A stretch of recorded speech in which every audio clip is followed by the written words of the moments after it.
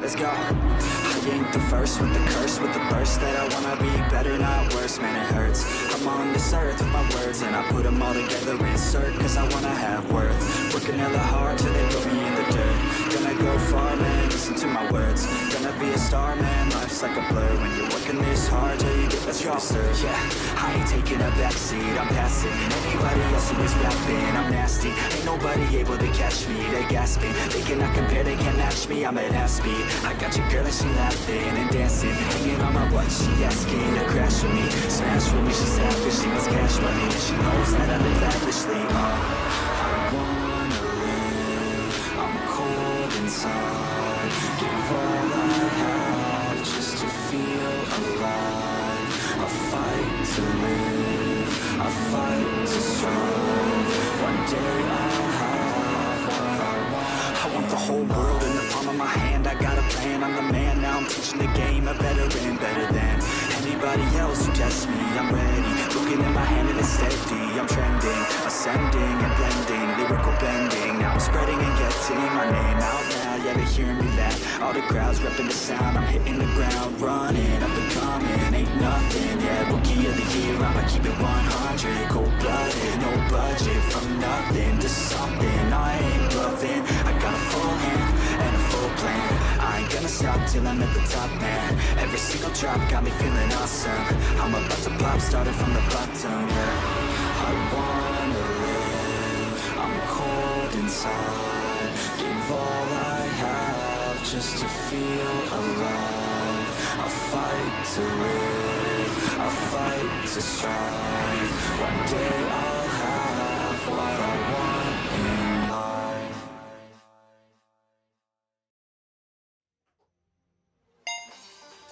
G'day guys, my name's Knight and welcome back to Automobilista 2 for round 7 of the Save Data Racing series. I am, as always, joined by Waluigi Cubed. Hello, everybody. And we are taking the Lamborghini Super Trofeo out to Sebring for 350 miles, 96 laps. That's going to be interesting. Very, very bumpy, very easy to spin out, but also these are quite high downforce cars, so they kind of counteract that a little bit. Maybe. But they're also very stiff suspension. Stiff suspension, so it bounces around a lot. So we'll see how it goes. We shall. I expect we'll end up in a wall at least a couple of times during this race.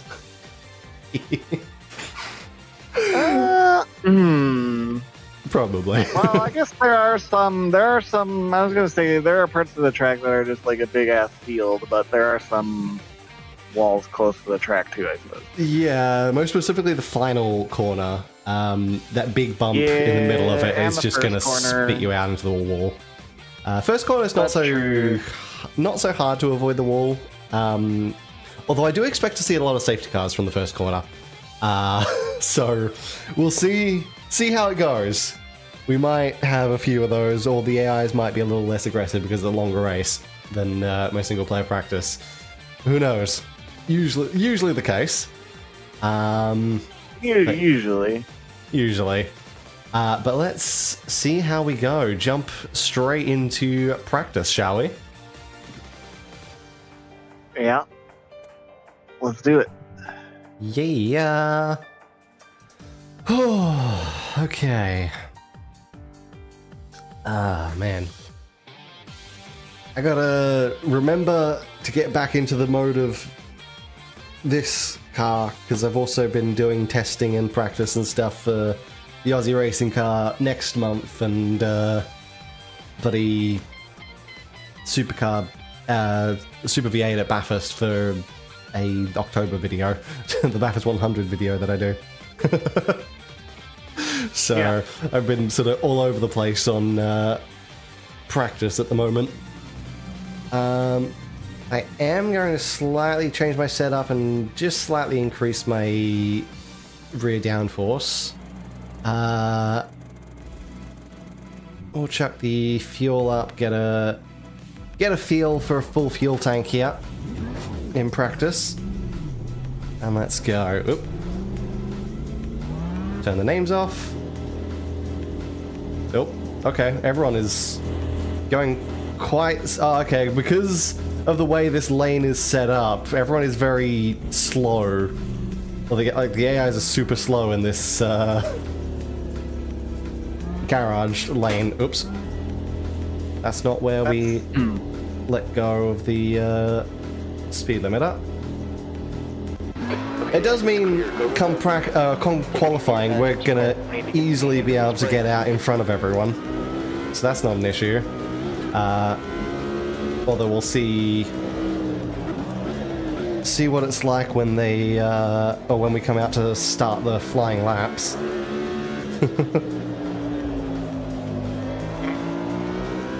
Alright. I'm guessing you're the one ahead of me that's already out on track, or... No, I haven't gone out quite yet. Okay, someone got out really early then. That must have been my clone. I'm not close enough to see their livery, I just saw someone ahead of me on the map. I think I saw your livery in the pit lane though, so whether that was you or your clone. Actually, it was probably your clone, because I assume you would have spawned next to me at the end of the lane, or the start of the lane, whatever. Yeah, probably. Yeah. Alright, so there should be at least one clone of each of us then, in that case.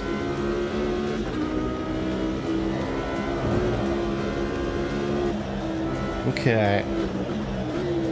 Now, gotta be careful through this little section, because those curbs make it really easy to unsettle the car and end up... and you really, like... going off. That's kind of cool how they have you in the garage here. But yeah, why is everybody so goddamn slow? Like, what's this guy? I think it's because you're, like... they're so close to the cars poking out of the garage that the AIs are just like, I don't know what to do. Oh wait, we were in the garage, not the... Yeah, that's not the pit lane, that's the garage lane. There's a small break at the end of that area that'll let you out into the pit lane. Oh, there's you, I'm guessing, spun straight out of the lane. I got damage and I sped because I was confused. Yeah. Interesting. It is an interesting pit lane here. Well, I've just never, like, come out of the garage like this. I've always just been in the pits. But... Yeah. Yeah, I assume it's not something that other games like iRacing really do. Not typically. Now imagine they did that for like some of the ovals where the garages are just nowhere near the actual pit lane. Sure, there's kind of in the back, yeah. That would be... I kind of wish they did that, because that would be an interesting way to start the practice and qualifying sessions. I mean, it's realistic. It's... Yeah. I wish they did that. That'd be cool.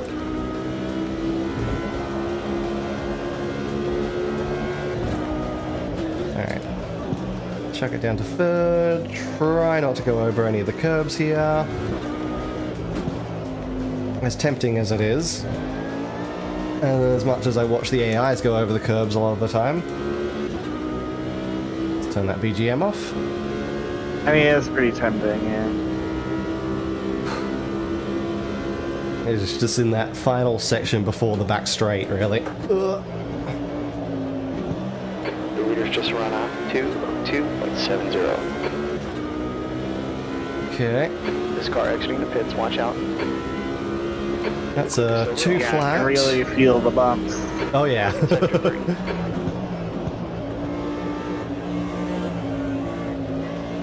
Oh yeah. I mean, there's a... Ooh! Bloody hell! Ooh, okay, that's fine. Yellow here. It doesn't feel too hard to, like, hold on to, though. No, it's not too hard to hold on to. Although, as I just showed, if you go off into the...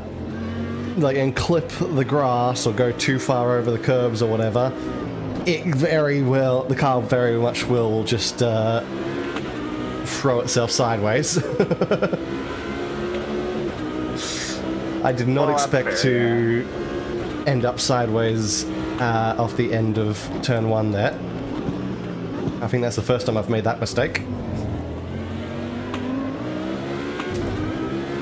But yeah, I think it's not specifically exclusive to these cars that the AI struggle with turn 1. I remember doing this with the Carrera Cup cars a while ago, and they would always spin out on turn 1 as well. So I think it's just a thing with the AIs in this game. They don't handle turn 1 very well. It's weird, but or at least they don't in a group. Because I think that's usually when... Well, because I think most of the time when I've actually been close enough to see it happen, it's usually because they hit into each other and they spin each other out. well, sure, that makes sense. So I think that's usually the cause. Sometimes might not be, but usually I think that's what's causing the AIs to mess up turn 1. Okay.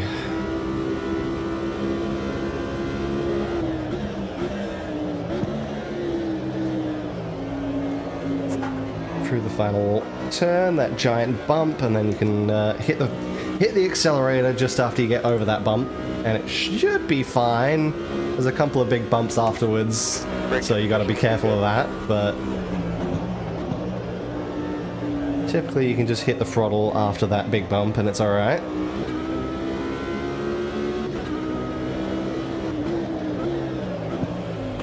Ooh, went deep under brakes there.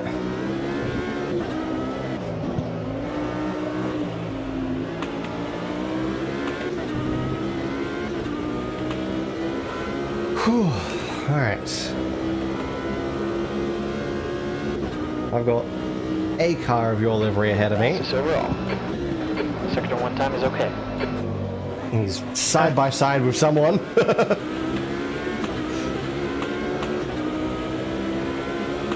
Judging by how these cars are behaving, I'm wondering if that's you. Where are you? I don't know corners on this track. Bloody hell. Well, I'm running the last corner, so... Okay, that's definitely not you, because it just slowed down mid-corner in front of me. You're trying to let me past. It cost me about a second. Yeah, so I'm halfway around the track from you then. Sector 2 time is good. Sector 2 time is good, even though I got delayed by that guy slowing down. Alright.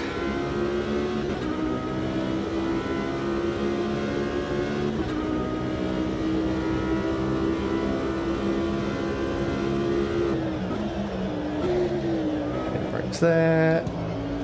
Ooh.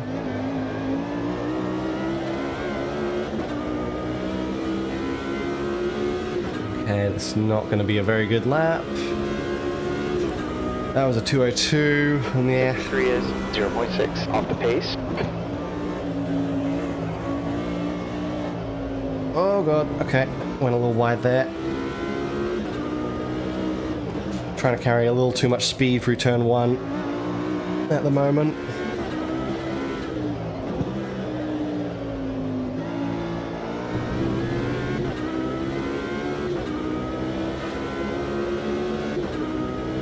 Okay.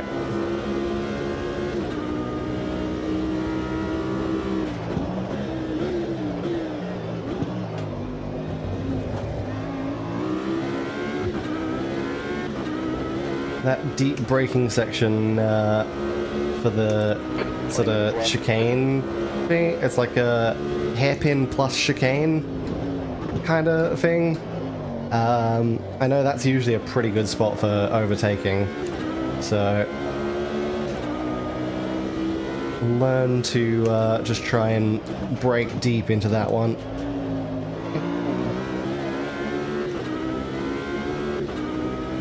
Then be careful with the gears, because I notice if you're in the wrong gear, you will just overshoot it.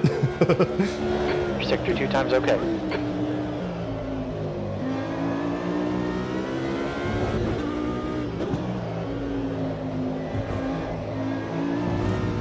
Ooh, almost out on the dirt there. Almost on the dirt.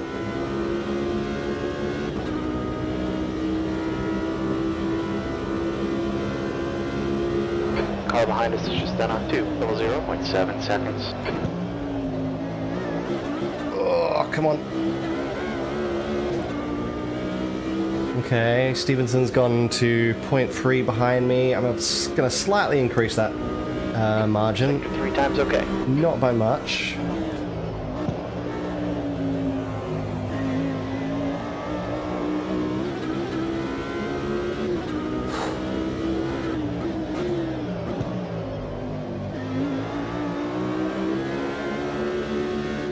Car behind is just done on 0.7 seconds. Ah, overshot it there. Okay. Overcooked it. We got double yellows out. Try and get back out on the track without getting hit by anyone. There we go.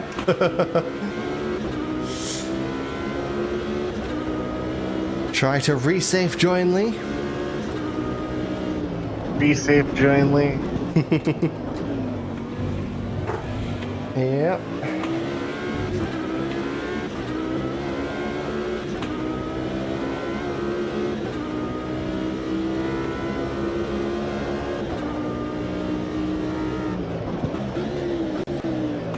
Oh, careful.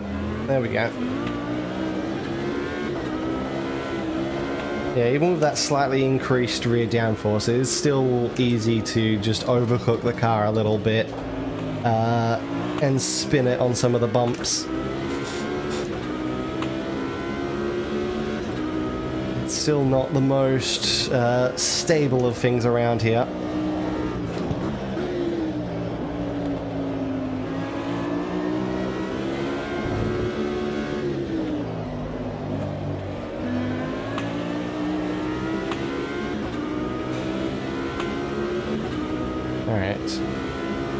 We'll see if the AIs can actually, I assume towards the end of the session they'll start doing better lap times as they usually do.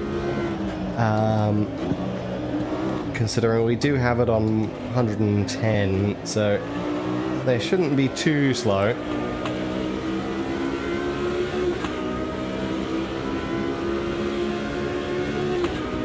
Because I'm pretty sure I was mostly practicing with 107, 108, so 110 should be good.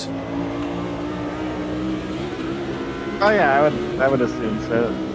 Yeah, it just depends on, it changes per car obviously, so it's hard to get an exact number.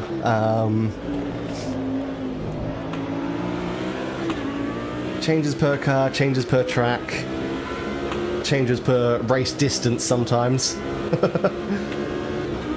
Yeah, for sure. Sector 1 is 0.7 off the pace. Oh, you... Well, okay, thanks for that. Yellows, watch out. I think I went up the inside because there was room, and then suddenly Netcode decided no, there actually wasn't room.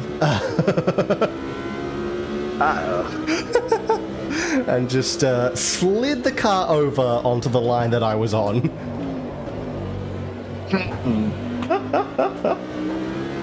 That went well.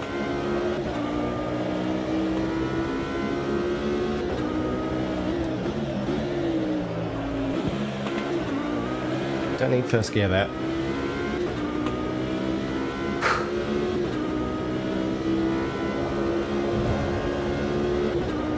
How are you going with lap times? I'm getting better.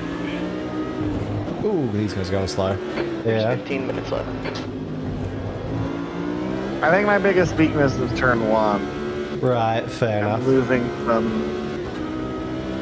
speed there. Yeah.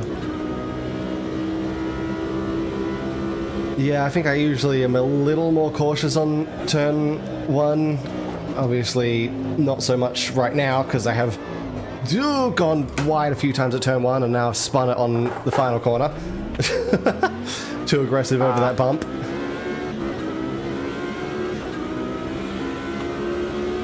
I'm slightly pushing the limits a little bit at the moment, more so than I perhaps normally would. Probably, hopefully, won't be pushing the car as much in the race.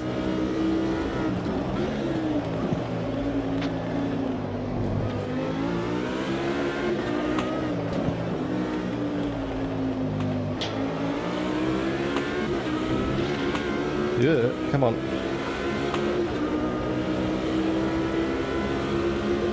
Yeah, I was just wondering because I half expected to see you in the top 10 by now. Well, my last lap was kind of ruined by 2 cars going side by side in front of me. Right, into the yeah. hairpin. Yeah, I suppose traffic is definitely causing some issues at the moment. So, but yeah, I think if I could get a clean lap, I'll. Yeah, I suppose that's pretty much all it is right now. There. Because there's so much traffic and they're not exactly going the quickest, most of them. Especially when they're sitting in front of you. Well, right, there was one guy who like just really like slowed up for who knows why. Well, if they're not on a flying lap, then they'll usually slow up to try and let you pass. Which is what happened with your clone on me. He slowed up, but where he slowed up was not a good spot for me to pass. Because it was pretty much mid-corner. Yeah. Well, the problem is this guy slowed up, so then he was side by side with another computer, and I was just kind of stuck behind both of them. Okay, that guy is very slow because he's going into the pits, and that's completely compromised by running to the front straight. Sector 3 is 0.28 off the pace. Oh, slightly hit the inside wall on turn 1 there. Just scraping that Rolex wall.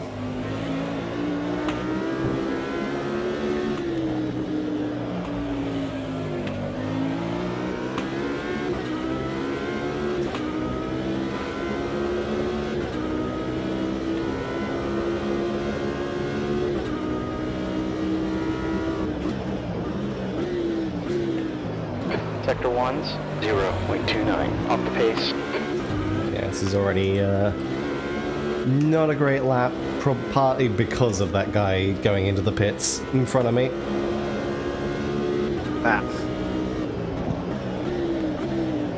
I might be able to pull some of it back a little bit, at least. Let's see what I can do in the final sector, because I think that's where I was losing time before. No, I lost time there. Lost too much time there.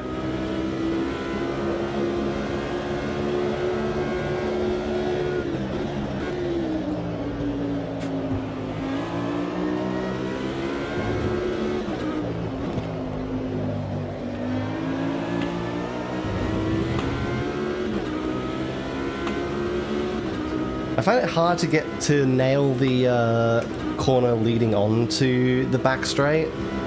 Oops, someone's off the track. That's me, but I was kind of gonna head over to the pits and lower the fuel a bit. Right, fair enough.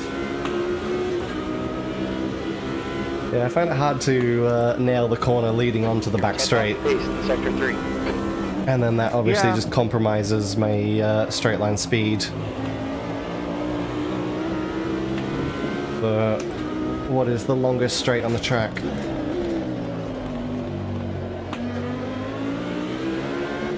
Ten minutes left.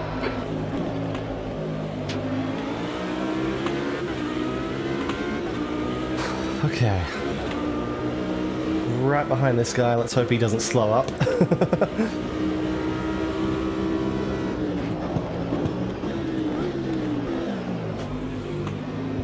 Okay, nope. Again, I thought he was going to get out of the way there. And then Double yellows. Netcode decided no, he slid back over. We were close to the track limits there. Ay, ay, ay, ay, ay.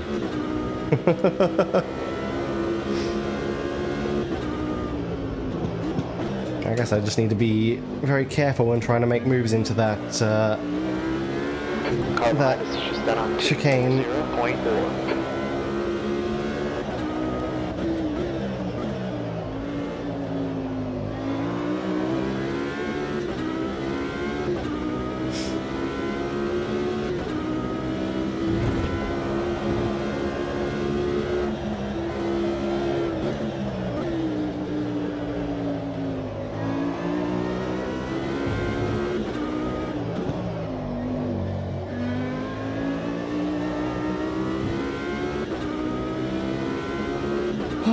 Alright. Bright green car behind me, I can see that in the, in the distance, it's so bright.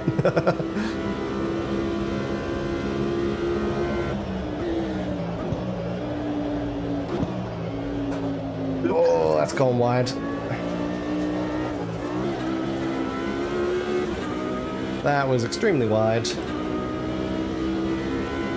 That was a little bit of a lack of patience on my part, but is Oh no. Pace. that you? Nope, I've just gone through turn 1 now. It's your clone. Yep. It seems we haven't been near each other at all during this session.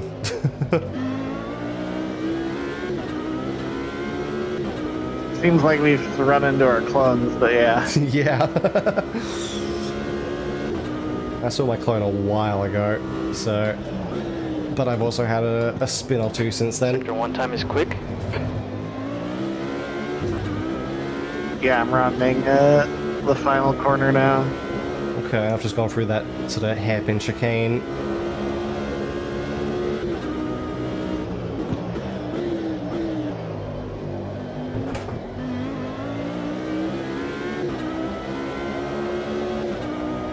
Try not to hit those inside curbs as much, me.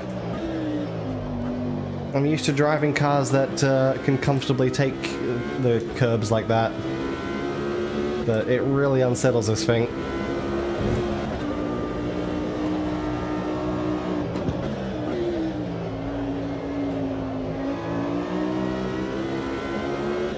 I think it's because a lot of my my instincts are basically trained from watching V8 supercars, and it's just like, yeah, no, those things are designed to throw themselves over curbs. Yeah. Whereas a lot of these more GT cars aren't necessarily designed to do that.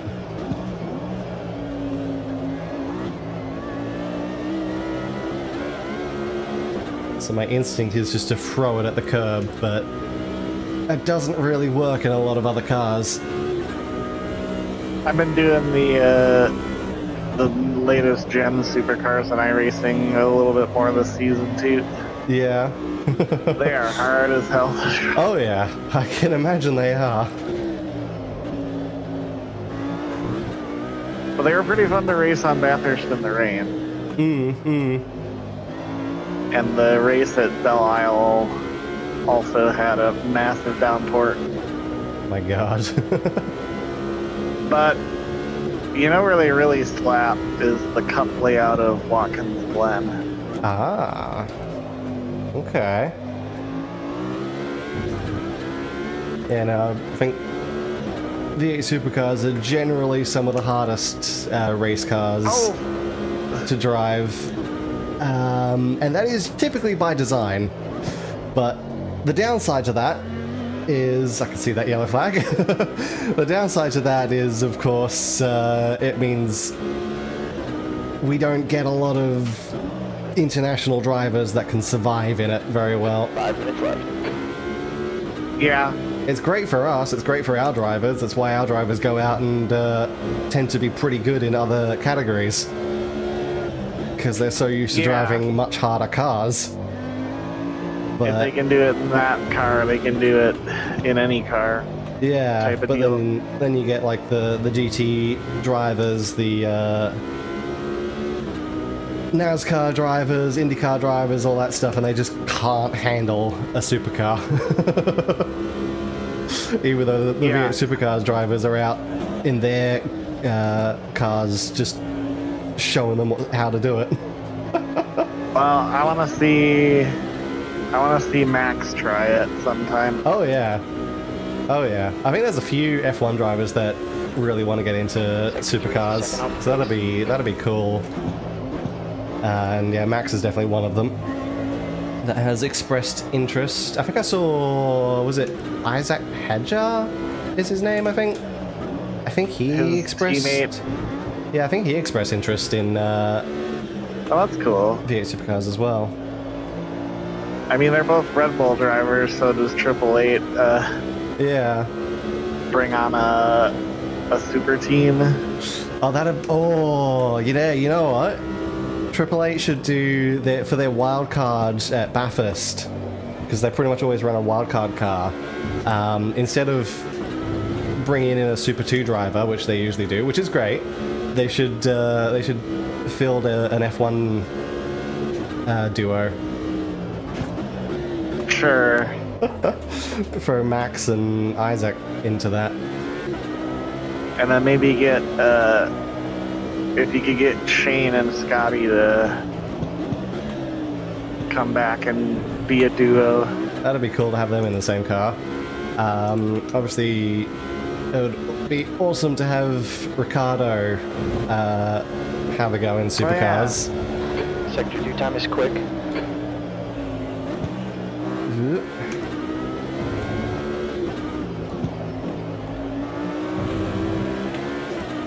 I know, what's his name? He's pretty much become an honorary Australian at this point. I think he married an Australian as well, so he spends a lot of his time here. Another F1 driver. Yeah, there you go. I can't remember if he's expressed interest in it, but I imagine he'd probably... He probably would. He'd probably like it, considering how much he's embraced being Australian. Yeah. Sector 3 is 0.5 off the pace. 2 minutes left. He's got that Aussie in him. Hell yeah. That'd be awesome. Eey. I can imagine some of those guys would probably maybe fare a little... Well, especially Verstappen would probably fare a little bit better than some of the NASCAR guys that have been trying it. I think there's another NASCAR driver or two that wants to do it at Adelaide this year. Well, they're talking about bringing over a Toyota driver.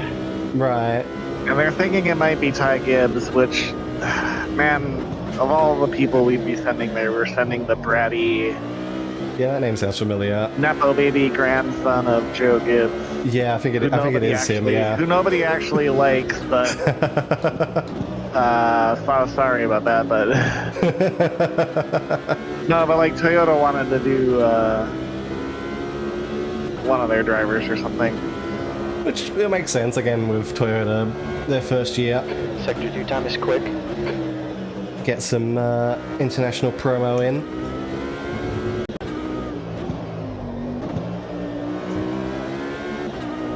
I mean, Toyota's also been doing pretty good this year, despite it being their first year. I think there's usually, at least the Walkinshaw cars are usually, well, Walkinshaw cars and I think Heimgartner, right? Heimgartner, yeah, he's BJR. Heimgartner, I think, is doing pretty good, yeah. Yeah, they're usually within the top 10. And of course, was it Wood? Might have been both Wood and Mostert have won races this year. Because I remember Toyota winning in New Zealand. And I think it was at Topor. I don't remember if Toyota got a win at Rilpina, but I think they got a win at Topor. That sounds right. Yeah, I think that was Ryan Wood that got that one. But yeah. So it's cool to see them coming out of the gate hard. Yeah. Bloody hell. Good to have more competition. Mm-hmm. Wow, that guy just like doored that guy, and of course it's gonna fuck my lap. Oh no.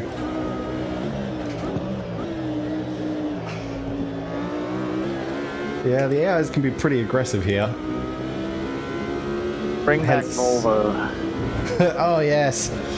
I'm sad that Volvo didn't stick around despite being one of the more dominant brands. Like, it's interesting that Volvo left despite being fairly dominant and Nissan stayed for so much longer. Even though their cars were never that good. Like, they had some good races, but they were usually not amongst the top.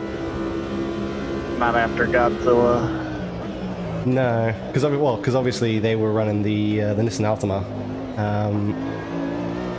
Oh, sure. I think they wanted to run the GTR, but they weren't allowed to.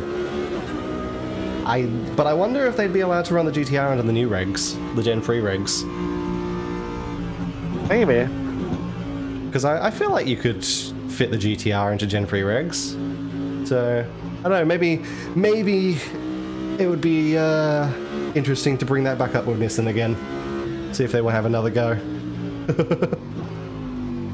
Come on, Nissan. Okay. Well, that was an interesting practice there. Definitely a few spins, I think, from both of us, probably. But Yeah, I definitely had a few spins. Bit, not too bad. Yeah, not too bad. The AI's got kind of close to me, 0.1 behind the Pinto there. See if they can improve upon that in bloody quali. Yeah. Well, let's see. Oh yeah, it's morning. Yes. Okay. Get rid of the fuel. Yeah, that's probably fine. Alright, let's go. Get past these AIs because they don't have to, well, they're being very slow here. Do. Nope.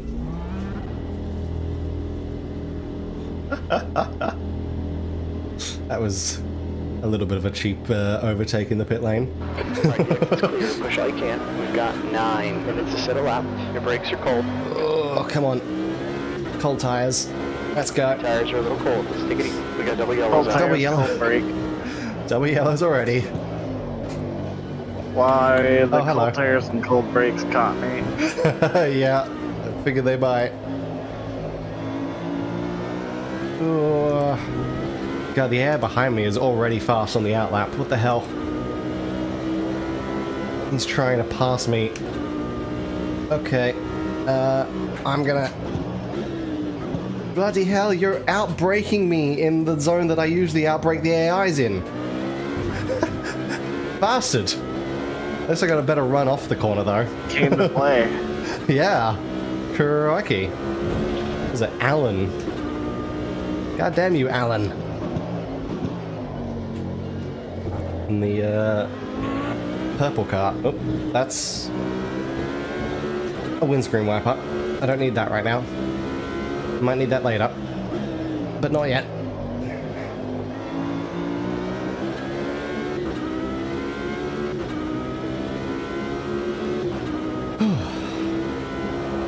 Ooh.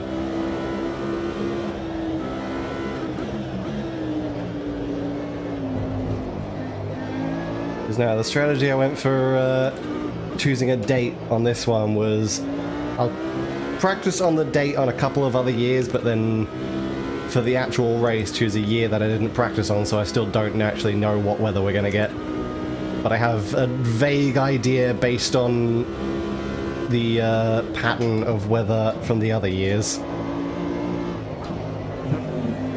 I see. Works out. Ugh. Well, yeah, weather patterns. So I'm actually quite surprised that it's completely clear right now, because normally at the start of the race it was a moist track. Oh god, okay, Alan is having another go. I might actually have to let this guy pass at some point. Just because I am afraid that if he stays behind me, he's going to outbrake me and spin me out. Yeah. That's something you gotta be worried about. Yep.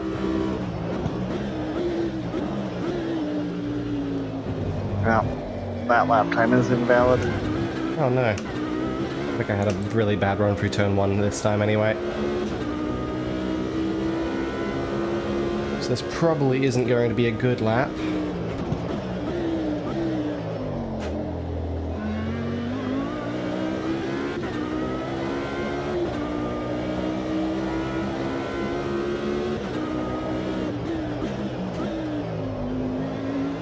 Slow, try not to hit that inside curb. Because I have very much had that spit me into the wall a few times.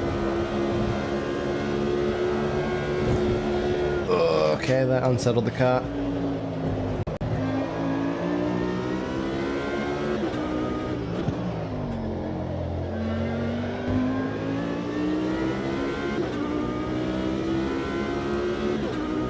Come on.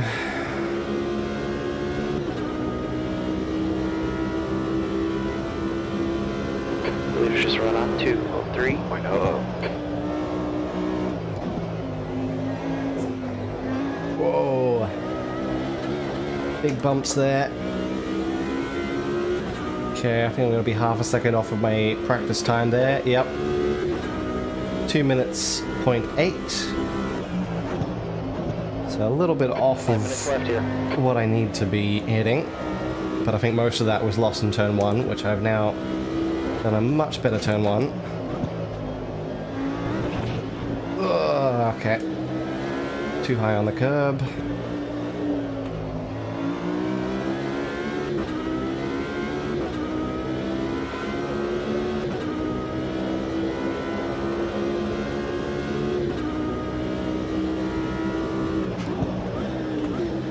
You're 10th off the pace in sector 1. 10th off the pace in sector 1, okay. Thank you, Jerry.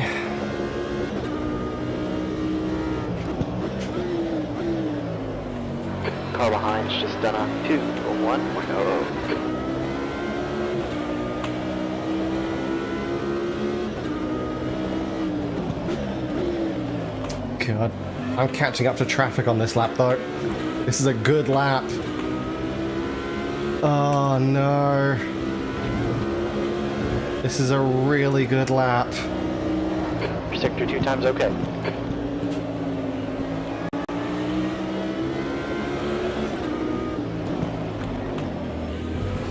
Okay.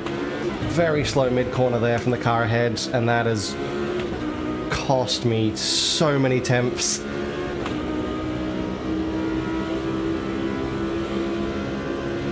think I lost 2 or 3 tenths based on that.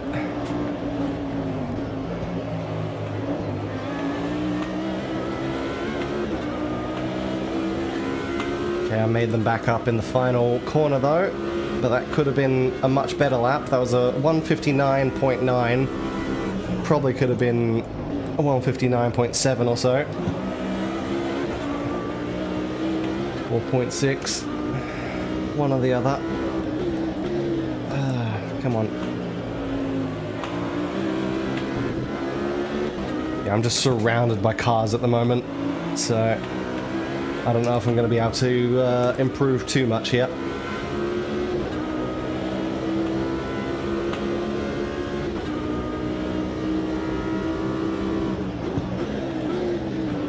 off at 10th in Sector 1. You got really good brake temperatures. Your tire temps look good.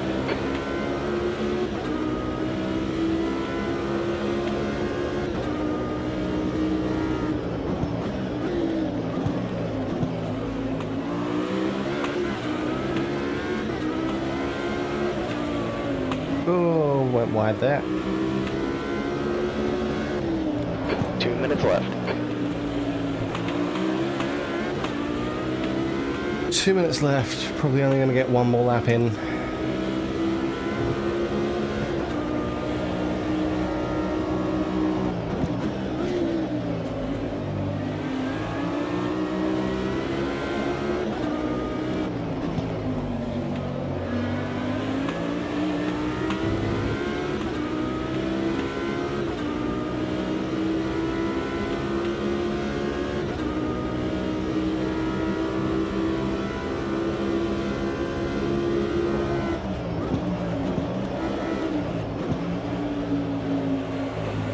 Car behind you is just done a 2:00.4. Okay, that will be an improvement. Earlier's just run a 1:59.80. Good that I improved because The last time was just managed to 1:59.65. beat out Flores, who momentarily moved up into first place.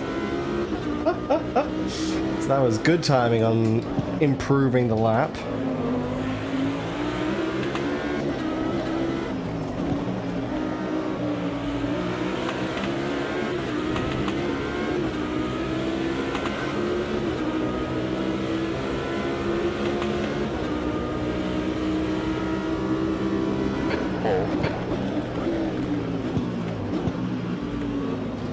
And now I'm going to just lose a bunch of time because these guys are slowing each other up, and I've caught up to the group.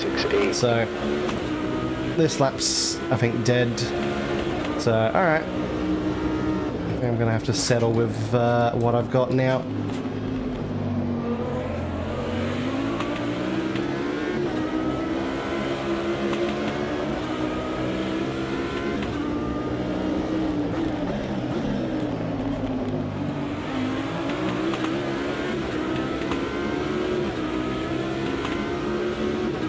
Have you managed to get any clean air this this session? A little bit. A little bit? Oh, that's good.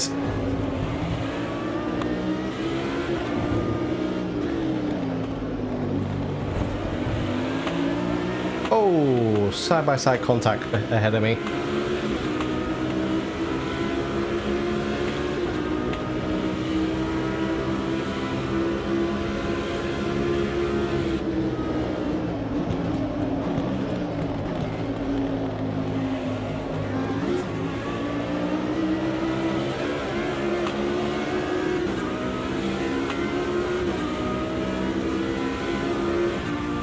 And across. Okay. Bloody hell, Rampinelli, 0.027 behind me. Yeah, the AIs are definitely on pace with me, at least. So, hey, you got 7th place. Nice. Managed to get into the top 10. Yeah, not too bad. Yeah. Had a good final lap. Mm-hmm. That's a good improvement.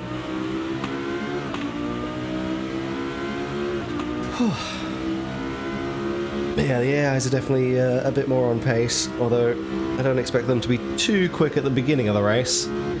Oh, I ran out of fuel. Wow, okay. I think I still had 2 laps of fuel by the time I finished, so I didn't fully go down to what I should have.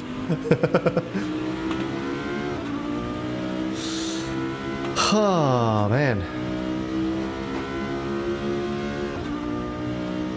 I gave myself just enough. Nice. Perfect. It is getting hot in here, so I'm going to open that window.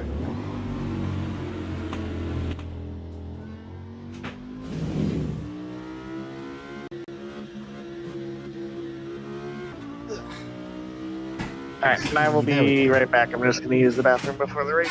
Alright, no problem. Sounds good. Ah, God. Well, this is gonna be an interesting race. Yeah, we've already had quite a few spins in practice. Wasn't too bad in quali, but obviously in practice we had full take. My AI is spun. My AI has spun in the background. Are you kidding me? While I'm talking about it. Well, okay. I mean, that bodes well. Again, I fully expect to see safety cars. Safety cars galore during this race. So, it's gonna be interesting. Okay. 96, flaps. Oh. Did Wallow come back, or did that just automatically progress? That might have just automatically progressed. Oops. Okay, we are on a moist track. Wallow hopefully gets back in the next 1.5 minutes. We are on slicks. I'm just going to make sure we're on slicks. Full fuel. 8 rear downforce. Wallow better come back soon. Hopefully. Come on. Oh, God. I'm guessing the game just auto-progressed there. Even though auto-progression should be disabled? I don't know. Alright, 60 seconds. That's how Wallow's thing light up. Is Wallow back? Wallow's Discord is lighting up. I'm not even looking at Discord, I'm looking at OBS. No, I don't think, I think that's just background noise. 40 seconds, come on. Hopefully. Oh dear. While it might be cutting it close here. 30 seconds, uh-oh. We might have to restart the session. 20 seconds. 15. 10. Alright, we're gonna have to restart the session. Oh shit. No. Yeah. Oh no. You're here. Let's go. Oops. I'm guessing you don't have fuel then. No, I took care of that before I did the... oh, good. What I needed to do. Good. I wasn't able to put my gloves on, so this first session I'll be... Oh dear. It's gonna be interesting first stint then. Okay, I'm gonna lose some positions at the beginning here. Oh dear. I forgot that it would just auto do it without me. Yeah, I thought auto progression was disabled, but I guess it still does it. All good. I made it back in time. Yeah, with 5 seconds remaining, you got it. Nice. Alright, I've dropped down to 5th place after that, those first couple of corners, which is not the most ideal, but I'll take 5th place over spinning out. Yeah, I got swallowed up a bit, and I got like 3% front end damage from opening lap stuff. But oh no. Okay. Well, 3%'s not too bad. It's not a lot. Yeah, that shouldn't hurt you too bad. Just everybody stacking up, you know, normal. Yeah. Thing. Yeah, I think in a lot of my a little bit of water there. A lot of my practice sessions, I did usually end up with like 3 to 6% front aero. Just from the first corner. Manageable.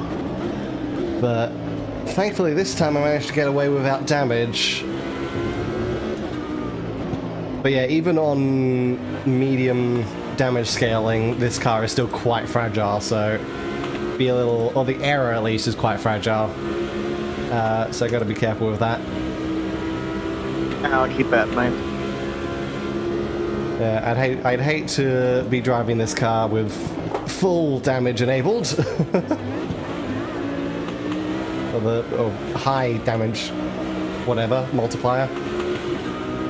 Right. We're good though, we're chilling. Yep. Managed to move back up into 4th. Top 3 are line astern ahead of me.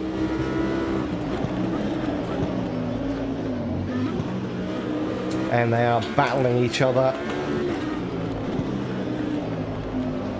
It is making it a little difficult for me because I can't really get past them at the moment. But they are slowing me up. I got away from the cars behind and then they all got it back in that first turn.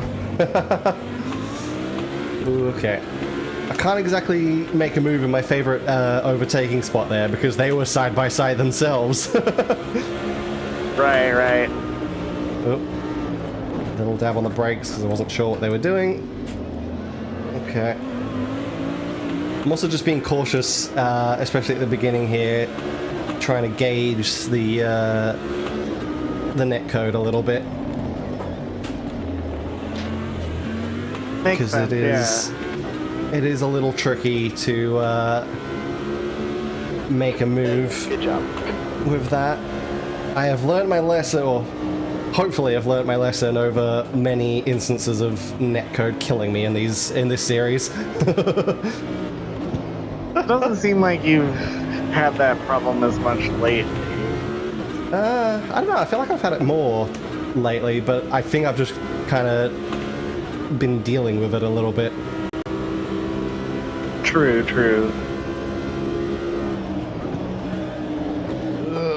Come on.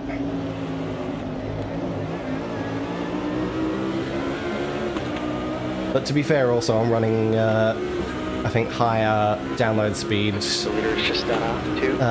than a year ago. Car front's just done a 2. 1. Or, 88. not download speed, upload speed, sorry. 1.87. Higher upload speed than a year ago.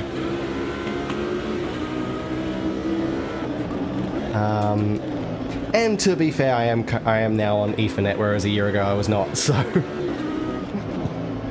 Oh, well, that makes a big difference. You would think. I find it doesn't.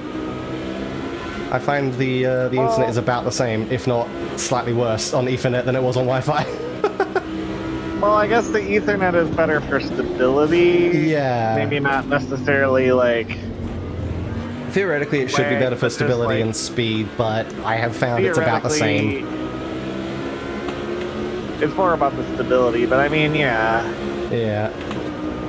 Sometimes it is about the connection, though, just to the server, because, like, even though I'm on fiber and it works really well, every once in a while on, like, iRacing, I get, like, a packet loss thing, and it's like, it's probably just the connection to the server rather than...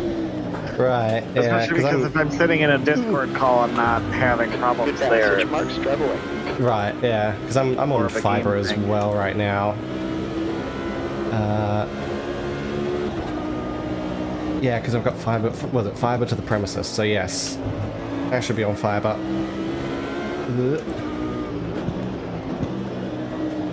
Careful. Managed to get up into second place there. But yeah, it's always funny because up until like what, this year, late last year, I was I always streamed on Wi-Fi, and everyone's always surprised at that, and I'm just like, I actually found the Wi-Fi to be slightly better than the Ethernet. So You're breathing. First it's like the Ethernet has not helped in any way. It has not changed anything really. So the Wi-Fi is perfectly reliable. I don't know why everyone's surprised. Hey, if it works, it works. Yeah. Alright. Let's go. Just try and stick with Rampinelli here.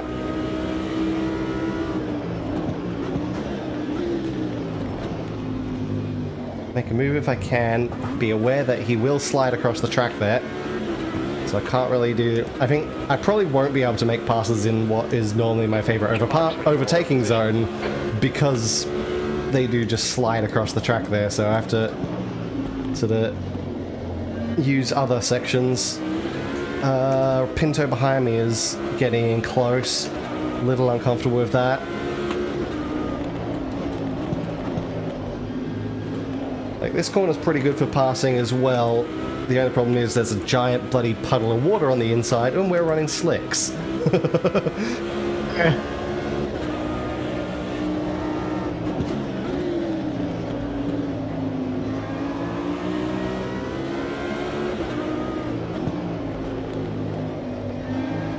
And the final corner is also actually pretty good for overtaking if you can get it right. It always feels like a little bit of a scary proposition. It is. It is, yeah.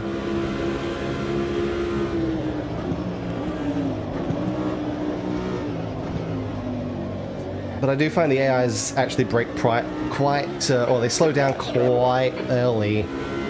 They are usually better than me on the exit, but going into it, it's very easy to pass them. 1.81. Imagine the pace here. That's a new fastest lap for Vanilla 201.35. So that's first place, but Rampinelli is not going to let me go without a fight.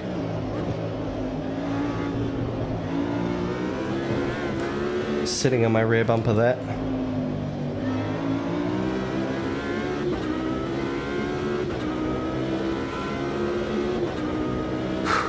Okay. Looks like the pack is still mostly together. No one is piled up in the first corner yet. Yeah. So that's good. Although the back three cars seem to have just split away.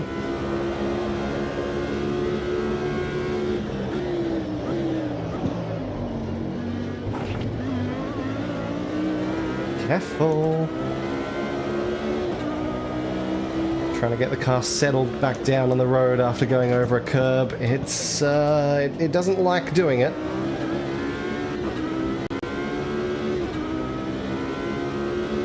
Yeah, I think I'm kind of pulling away from Rampinelli now. Hold on to your position here.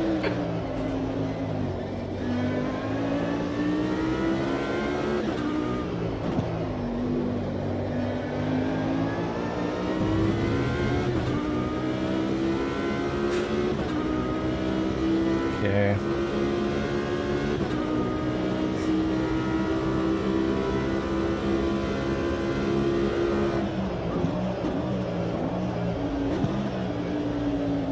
Oh, that was perhaps a little wide, but that's okay. Managed to make it stick. You're setting the pace right now. You've just Oh, lag spike, that's fine. 5 seconds.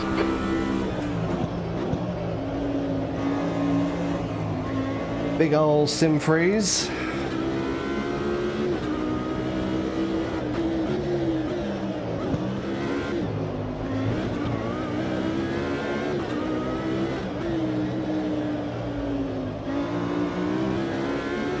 Yeah, I think I'm pretty comfortable. I've got a comfortable lead now. About a second.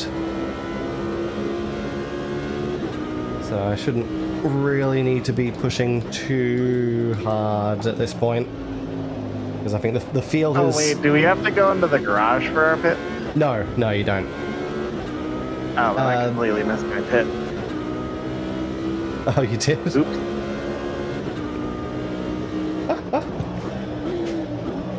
Yeah, no, the pit should be just at the... Well, it's probably the same as it is in iRacing, presumably. Well, that's what I thought. I must have just missed it when I was like setting my damage stuff. Right, well, I assume we're at the first pit bays, so... Yeah, so usually those are pretty it. easy to miss. Right.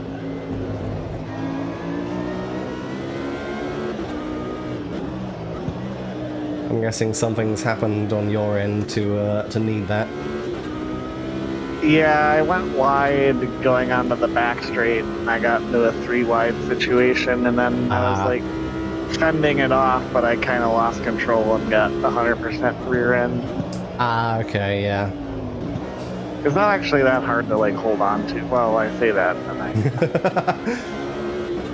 fun. Right.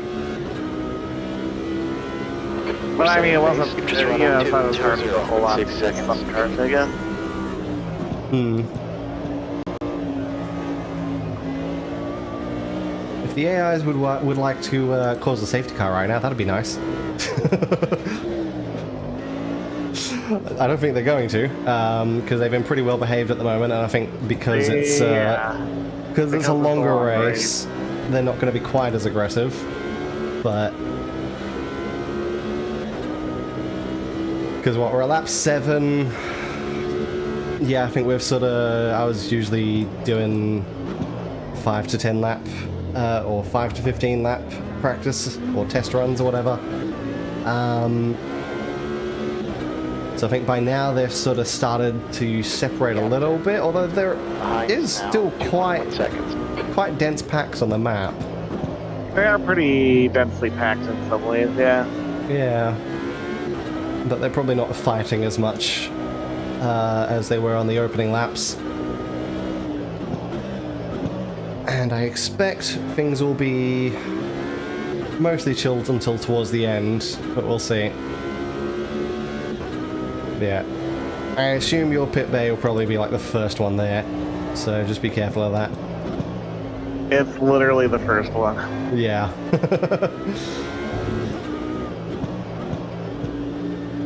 Always annoying that, because it doesn't show you the icon until you're past the speed limit line. Right, and often by that point it's almost even too late to go into the friggin' thing. A lot of times, yeah. Because sometimes it's right on the bloody line.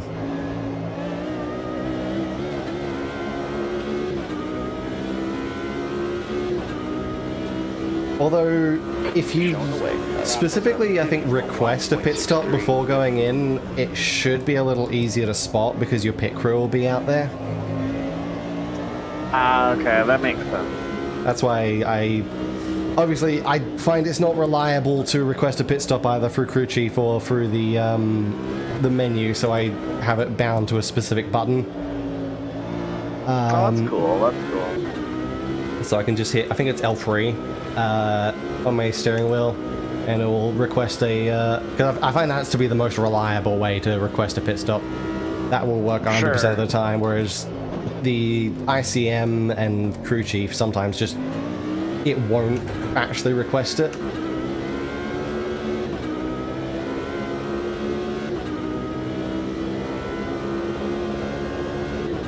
I guess I haven't had that problem. Yeah, maybe they might have fixed it, to be fair, as well. They might have fixed it, yeah. It might be fixed by now, because that was a problem I was having in the first couple years, and then I've switched to having the button, and I've never gone back, so I haven't exactly tested it. Okay, yeah, I mean, it's, whenever I used it, it seems like it worked fine. I just kind of, everything kind of happened suddenly for me, so. Yeah, that's it. But yeah, generally I would advise requesting a pit stop just so then your pit crew is out there, and it's easier to spot where you're going. But also, I think they tend to start the pit stop a little faster if you do that. I think. I could be wrong on that. I mean, they're ready for it. Yeah, exactly. Instead of just, surprise, here I am. Yeah. Could very much be wrong on that, but I think that's... We're setting the pace here. At least how it feels. 0.7 seconds. Could just be an illusion of perception.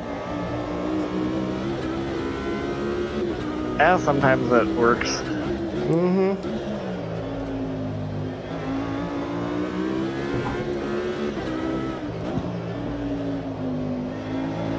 Okay, there was a yellow flag in the final corner there for a little bit from one of the AIs.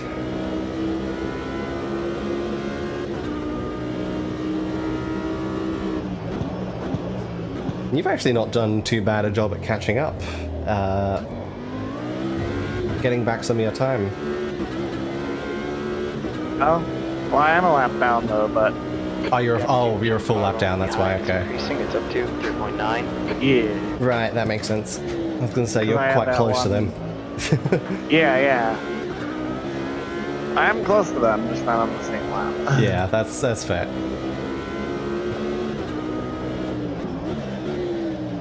It's early. We'll see how stuff shakes up with other cautions or other pit strategies. Yeah. Hopefully you can work your way back to the lead lap. Hopefully there will be safety cars that'll help you in doing so.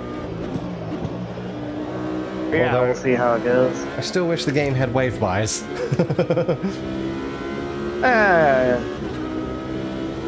That would be useful to get lap traffic back onto the lead lap. Surprised they haven't added it with all of like the stock car stuff they were adding, but Yeah. Because I mean, even with supercars, that's a thing. I don't think it's actually called wave buy. I can't remember what it's actually called, but where it's just before the safety car lights go out, all the lap traffic is allowed to go first.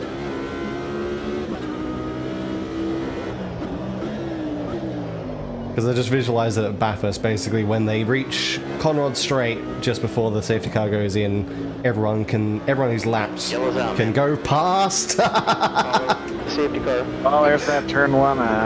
Yep. Looks like Stevenson has gone off. There's There the we turn go. one stuff.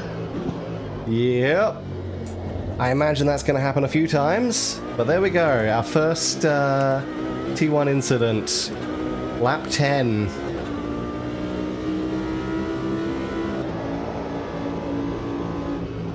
Okay. Oh god, yeah, there's a guy flipped. Oh, he's flipped? Yeah. Crikey. Okay, I've never seen them flip for, or at least not these cars. I think I've seen the Porsche Carrera Cup cars flip on T1. Yeah, he was Bloody on his hell. lid. Bloody hell, okay. Looks like there's still another car that's stuck there even after Stevenson retired.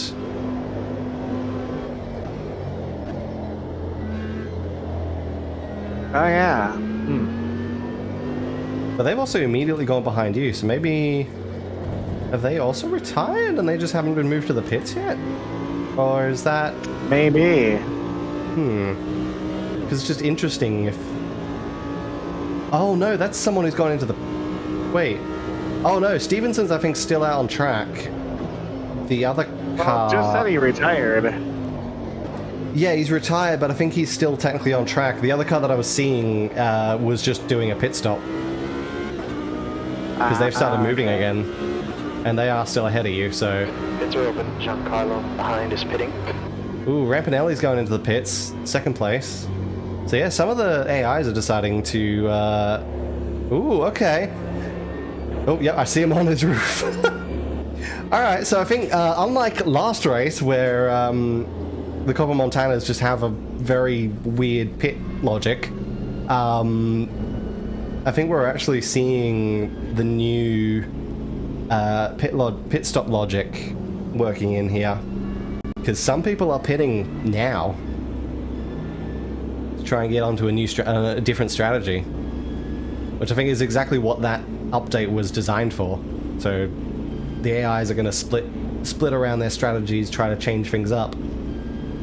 So that'll make things a lot more interesting, I think. Yeah. Okay. Yeah, so obviously it's just that the Copper Montana pit strategy, or pit logic, is still broken and they didn't fix it. Because they're still behaving like they used to. But these ones, they're... I think they've definitely updated these ones, which is good. Alright.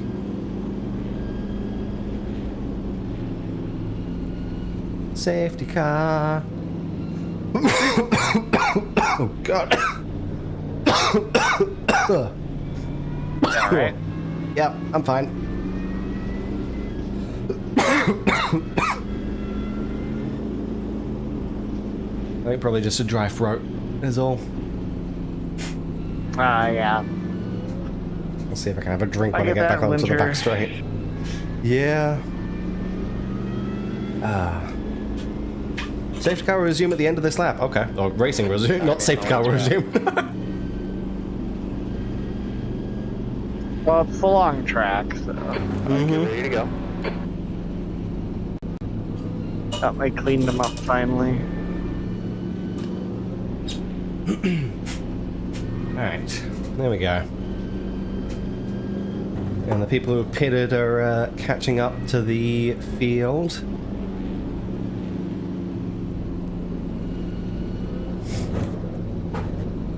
I think I've managed to save pretty much a lap of fuel here as well. So that's nice. Because this car can comfortably go around in 6th gear without me needing to shift down for the slower corners. Sometimes cars don't really like going around the whole track in 6th gear. Because you can't get them going out of slow corners, but this one seems to be fine around here. I suppose the corners probably aren't just, like, slow enough for it to matter. Alright. Get ready. Caution's out. I can push.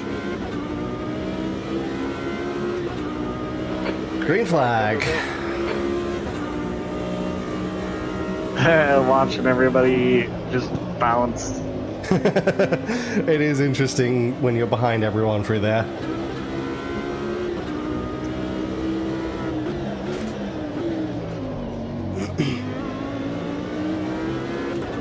Okay, well I no longer have my comfortable lead. I got Ezekiel behind me. On the plus side, the people who are actually fast and keeping up with me are... well, I think they pretty much all went into the pits, so...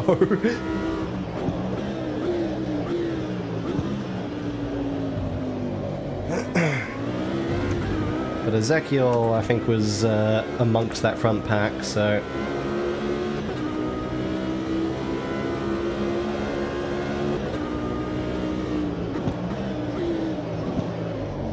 Actually, where did Pinto go? I didn't think Pinto went into the pits, but I don't see him. Maybe they did. Yeah, Alright. must have.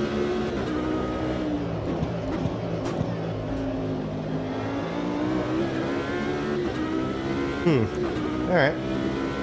N Stark. Do we have Ned Stark in the race?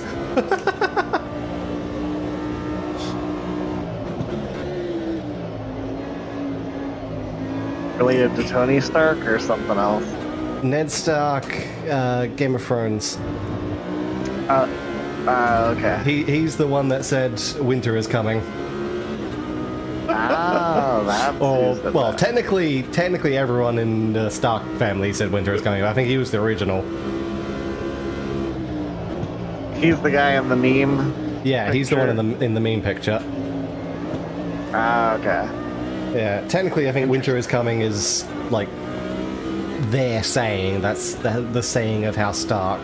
But yes, he was the one in the picture, the meme.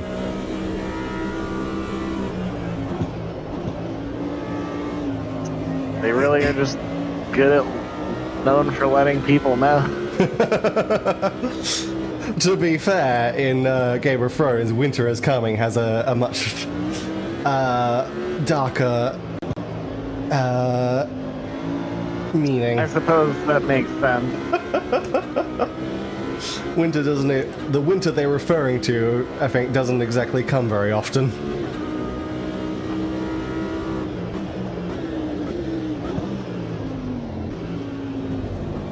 I don't know, it's been a couple of years since I watched Game of Thrones. But yeah. Someone's dead in turn one again. Turn one again. Yeah. Again, I think that'll happen a few times. We'll be lucky if we don't get constant safety cars from it. But it should spice things up.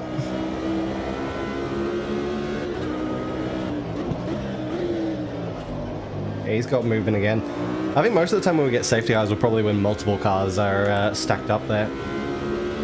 Or when a like, car is on its lid. yeah, when they're upside down. Gap behind you's now 0.8. But if it's only one car and they can get moving again, I don't think the safety car will come out.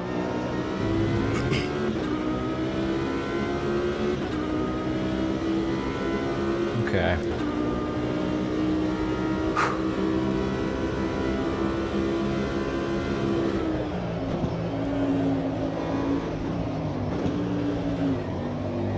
Ooh. I don't like feeling like the car is sliding at like before I reach that bump.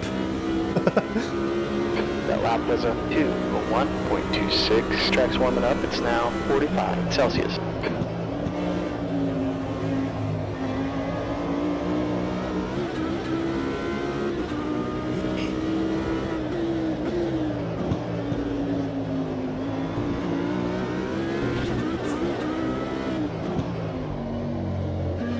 A little deep into that corner.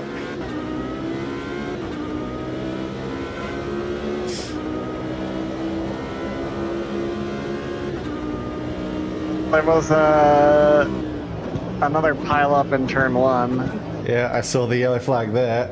If anything, if that keeps happening, that'll probably be your best bet for gaining positions. Not when you're...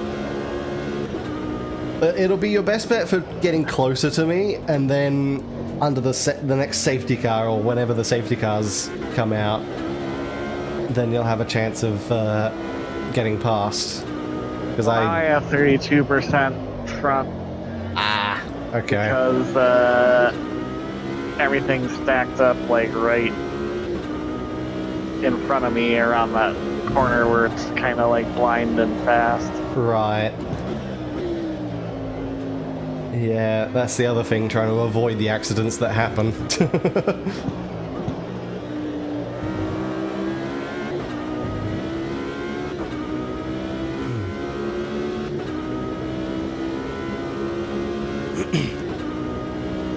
Okay.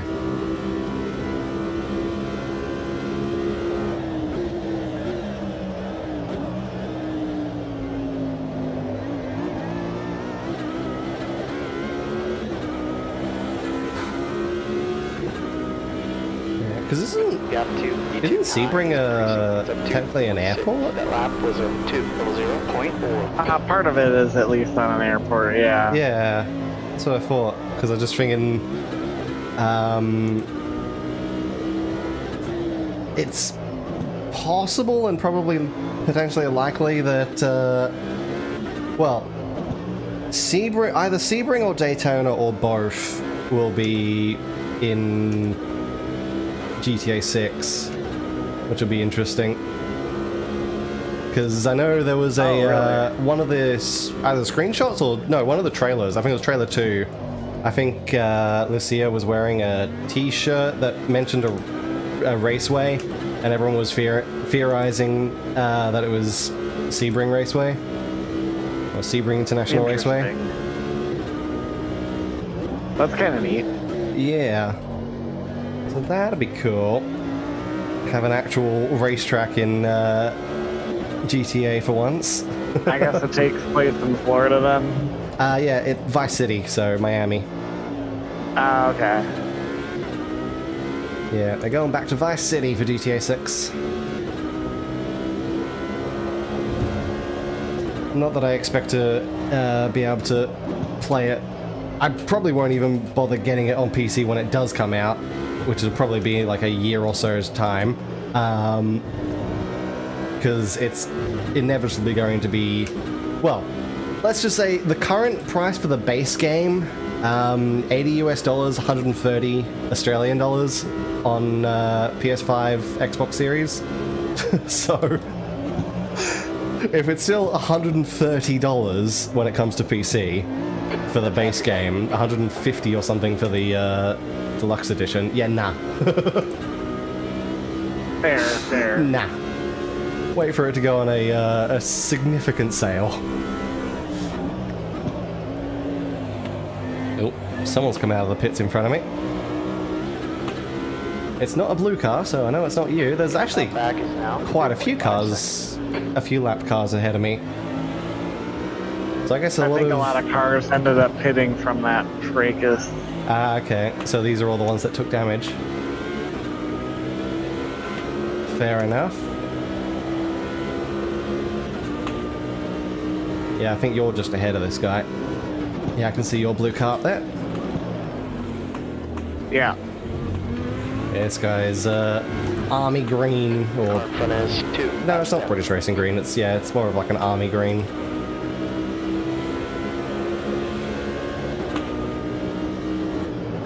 I think British Racing Green is darker.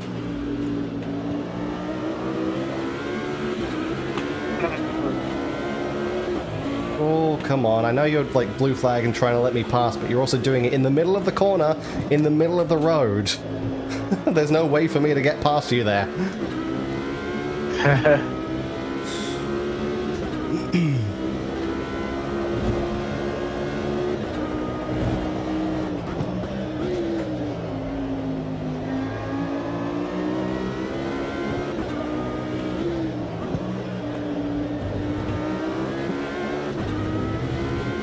But also, speaking of long-awaited new games coming out soon, Kingdom Hearts 4 finally got a release date, or a release period confirmed. Yeah, I heard about late 2027. Behind that. Yeah, which is hilarious because when I started streaming Kingdom Hearts, I joked that okay, by the time I finish Kingdom Hearts 3, Kingdom Hearts 4 might be like that'll be around the time Kingdom Hearts 4 comes out. Yes, yes, that joke, actual now reality. Because I expect to be finishing Kingdom Hearts 3 around that time. Although I have slightly changed up my planned schedule, just to try to line that up a little better. Because the way it was, I was probably going to do Tales of Arise after my current game, Birth by Sleep. And that is definitely a much longer game, so I'm probably actually going to put that off like a bit later, and potentially same with Tales of Berseria. We'll see when I get to it, because that'll be after Kingdom Hearts 3, if nothing changes. But right, because those are both like 40+ hour games, so I imagine they will probably be maybe not quite to the level of Final Fantasy VII Rebirth, but close to that. And Rebirth last year definitely made it so I only ended up playing one Kingdom Hearts game last year. I have played 2 Kingdom Hearts games this year. In order to stay on schedule to do Kingdom Hearts 3 around the time for releases, I do have to do, I think, technically 3 Kingdom Hearts games next year, but the equivalent of 2, because I think one of those games is like a single stream, like 4 or 5 hour prequel to Kingdom Hearts 3. So I think next year, if I can time it all right, I will end up doing Dream Drop Distance, that little prequel game straight leading into Kingdom Hearts 3, and then the DLC. And then theoretically, by the time I finish all that, Kingdom Hearts 4 will probably be out. So then I can almost go straight into that, although I'll probably keep my current thing of having, like, doing Kingdom Hearts and then another game and then Kingdom Hearts and then a different game. Just to make sure I don't get burnt out on doing the Kingdom Hearts, because especially those in-between games, Chain of Memories and Birth by Sleep and stuff, I don't know what Dream Drop Distance is going to be like. They can be a little taxing to get through. Which is also why I figured, you know what, I'm going to get through those ones on easier mode, because I just can't be bothered. Because I like that they're using those games to sort of experiment with different styles of gameplay. but it's also, when you're doing that, there's inevitably going to be instances where it's not as enjoyable. Yeah. And I think in Kingdom Hearts case, Chain of Memories, hated that. Absolutely horrible. Birth by Sleep, oh, hello.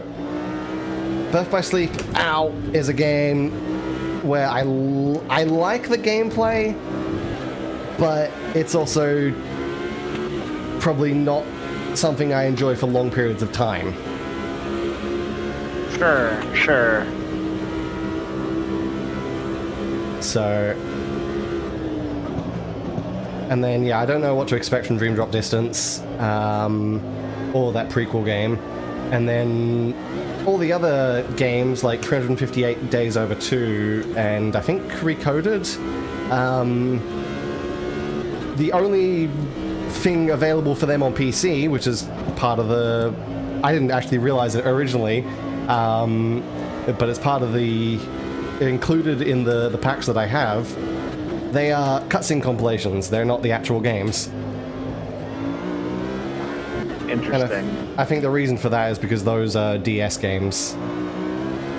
Or something, or okay. PS Vita game, not DS, PS Vita. Bloody Kingdom Hearts was a PlayStation thing, wasn't it? So they're PS Vita games, I think. It might have had a DS version. I think there was a DS game. I thought there was. Yeah, I felt like there was a DS game. Maybe that was Recoded, actually. Maybe that was a DS game. But I think Chain of Memories was PSP or PS Vita or something. Probably, I know they had one of those too. Or, sorry, 358 over 2. Chain of Memories, yeah, Chain of Memories I think it was PSP. Oh, sorry, Chain of Memories was PS2. Sorry, yeah, no, that was the one that's ported to PC. Fucking, yeah, no, 358 over 2 days. I think that was a Vita game or a PSP game or something. And that's why that's just a cutscene compilation. Recoded may have been DS, I'm not sure. I thought there was some DS thing that... Yeah. So technically, by the time I finish Birth by Sleep, I will have finally completed everything that's in the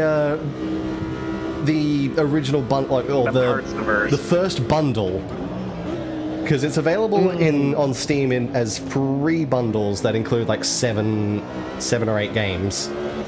The first bundle is Kingdom Hearts 1, Kingdom Hearts Chain of Memories, 358 Days Over 2 cutscene compilation, Kingdom Hearts 2, Kingdom Hearts Birth by Sleep, and Kingdom Hearts Recoded cutscene compilation. And then the second bundle is now 6.4. is Dream Drop Distance. I think it includes that prequel game, and it also includes the movie that I didn't realize existed. So I guess when I get to that, I'll also, there's another turn one, I'll also be watching through a movie off stream, so that's going to be interesting. And then Kingdom Hearts 3 is on its own. Your tips increase. Plus the DLC, I suppose. But I still love that you can get all 3 of those on Steam for the price of 1 with the bundle. Because it's like... I mean, it's always nice to have a bundle. Yeah, because it's like they're $100 each for all 3 of them, or Australian dollars. But you can buy all 3 of them at once for $100. So... Can't beat that. Yeah. Hell yeah. Especially when, it includes like 7 games. It's pretty good.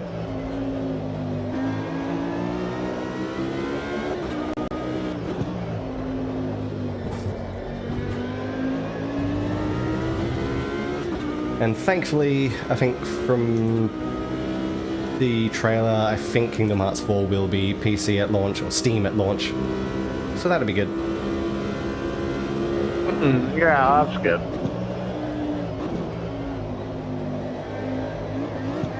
Yep. I'm still just really hoping for Star Wars in Kingdom Hearts 4.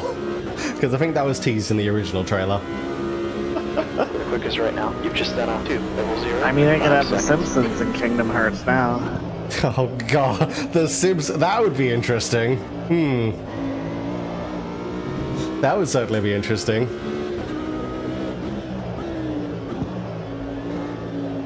Because what? They've confirmed Coco, which is one of the newer Pixar movies that I still need to watch. I feel like it's probably going to be a lot of the newer movies that I just haven't watched, like Coco and Kanto. I've vaguely seen Moana. I need to watch Moana like properly. Was Hoppers a Disney thing, or Which one? wasn't there one that just came out called Hoppers about like beavers or something? Maybe. Name sounds vaguely familiar. Zootopia might be included. I haven't watched that either. Inside Out. Yeah, Inside Out. I haven't fully watched that. I've watched Wreck-It Ralph. Mom watching that. Oh yeah, Wreck-It Ralph. I have seen that.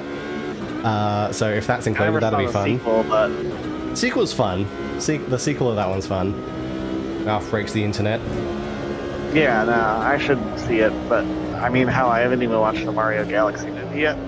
Oh, I haven't seen Mario Galaxy yet. But that's Illumination. But still, Yeah, that's different studio, but yeah. To be fair, if if Mario was on Disney, I probably would have seen that a lot sooner because I would have seen it on Disney Plus. But sure. although speaking of that, though, Kingdom Hearts getting an anime on Disney Plus, which is cool. That's interesting. But I mean, Yeah. I guess you probably figured it would have happened at some point. Eventually, yeah. 3. So it's cool that that's happening.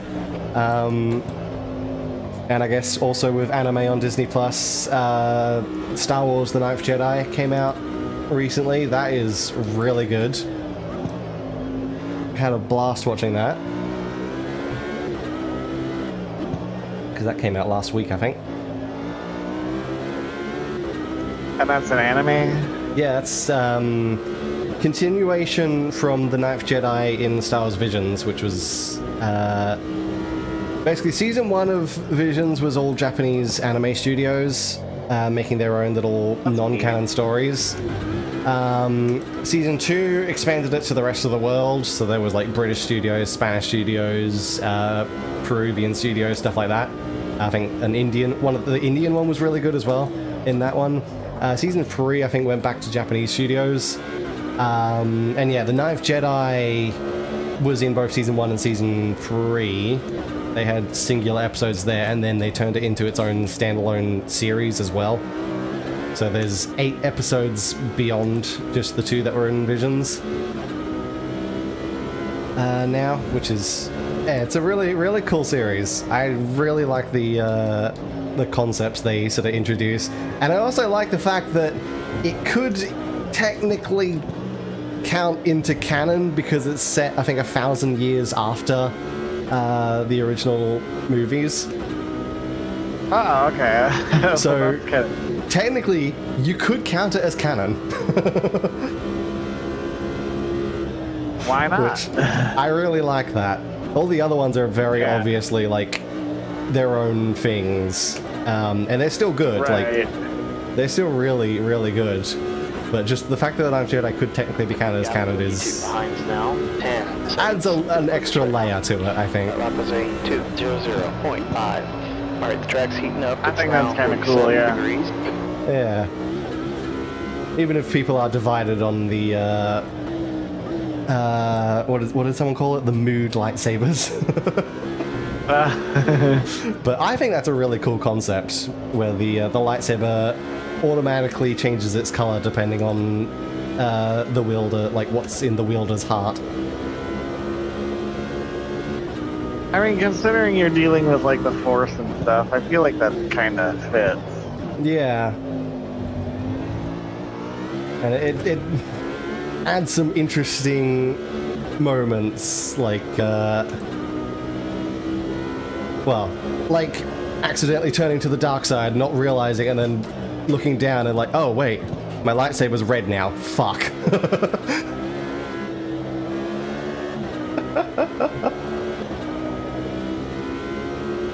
I just popped the CPU's wing off. Oh my god. It was the slightest of touches.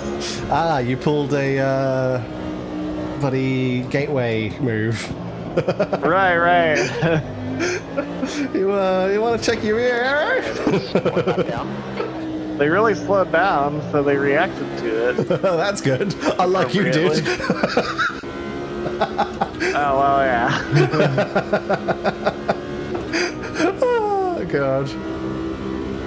That still might be my favorite moment of this whole series. It was a top contender for sure. That and that time when it was like, what, the Bugatti circuit, when Gap behind you's now 11. Turtle Rectal, we all Yeah. three got involved. Yeah. Just trying to go in a straight line. Yeah, Just trying to go in a straight line, no rear arrow, and then suddenly, oh, straight across the track. Oh, God. That was great.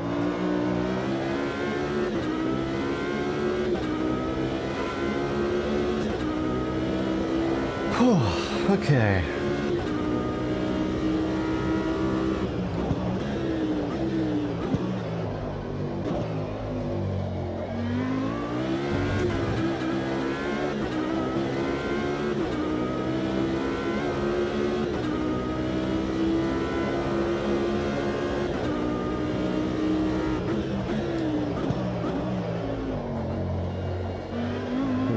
Chill. I couldn't take that guy's wing off as easily. Oh no.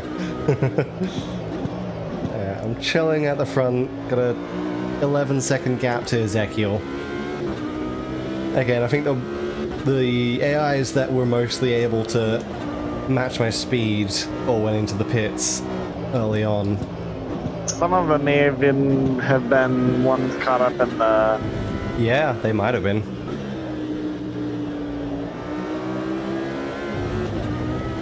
In which case their differing strategy might have completely screwed them there.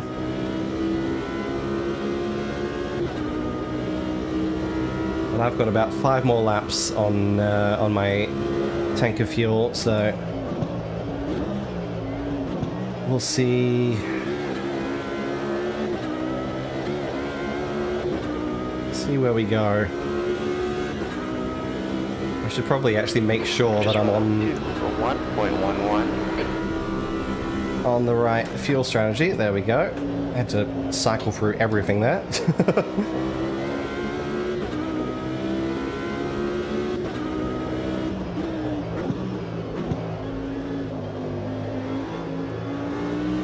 Okay. According to that, yeah, about 27, 28 laps for fuel. I have no idea if this car takes tires and fuel at the same time, so that's going to be something to figure out. Not. It doesn't? Okay. Then I guess I have to ask the question, do I want to take tires or do I want a double stint? Well, how bad do they feel now? They still how feel bad are they fine. They are draining on the HUD, but they still feel okay. I mean, they haven't drained too much, so I think I should be able to double stint. Oh, they haven't dreamed that much, yeah. Yeah, alright. Let's switch over to fuel only for this first stop.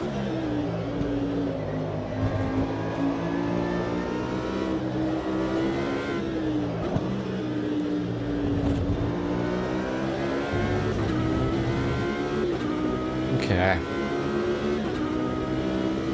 Oh, Ezekiel's dropped back. Marino and Stark are now top 3.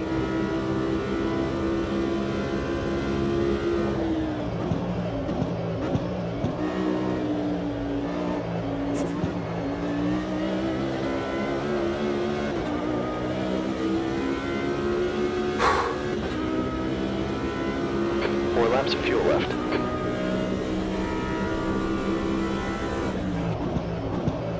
So from here...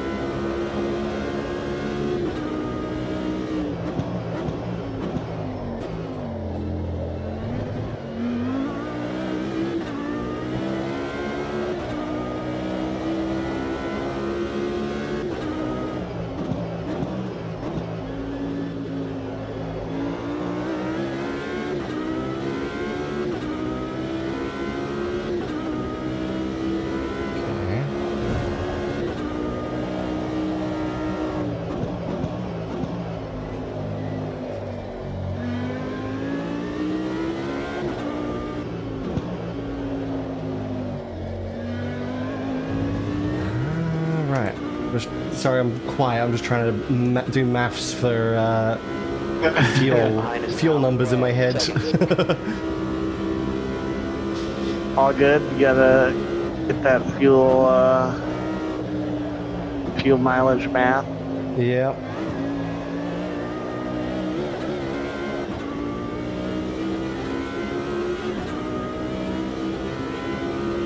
Three laps of fuel.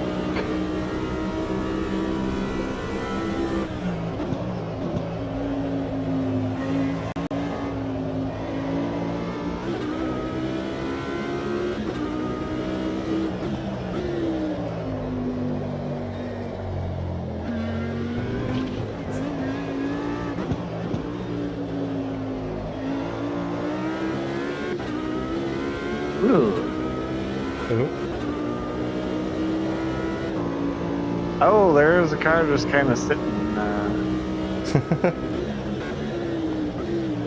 It looks like they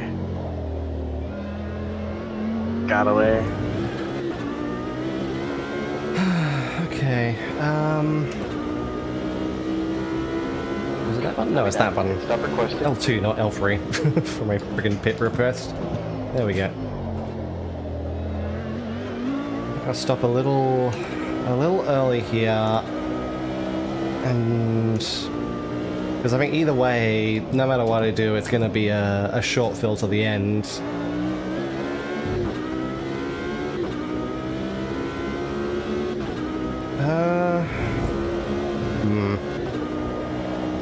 Victor's ready. Decisions. Decisions indeed, yeah.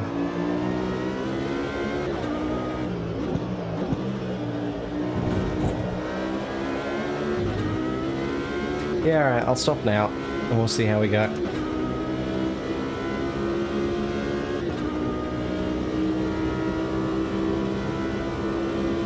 Because we're getting close to... I'm pretty much 2 laps away from the end of my fuel tank now. And I imagine the AIs are going to be around that time as well. Bump one red here. Alright, chuck some fuel in. Let's go.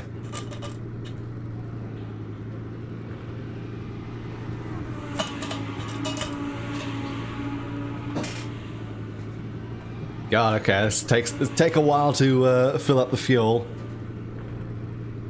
Yeah, it's not the quickest to fill.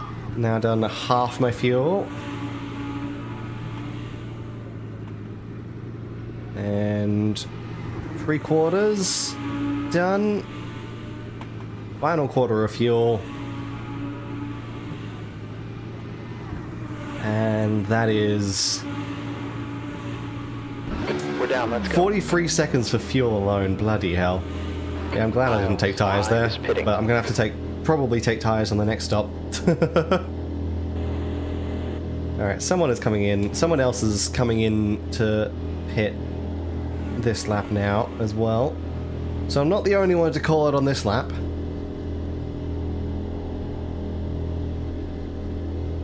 Whew, alright. Okay, pit exit is clear, don't cross the line.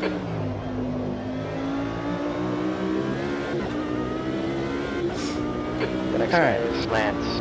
Drop down to 24th, and I very much see Pinto behind me, so I'm guessing they didn't take tyres either. So it's definitely a good thing I didn't.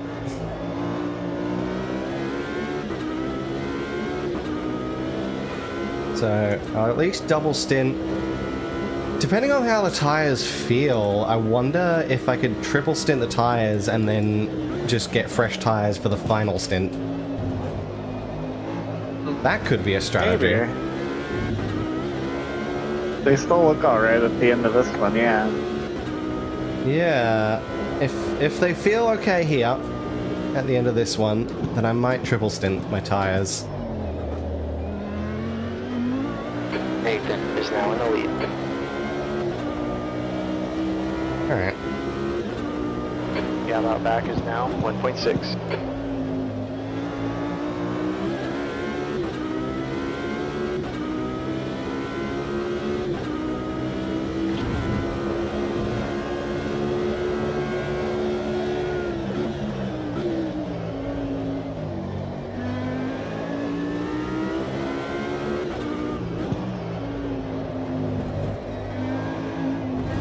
Yeah. The fact that Pinto is right behind me after I did that pit stop, and then Rampinelli is about 30 seconds back.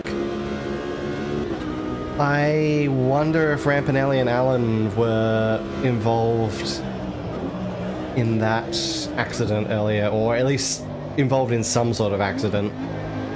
Maybe not like the full accident having to pit, because I think they are too close to have done an extra pit. But they might have gotten held up. Right. It's entirely possible because that happened in front of me and I leapfrogged them by not pitting under that caution when they pit, so yeah. That's entirely possible. Yeah, so interesting.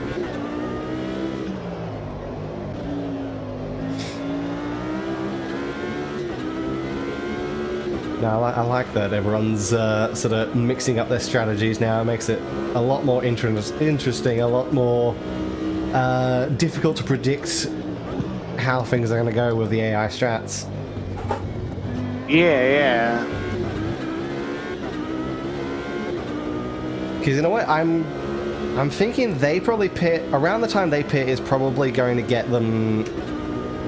Or they probably means they got their sort of short fill out of the way early, basically. Moreno is now leading.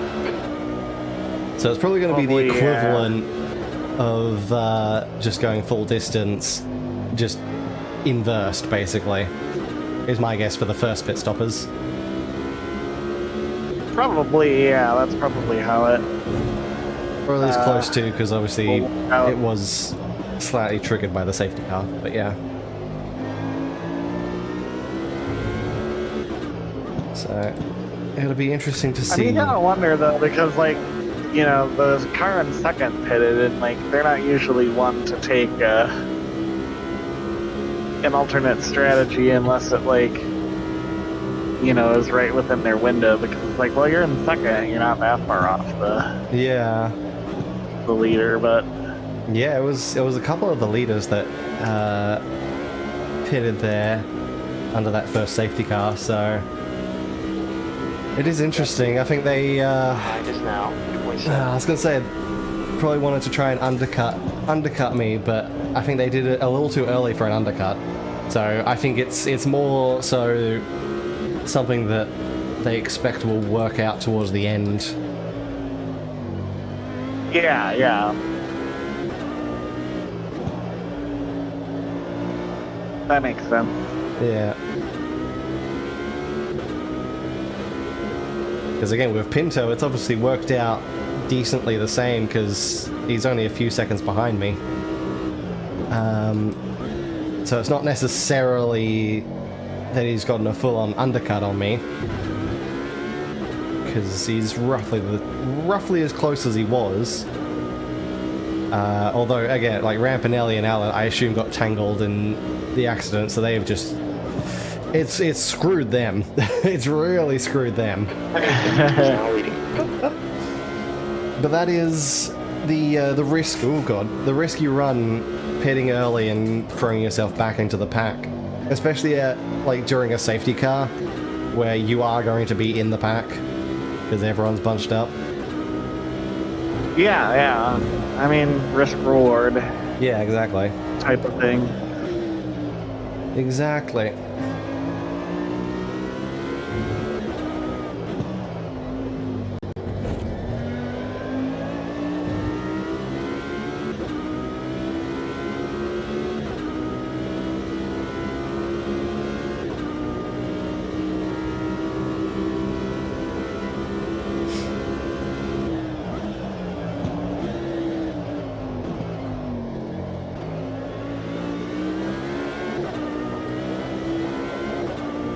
And also, imagine a lot of these other people who haven't pitted yet are... setting the pace at the moment. That lap was a 2. Well, the AIs are definitely off pace at the moment, so they're definitely saving a bit more fuel at the moment, which is probably how they've managed to get beyond lap 30 without pitting.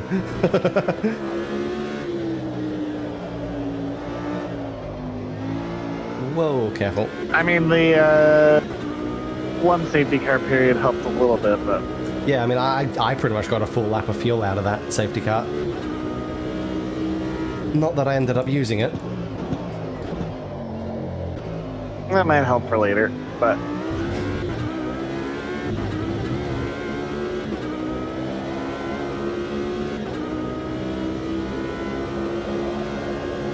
But no, yeah, knowing that I can save pretty much a lap of fuel under safety car might also come in handy later. Sure, yeah. Especially if there's a safety car, like, 90s now, 4.1. towards the end of the third stint? Second or third stint? Yeah, I think third stint. Because then you can close in and have a shorter run to the line on the final stint.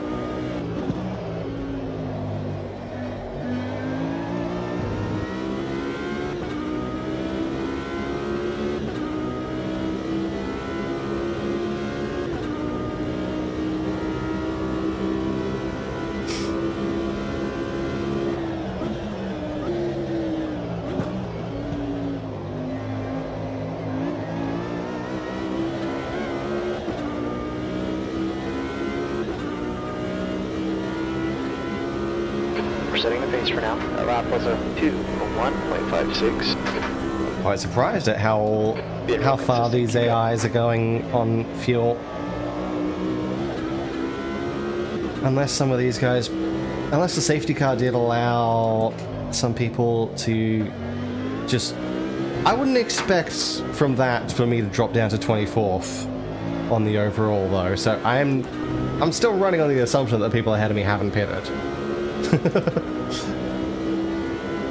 Well, some of them might be some of the ones that pitted early, I don't know, but... I don't know, maybe, like, some of them, yeah, but I don't expect all 23 to have done that, especially considering they were still, like, the people in the lead right now were still about 10 seconds behind me. So...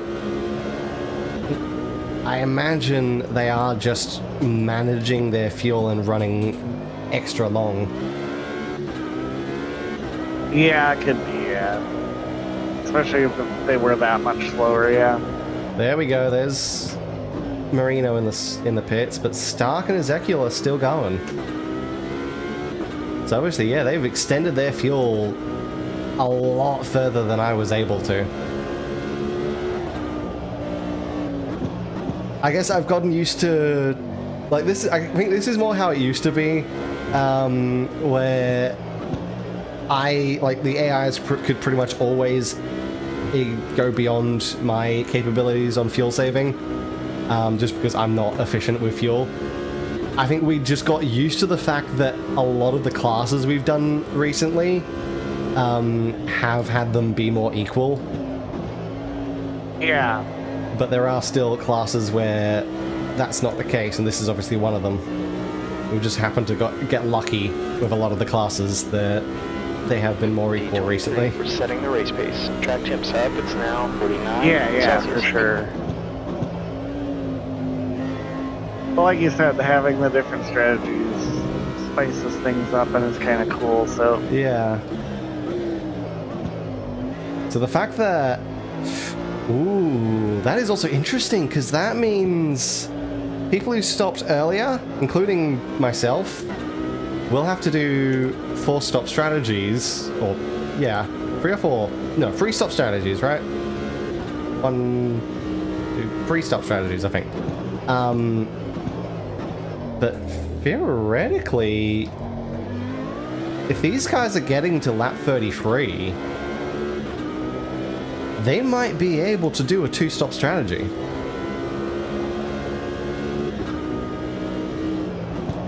They're playing that game. Yeah.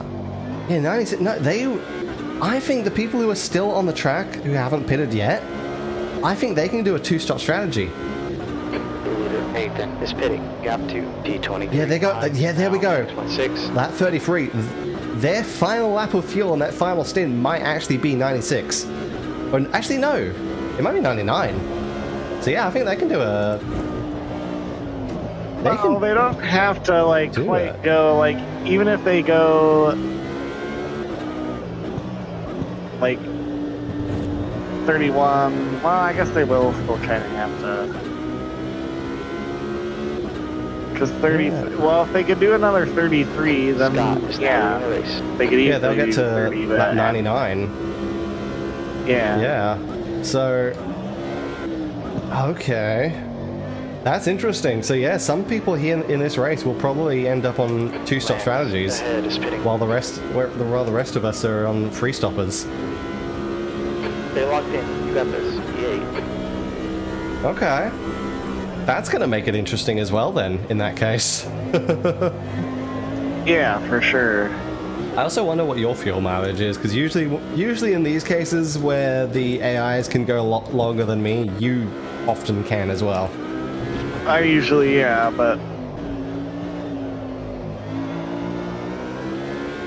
Because my prediction says about 28 laps.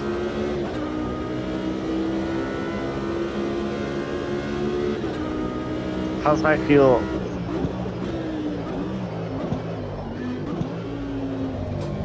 Guy ahead of us is sharp. I got 11 laps on this, but... Okay, I got 22 at the moment. How's my fuel? We're gonna need to pit for fuel here, and I think we're gonna need to stop again. I think it's about 22 laps of fuel. We'll need to add about 174 liters. Need to add about 174 liters for me.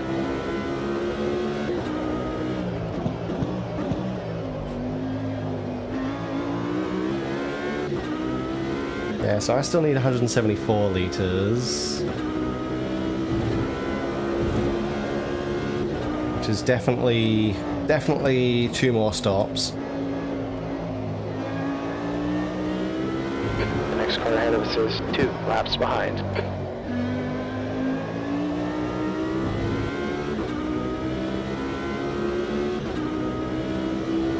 Pinto is slightly dropping back. He's now 6 seconds behind me instead of 3 seconds. So I'm still managing to outpace them a little bit.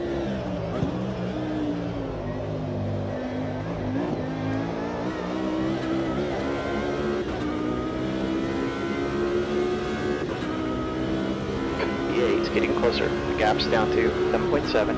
So that's 7. interesting. Last lap was 2:01.75. All the signboards in that first area are gone. Great. Oh yeah, I see it. That's interesting. Are there still people who haven't pitted? Or... did these guys manage to jump me? Oh, no, in a little bit, I guess. Yeah, because if these guys managed to jump me, that's interesting. Because I'm now P7. After the main brunt of the field is pitted.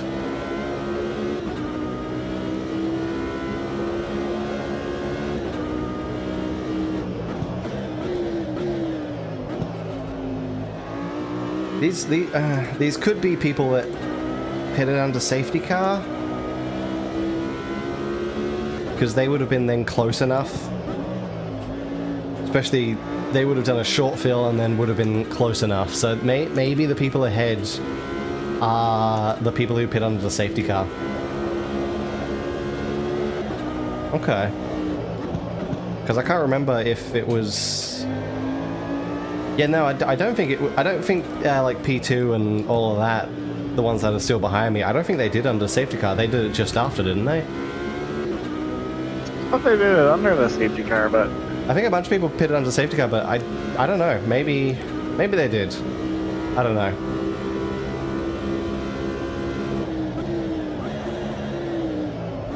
Because I think there were a few of them at least that pitted a little bit after the safety car.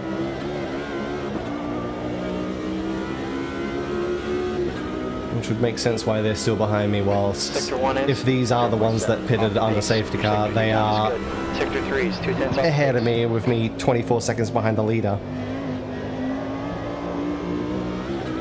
Because they would have done a short fill, 24 seconds, yeah, that sounds about right. For how much fuel difference there would have been. Combined with, obviously, my on-track pace. So yeah, okay. That is interesting.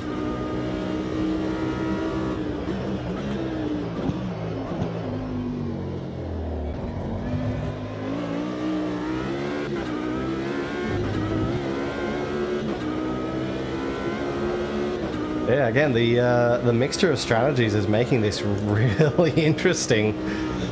Because I have no idea where everyone is and what everyone's doing at the moment. Gap 2. Behind is increasing. It's now 8.3 seconds. yeah, it's whose strategy is gonna play off the best. Yeah. I still think that the two-stoppers probably have a good chance here. I reckon the two-stoppers have a good chance. Given how long the pit stops are, yeah. Yeah.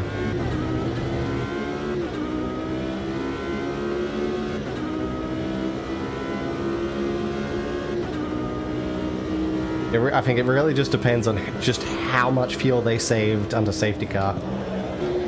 But like, I was barely using fuel under the safety car. I think the max they could have saved is a lap, because we were only under it for a lap.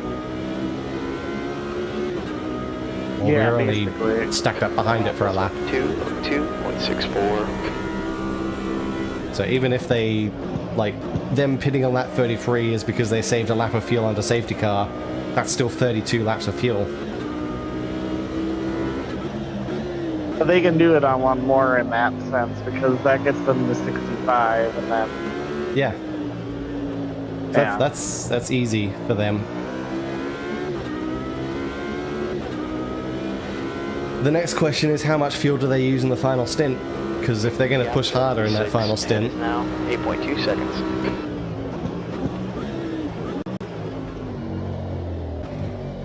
But I imagine they would have exceeded the 96 number just enough to be able to push hard. probably. And still have a bit of extra left over. So... yeah, I think some of these guys are on some pretty good strategies here. Yeah? How's my fuel?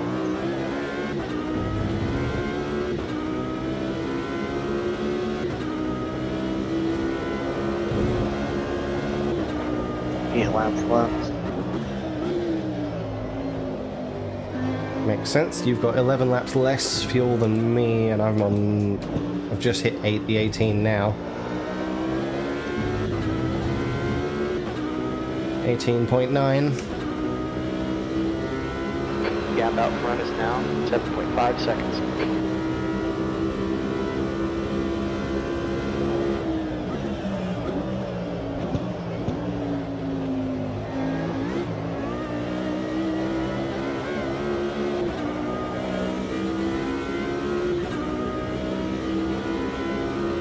You've just done a 2:01.90.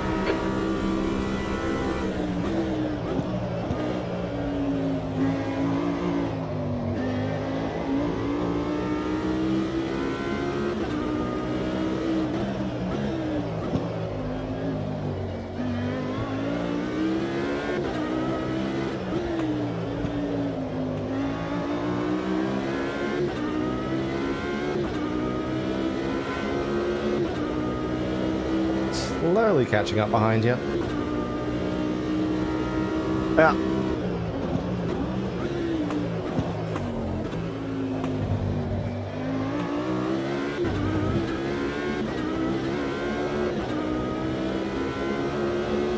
So technically right now, are you still a lap down from me? Like, I might be one now, about to go 2.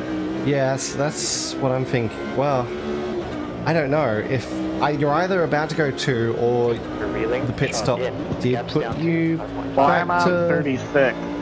I'm off. Okay, yeah, I'm on 38. There you are, 2 laps down.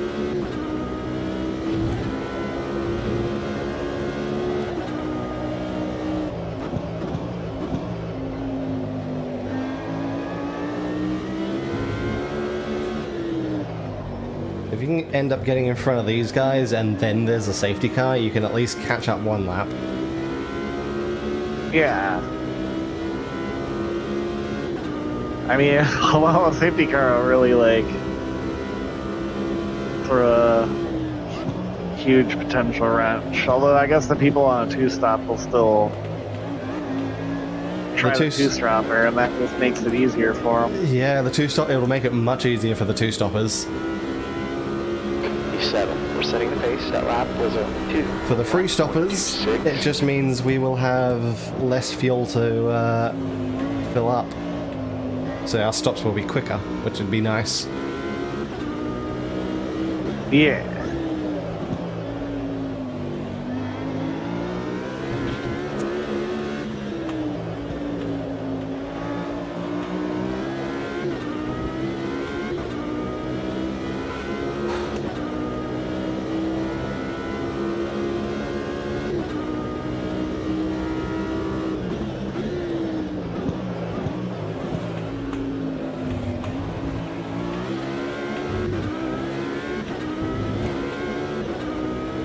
Tires are still feeling fine, 17 laps remaining on this. In the gaps now, 3.7 seconds. So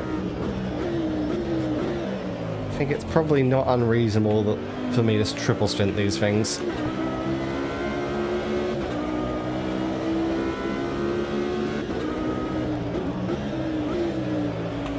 Especially since I'm still holding pretty good pace. Like, I'm catching up to you guys pretty quickly right now. Yeah, for sure. So I think I can afford to triple stint.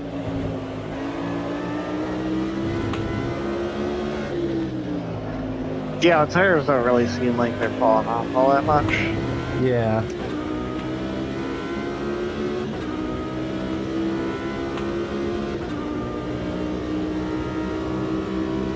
It doesn't look like we're going to have to worry about any sort of rain, so that's nice. Because that still says over 2 hours. Oh. Because I was worried that we might... Yeah, it's still moist just from, I guess, parts of the track were still a little... are still a little damp because the track started with some water on it. I never even really noticed that, honestly. there's like one corner where where it was noticeable. Where the whole inside of the corner was covered in water. But yeah, at the moment, I feel like it's dried up pretty well. But obviously there's maybe just a little moisture somewhere.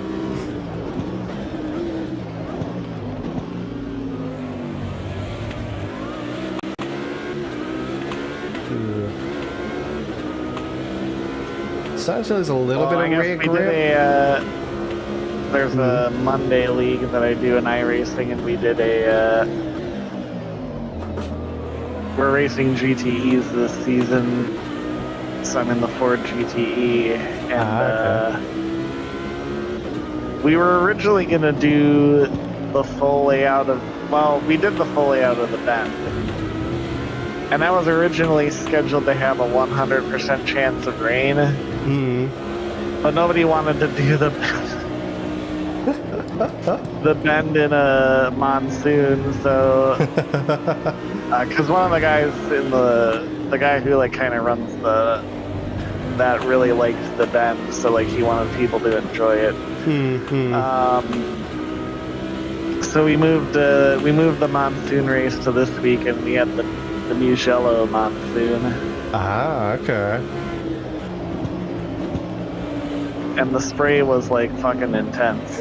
Yeah.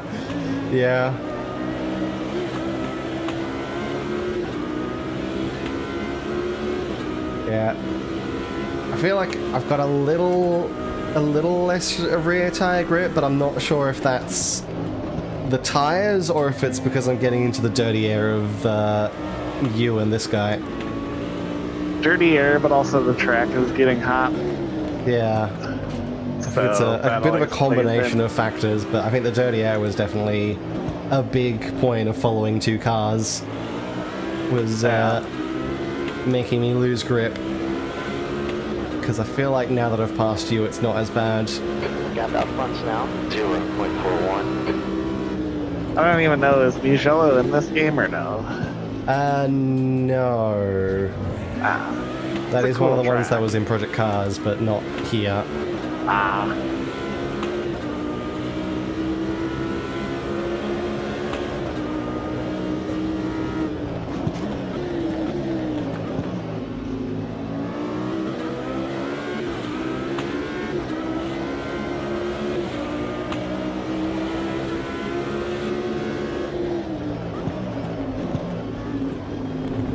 Oh. There we go. That wasn't Good pass. giving you space. No, but that is one of my preferred passing spots. Usually because when you get up alongside them, they tend to be a little too cautious and go out on the dirt there, so it slows them down. Like he did. Yeah, even though I'm giving plenty of room. But yeah, it is a good passing spot on them. You just got to make sure you get alongside. Okay, someone ahead is pitting. Which, yeah, this is about the time I would expect them to do that. If they were based on them being safety car pits. Oh, was that you? Yeah. 86. You've just run a 203.08. How's my fuel? The next car is Ilya. 4 laps.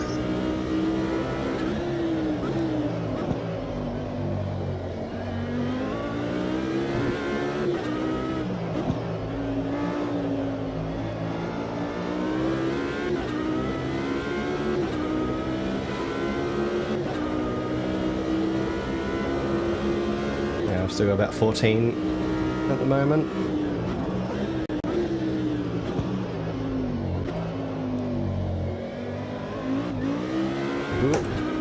Okay, still a little bit of Fuel here. loss of grip on the rear tires there. So I'm still gonna go for the triple stint, but I definitely might be struggling for grip at the end of it. But to be fair, Sharp behind is now 0. I theoretically don't need to do a full stint for that one. I just need to get to the point where I can fill it to the end. That's a good point. So basically, get to the point where I can fill it to the end and then go to the point where I feel like the tires have dropped off too much. And then it's good. Then I can stop. Sharp is right on my tail, but probably is going to end up in the pits this lap or next. Wilson is now in the lead. Ilya ahead is pitting. Considering most of the people ahead are pitting, only one hasn't. I imagine Sharp is going in. Yes. Alright. That takes pressure off me from behind. P4, looking really good out there. Stay focused. Now I've got 15 seconds to Wilson, who will probably pit this lap. Is my guess, because I don't think you can push it too much further, considering everyone else has stopped.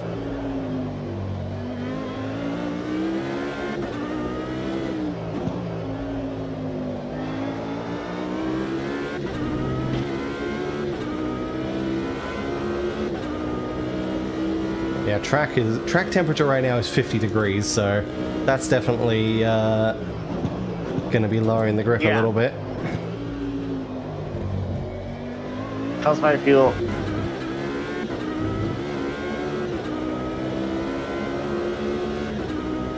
You're reeling. Wilson in. The gap's down to 15 seconds.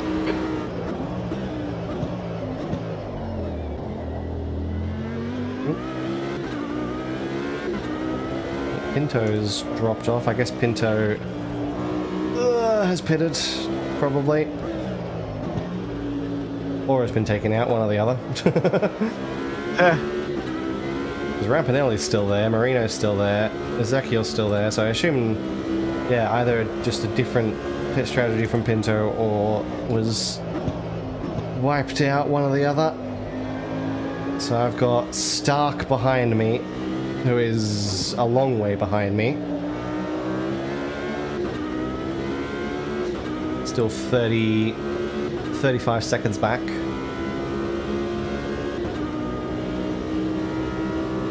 So, to be fair, that also helps me. I can Wilson spinning now. Wilson potentially. Well, okay. Based on those guys, I can take it kind of easy on the the third stint with the tires, but I still need to push to fight with the double stinters. E2, just run up 203, 147. Of which I think Stark is actually a two-stinter. I think he is one of those, yeah. Yeah, so 30 seconds behind is not enough at the moment. So I actually do need to try and push Stark further back. But anyway, Wilson has pitted as I predicted, so that's put me back into the lead for now. Till my next pit stop, at least, in 12.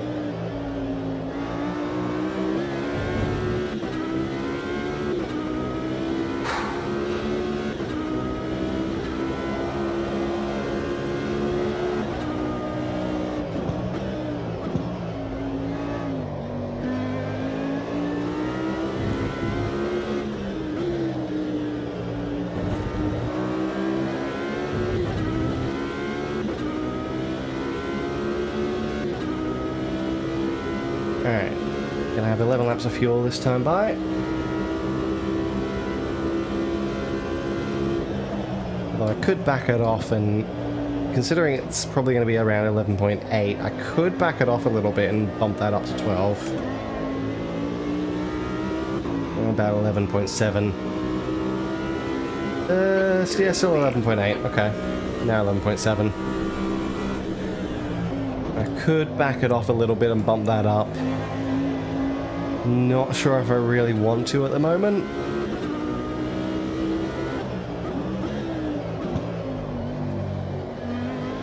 But I would not actually. I was gonna say I wouldn't complain at a safety car. Actually, I think I would. Right? Because I need that time. I need the gap that I have. Yeah. So I think a safety car might actually screw me if it comes out.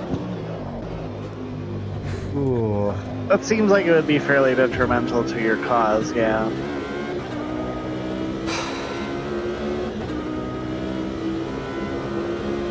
I think if a safety car comes out after I pit, that would be a positive. If it comes out before I pit, that will be a negative. Yeah, it can't come out right now. Yeah. So, I need a safety car to come out in about 12 to 13 laps, not 11.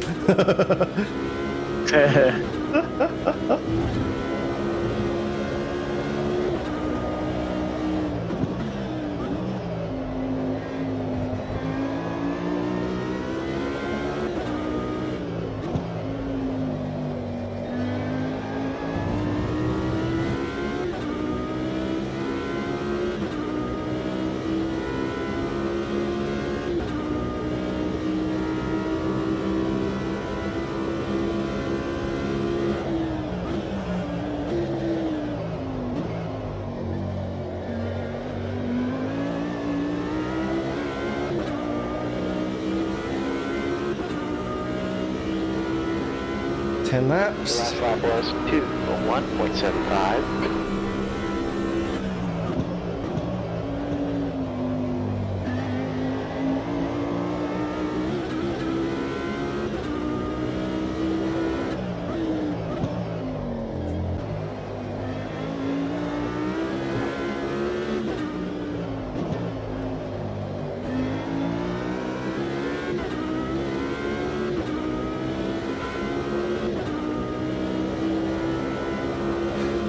I'm catching up. Oh, okay, yeah, Pinto.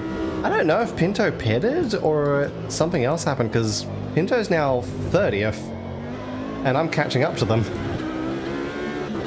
Something must have happened to him then. In fact, there is a... Oh, okay, well, Pinto's just past you.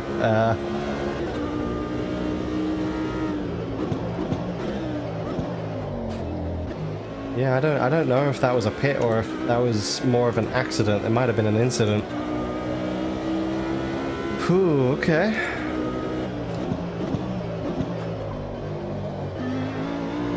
The Pinto definitely is out of the running. Seems that way, yeah.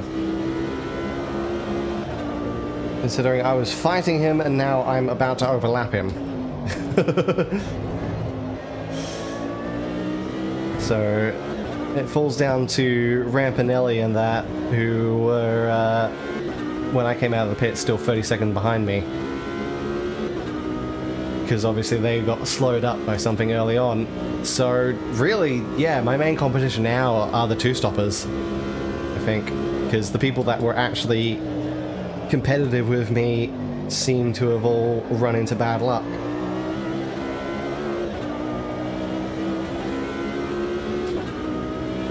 There goes Walu. The quickest right now. You've just done a 2:01.59. Sector 1 time is quick.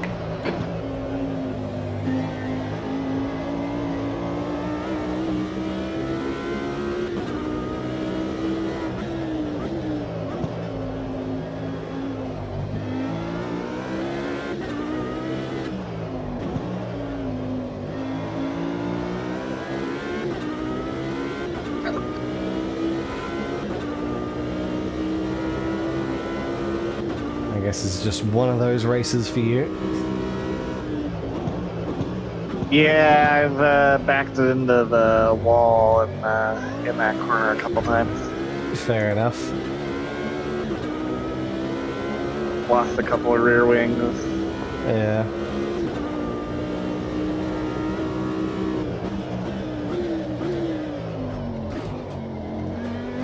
feel kind of bad for probably getting a lot more practice than you on these. But at the same time, I kind of need to just to get the AI level and conditions and everything right. Oh yeah, no, there's no worries about that. Hmm.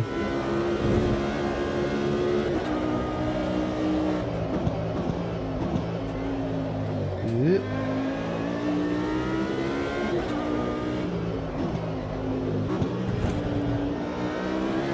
And then other times I just do it because I enjoy doing it. Yeah, no, that's completely fair, yeah. Yeah, yeah.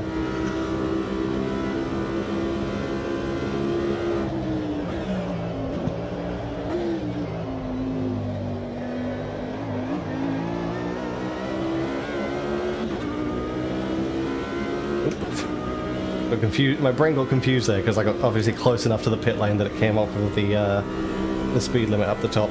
Oh yeah, I've seen that happen a couple times.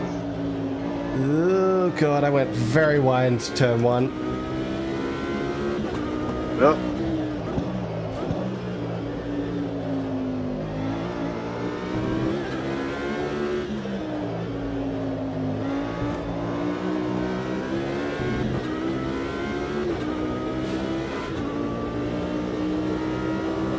Oh, and I just really need that gap over Stark.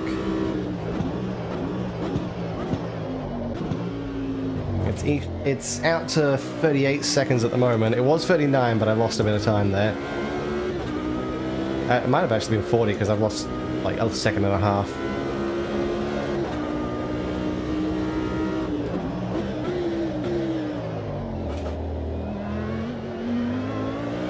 Yeah, considering the rear grip is definitely starting to go, I am going to struggle on my third stint with these tires.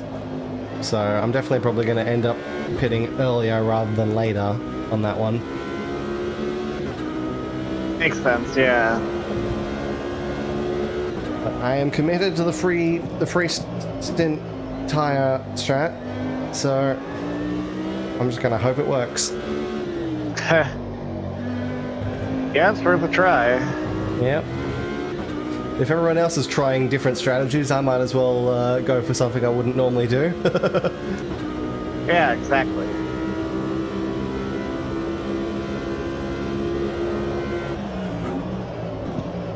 Okay. I went too deep into final corner. That's fine. Not gonna help the lap time delta though. Oh no, I've lost some time to Marino on that one. 2.77. The thing that is helping me though is that Marino and Stark are fighting each other. Yeah. Because they're There's always, constantly swapping positions, so... Yeah. That's always good. Yeah. I've got about 7 laps left on this tank, so... Still a little bit before I come in for a, Alright, you're in the lead. for my second stop.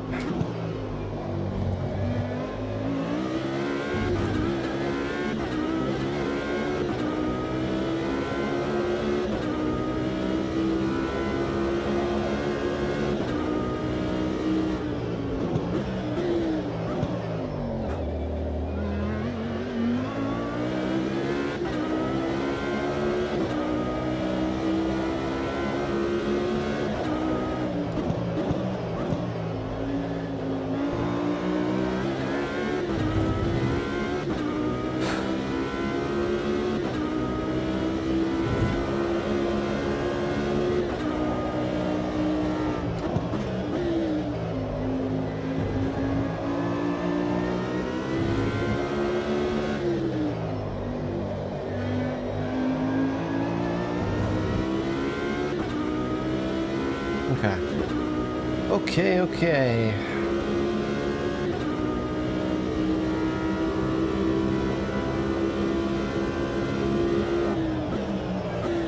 Oh, yellow flag at T1.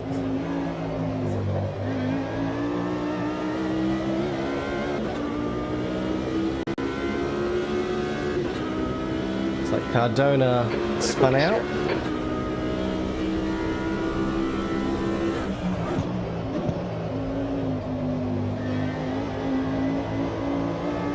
Oh yeah, he's on the inside, okay. On the inside of turn 1, facing the wall.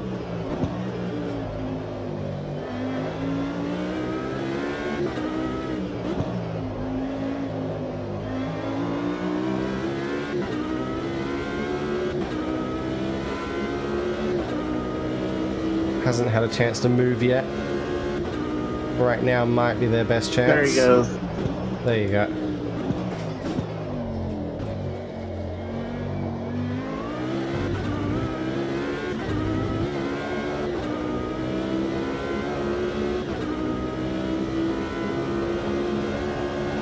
There we go. So that's cleared up. Oh, I was late.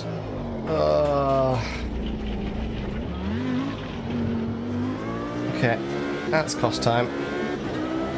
It's very late under brakes there. Now lost about 4 seconds because of that. Or 3.5.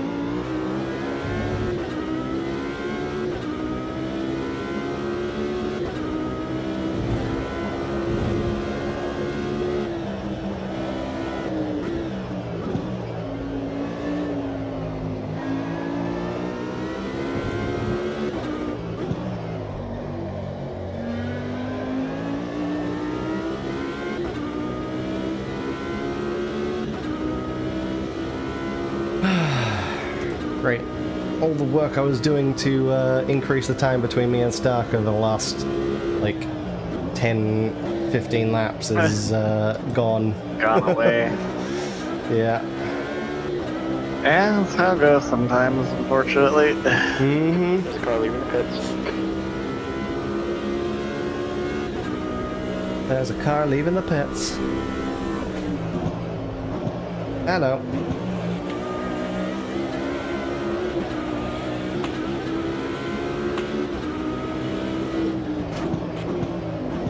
Oop. Nope. Careful. Hold tires and brakes. Right.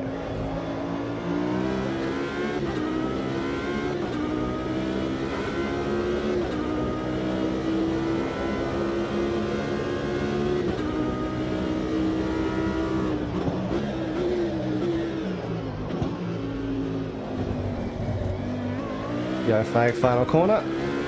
That's 5th place. Flores, okay. So Flores has lost a little bit of time there.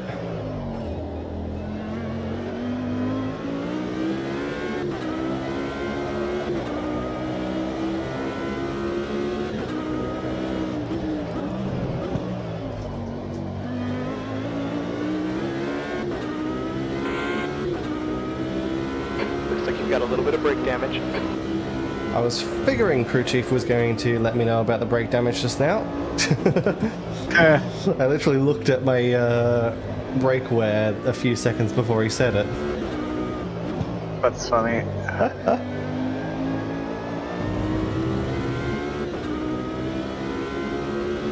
I think that'll last to the end of the race, no problem.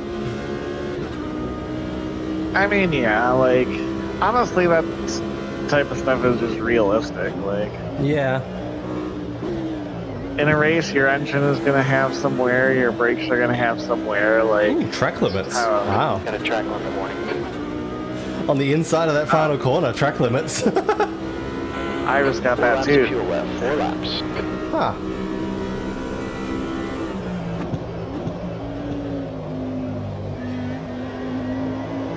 But yeah, it's mostly the very long races that you actually have to worry about replacing them. What's that? It's mostly going to be the really long races that you have to worry about replacing them. Right, exactly, yeah. Like Bathurst and probably the 6-hour stuff that we do, potentially. And Potentially, yeah. stuff like that. And even then, like, a 6-hour... Yeah, we could probably still make it to the end. I reckon we can make it to the end. I'm just thinking based on Bathurst, it's like, yeah, okay, technically real life regulations require a brake like at least one brake pad change in Bathurst. Sure. So it's, that makes sense. it's a safe bet to do that.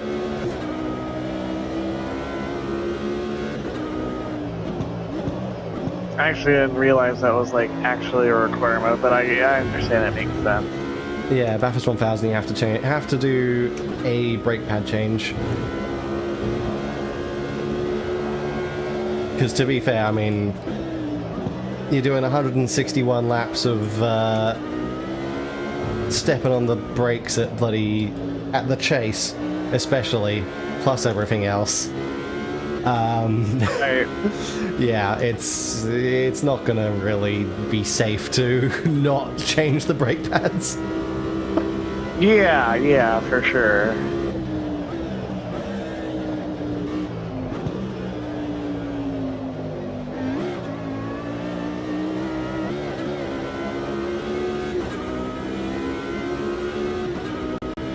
Okay, 3 laps. 3 laps of fuel left. Of fuel left. 3.0. Try and get it to the end of this stint, and then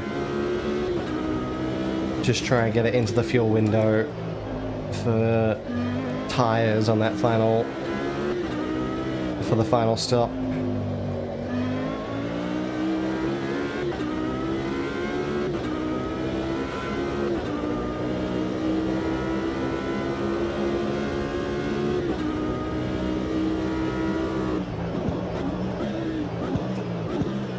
Oh dear. Okay.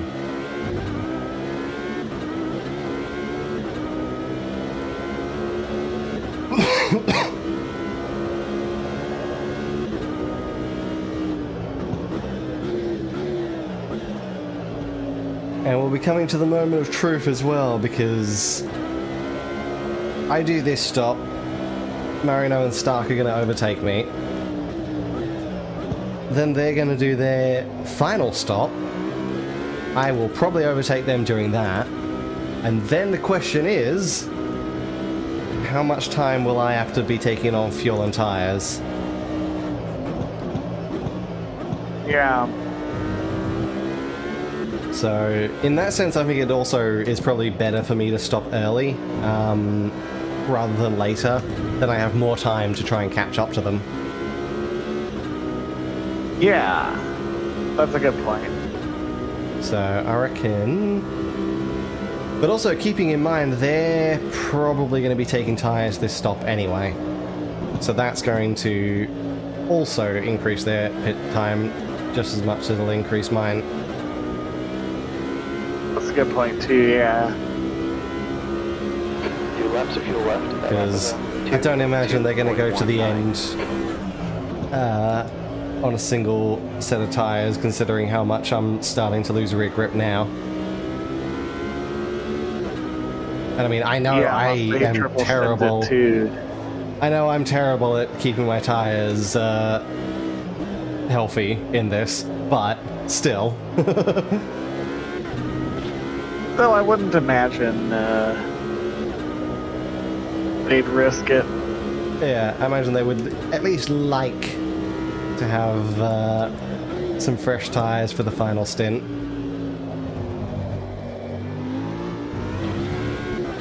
But who knows, maybe their tire conservation is massively better, just like their fuel conservation, and they will just full stint the race. It's always possible. Yep.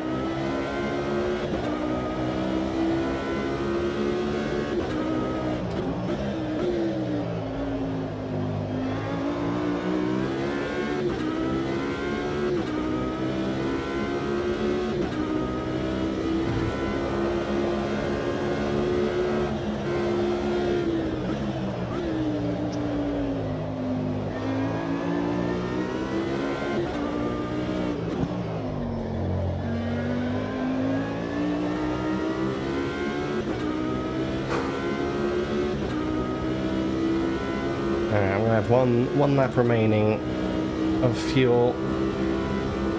this time around.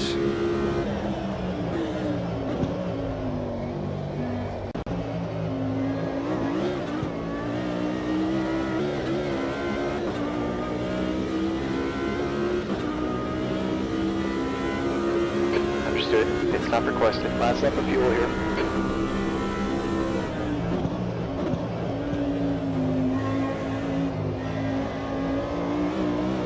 Okay, so let's chuck the fuel in once we finish this lap, and then just try to get into the fuel window to change tires, and then we'll be good. Currently got a gap of about 37 seconds back to Stark and Marino. Not as much as I would like, but it's gonna have to do.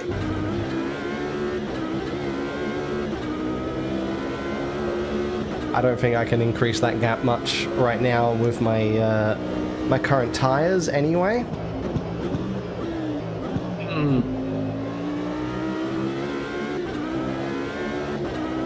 So triple stinting these tires, or at least 2.5 stinting the tires anyway, is gonna be a little iffy, but it's going to be give me the freshest possible tires for the final stint. Hit this time. I think we're going to come out in position 22, right behind Miles. And that is the goal. Probably the best way to go about it. Yeah.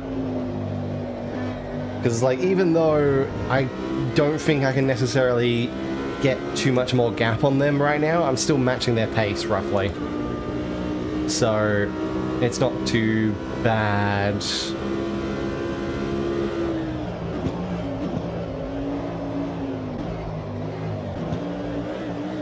Whoa, come on.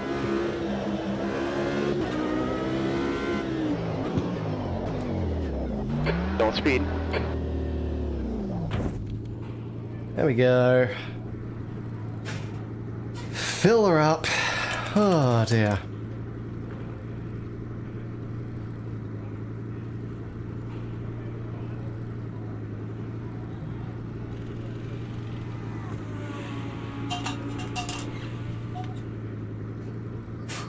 And then once we're done here, I can swap my strategy over to the tires. Oh god.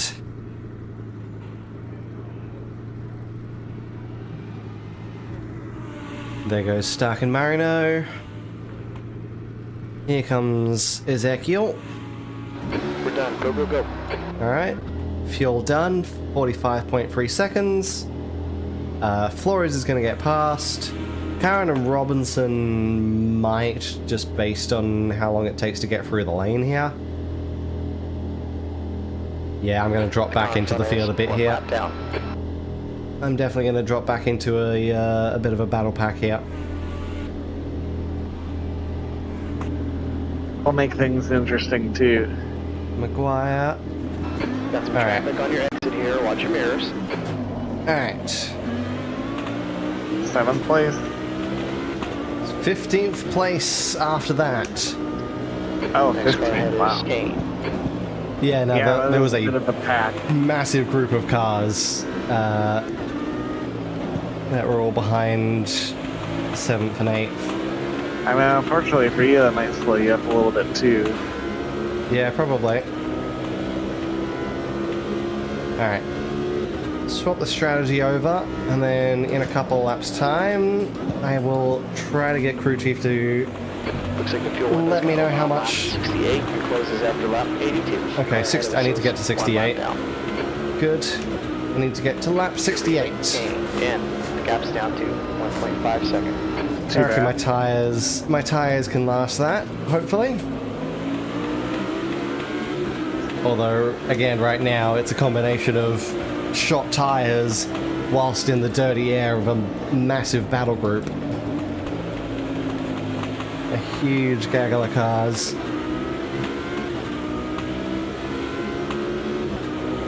Oop. This guy's going all over the road.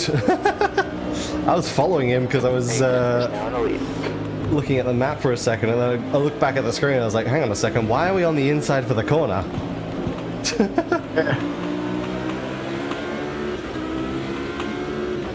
This guy is defending really hard, even though I'm not actually close enough to him. Oh no, he's not defending, he's a blue flag.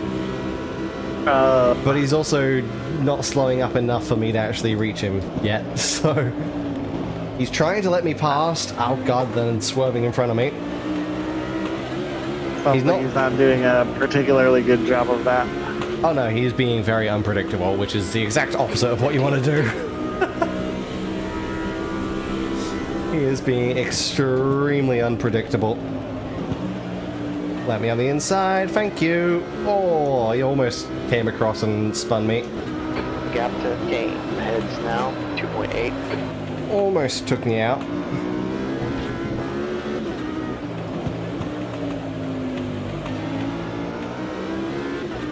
Okay, now to catch up to the gaggle of cars ahead. And just try to hold on until lap 68. And then I can put fresh tires on.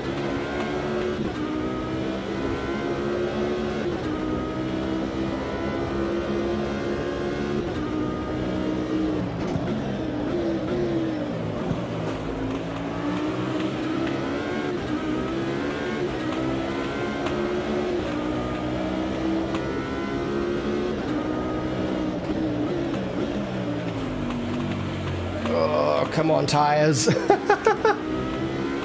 Evo 2. This is the, I think the Evo 2, right? The Hurricane Evo 2 Super Trofeo? I think so, yeah. Yeah. That sounds right. Yeah, I am currently triple stinting these tires, so I have no grip at the moment. I need to get to lap 68. Being in a pack doesn't help. I'm still way behind the pack. The problem is I think I'm getting the slipstream wash, or the aero wash, and that's making me understeer every single corner right now. Sure. Oh, okay. Big old pile up on the final corner. Well, that gets me in front of the pack. Nice. Back up to P10. Yeah, I just need to get to lap 68, then I can change my tires and fill to the end. Because I am triple sinting these tires at the moment, which is a risky idea. But also, some of the people in this race are doing two-stoppers, from what we can tell. So I kind of need to do something risky to be able to beat them on a free stopper.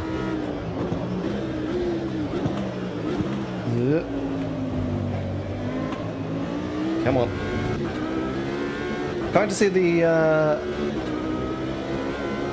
Temerario. I don't know if I read that right because I can barely look at chat right now. Super Trofeo makes a debut. Haha. I don't think I've heard of that one yet. I have to look into that. I'm guessing that's one of the new Lamborghinis. Ooh. Okay, yeah, now that I'm not in the aero wash, it's a lot easier to make these corners again. Still, amazing how that, how much of an effect that has. Yeah. Still a little bit understeery and oversteery at the same time, but nowhere near as bad. It's closer to what I expect with the tire wear now. Yeah.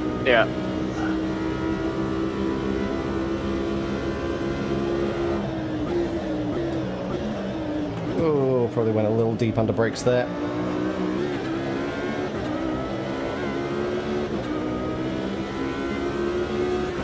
The air temp's increasing. It's now 29 degrees. The last time was 203.19.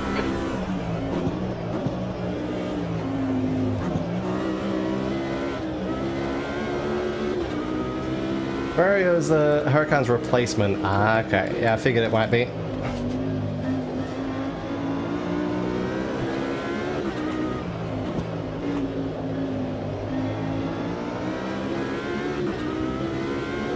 Temerario. Okay. Temerario. Hopefully I'm pronouncing that right. I think they recently debuted in IMSA. Okay. I don't know if I've seen it yet. Oh, come on. At least that sounded like what they were talking about, because the Oh, I'm gonna lose positions here. the Lamborghini team won the GTD Pro at Road America. Okay. Yeah, I'm definitely now off the pace, especially now that we're getting to a point where the AIs are going to be pushing harder. I am definitely off the pace. Just need to get to 68. I got like 9 more laps. Come on. Hold on.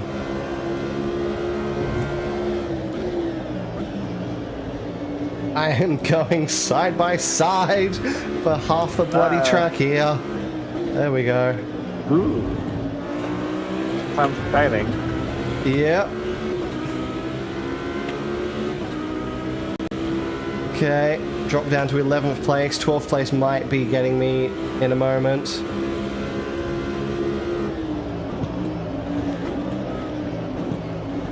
Oh, unless I can try to make another move back on 10th. Oh, don't have the grip there. Hansen has made a pass on Bounty. There's a lot of people that aren't as fortunate as us. Put your head down and make the most of this opportunity. The next guy ahead of us is Ida.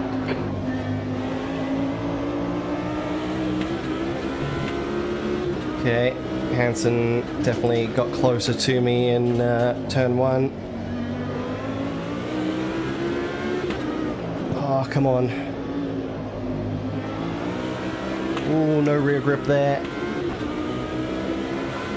Trying to stay on the back of Walken here, but it is hard with my my current tire life. Dive up the inside there, push him a little wide. He didn't care. He's still right there beside me. Now I'm having a real race. Oh, got a little nudge from behind. Walking still on the outside. Oh. Ah, man. That didn't sound good. Okay. You've got a pretty screwed up suspension there. It's probably going to drive like That's going to be race over. Ah. Did you get Damn. damage? car in front is Ryan. Pretty bad damage, yeah. Oh, I see some car. Yeah, I got 39% front bumper, front aero, 17% front left suspension, 30% engine damage. Oh God. So I'm probably not going to try and repair the engine damage, but it does mean I might be a little down on power for the final bit of this race. That's a lot of engine damage. Jesus. Yeah, I hit the tire bundle pretty hard. Ah. Alright, I think I'm going to be way off the pace, but I think I can still hold the car until the You're still gonna fuel go window. until the window. Yeah, I'm going to be off the pace, I'm going to be slow, but It's getting closer. Gap's down to 3.9. Stop overthinking things. I Do think what you need to do. I would rather do that than have to do a second stop right now. So set that up to repair aero suspension. Because like the car's still easily controllable. I don't have rear aero damage. Well, that's good then. I'm just gonna be down on straight line speed really. Sure, but by this point, like, you're out of contention anyways, so Yeah. what does it matter? Yeah, there's nothing I can do to fight back at this point now. So I'm just gonna hold on and try to get as good of a position as I can get. Someone else was missing a rear wing in turn 1. Oh no.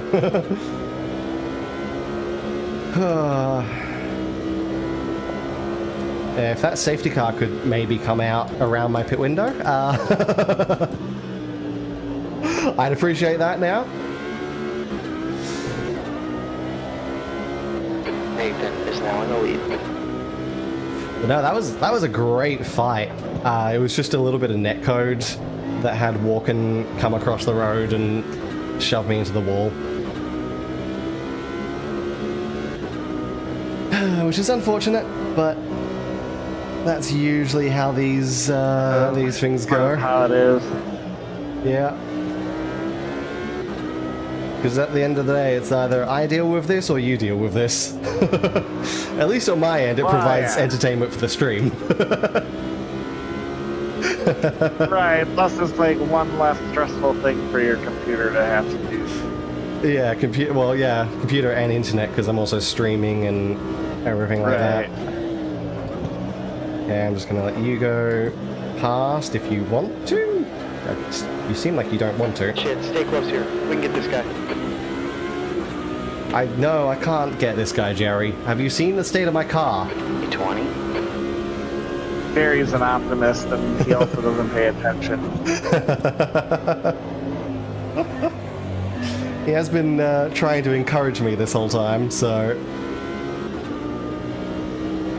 Well, it's probably better than Jim. Oh yeah, I mean, Jerry's a lot more polite than Jim, which I find hilarious, actually.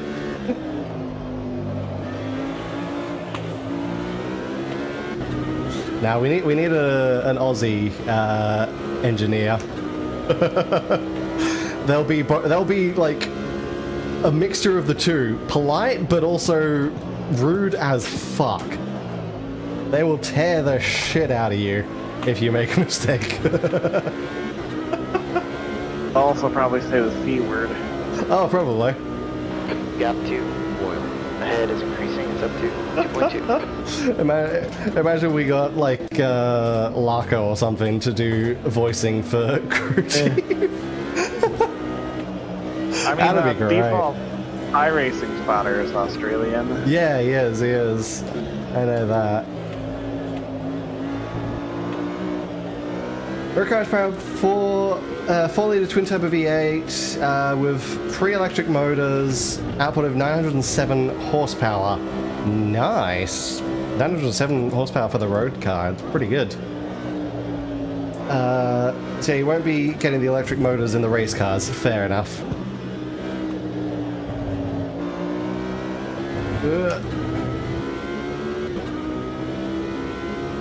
Yeah, that's fair. D21 is getting closer, the gap's down to 4.7. Looks like we're about to get a little bit of cloud cover as well. Ooh, come on. Which will probably help us out. Less UV on the track. Yeah.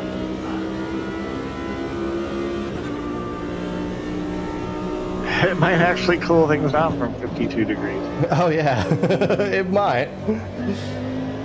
That might be nice.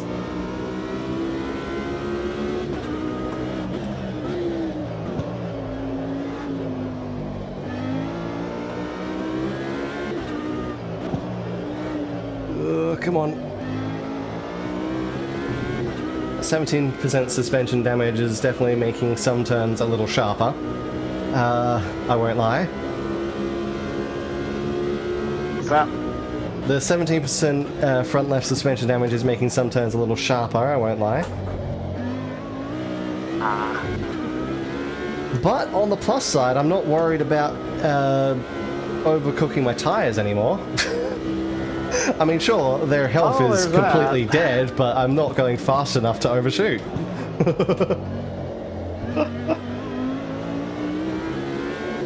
I mean, there are some positives to take away, I suppose. Yeah. Nathan is now leading. Part of that's going to be my front aero, but part of that might also be the engine damage just making me down on power. I'm probably not putting down as much power when I go foot to the floor out of corners. Right. Alright, I'm just going to let you past. because I don't really want to try and fight with anyone at the moment. Hit your marks. Let's go get them back. I'm about 6 seconds a lap off the pace, 7 seconds off the pace, so it's like, I don't think I should, actually no, 8 seconds off the pace by that time. So yeah, I don't think I should be fighting with anyone. Probably not. It doesn't really have any benefit for you. No.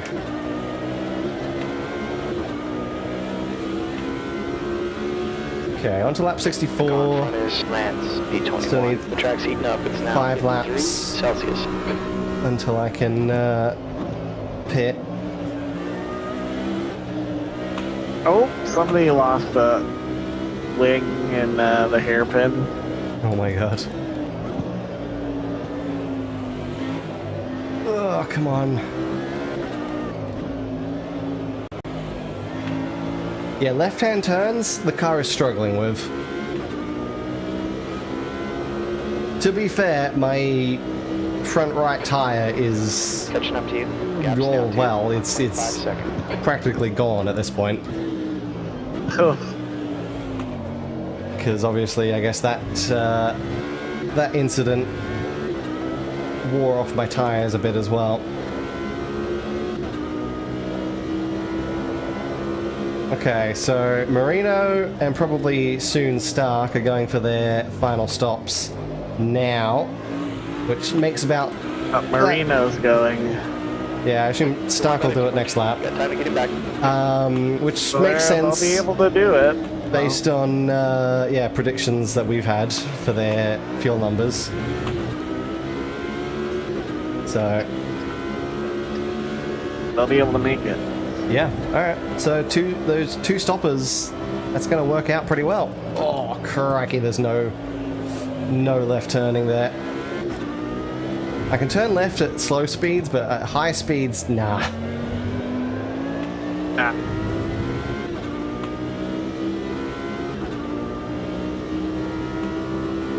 Gap to D21. Ahead is increasing.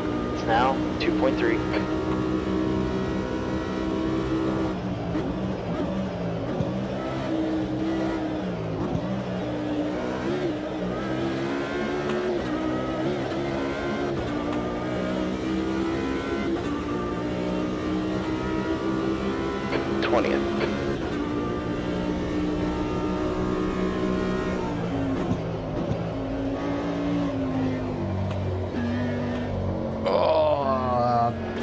Yeah, can't make turn 1.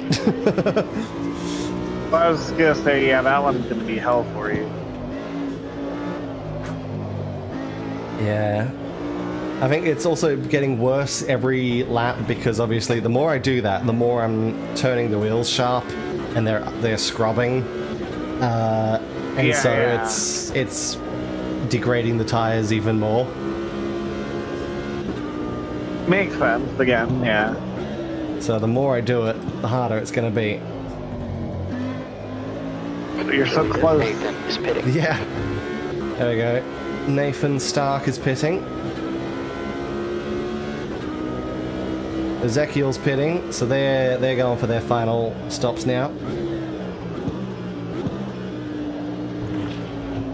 Flores as well on a 2-stopper.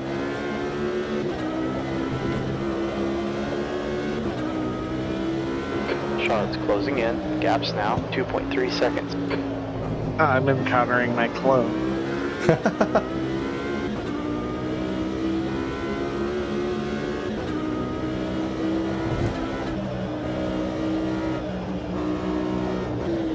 Gregory is now in the lead. Ah, come on. There we go.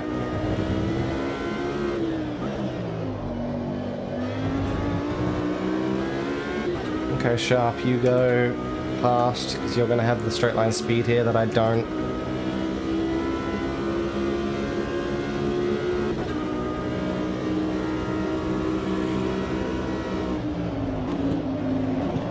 Don't panic, we can get him back. Don't panic, we can get him back. No, Jerry. Not right now. Maybe once we change our tires, we might get in front of Sharp. He's 16. But no. next car ahead of us is sharp. The fact that Pinto is in front of me right now. Pinto, who completely, like, was one of the ones I was competing with, but fell off. Okay, maybe he just did a pit stop earlier. Maybe him going to the back of the pack was a pit stop. But he went very far back. So yeah. I don't know. Because, like, I was almost overlapping him.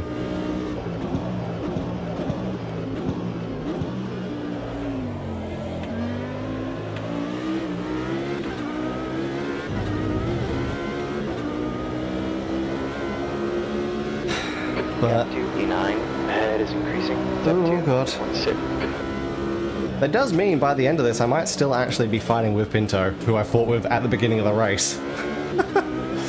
Whether I'll be back with Rampinelli or not, I don't know, because they were much further back. But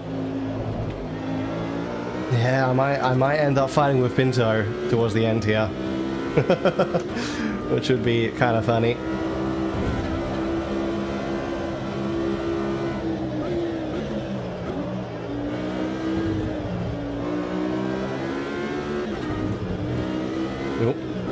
Yellow in turn 1.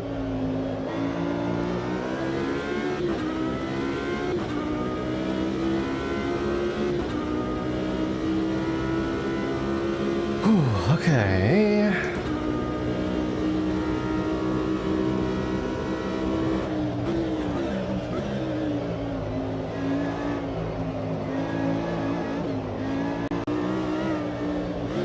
Oh, that's a wall. Okay, rear arrow's gone. Ah, god damn it. That's kind of annoying because I still need to do another couple of laps. Wow. Alright, I'm gonna just have to hold on to it for 2 laps now.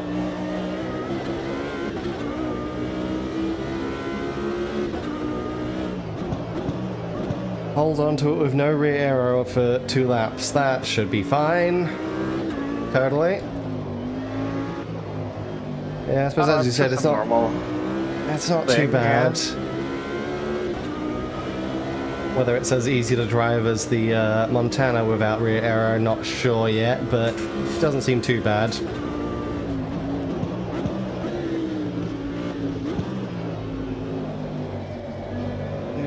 Okay. Because yeah, it's just a case of understeering way too wide into the final corner, because I've got no front end grip anymore.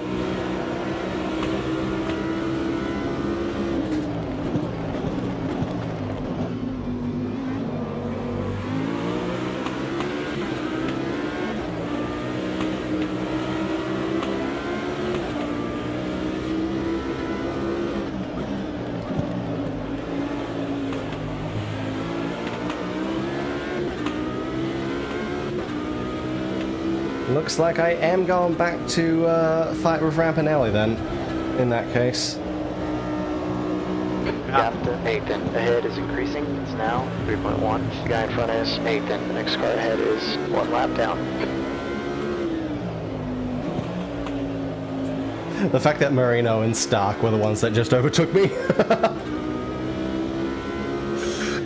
Yeah, and they don't have to stop anymore, so... It's closing in. Gap's down to 1.6. Yeah. Pretty easy to see how that's ending. Oil temperature? Oh, fuck, okay. Okay, okay. Come on, car. 1 more lap. 1 lap. I know you got 136 degrees oil temperatures. Yeah, I know, Jerry. I know. Stay with him. Oh, God. Kind of dire there. Well, presumably my front damage has also damaged the air intake. Yeah, it stands to reason. Anyway, Rampinelli is now in front of me. And I'm going to have to take it very carefully on this lap. Stop requested. But this is my goal lap. This is lap 68. So... Oh dear. Gonna be doing the whole rest of the race with like 32% plus engine damage, but assuming I don't get more heat damage on this lap. Lee is now in the lead. And there goes Ezekiel. Flores is behind me.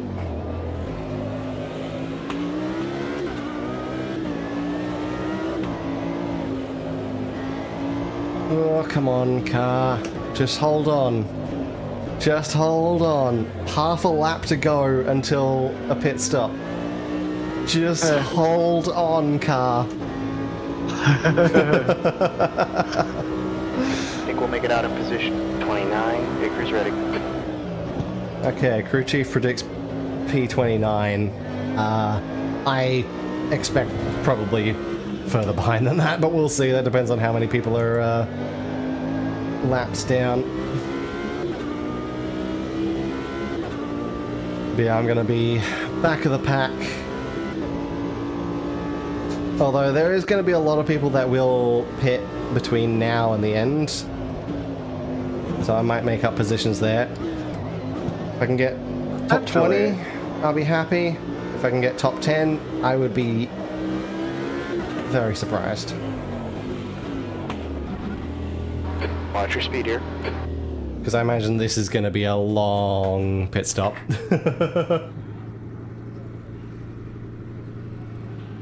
Oh, man.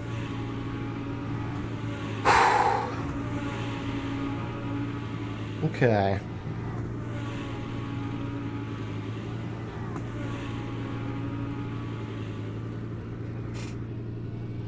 Alright, fuel done.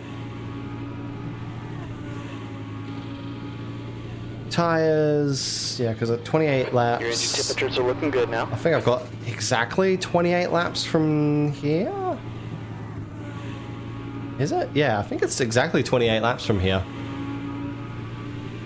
So, I've got 28.7 laps of fuel, so yeah, I should be able to get there with less than a lap of fuel remaining. Okay, pit stop's not as bad as I was expecting. That's good. I mean, if you're not fixing 102. the engine damage, so I guess that makes sense. Yeah, engine damage is going to stay. Tiny bit of clutch damage as well. Doesn't really matter. Just on the track in general, though. Yeah, that was a killer, but I don't know whether it would have been better to take 2 stops and repair the damage early. Maybe Probably it would have been because of the length of the pit road, but well, but then yeah, I don't know. Yeah, I don't know. Pit exit's clear. Go, go, go. I guess it's hard to say. Yeah. It is hard to say. Not entirely sure. A little bit of heat built up. The next guy ahead of us is Anthony. Cold tires, cold brakes for the first time since the beginning of the race. Let's get everything heated up. But this should be nice because now, for the first time since the beginning of the race, I've got fresh tires. That'll feel good. Yeah, even if I'm a little bit down on engine power, maybe, the performance should be alright.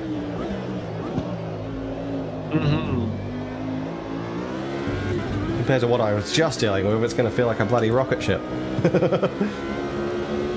Well, yeah.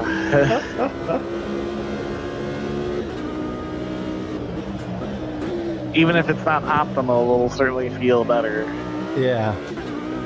Again, I love how the signboards have just been gone in that first, like, corner for, like, half the race now. Yeah. Not too surprising. Scott is now in the lead. All the other signboards are fine, but... Yeah, I think that corner in particular, it's easy to... easy to kind of just go out wide for.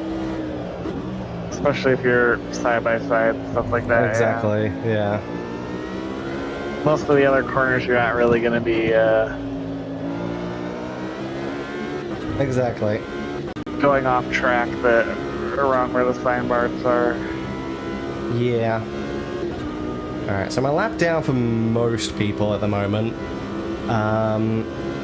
Safety car. Oh god, that was late in the brakes. That's fine. Final corner. Safety car might be nice right now, just to bunch everything up, and then I can sort of work my way through, maybe get my lap back. Gap to Daniel behind. Yeah. It's now But 18 seconds. because I'm 239 down, so yeah, I'm 1 lap down. So a safety car would actually Although be if not really everybody nice. pits, that would be a little bit harder to actually get your lap back, but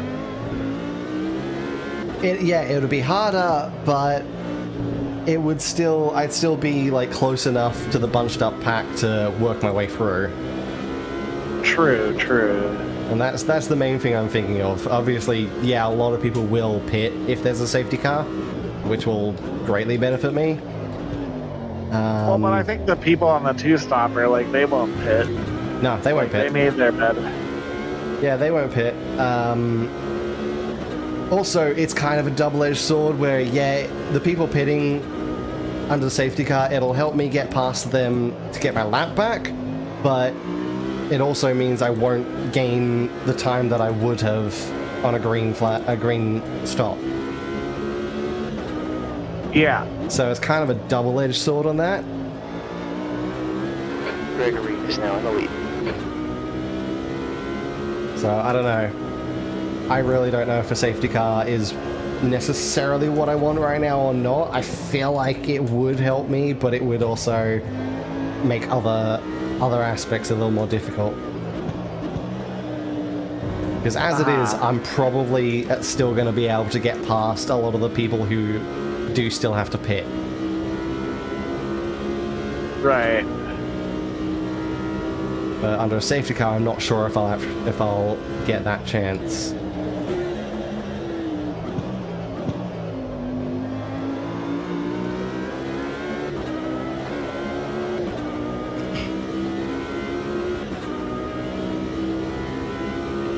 That lap was a 2:01.63.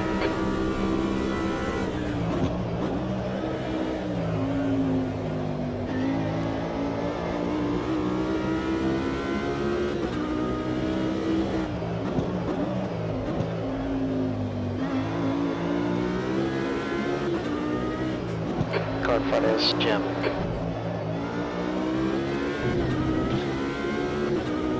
Car in front is Jim. Okay. Jim Bergman, I guess.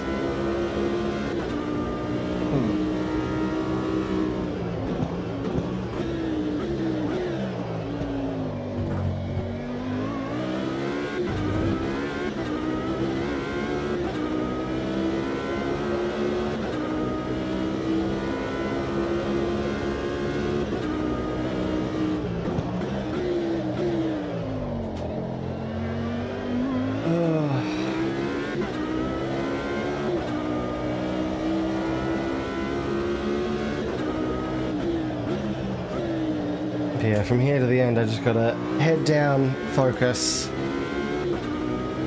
Yeah. and try to lap cleanly and quickly.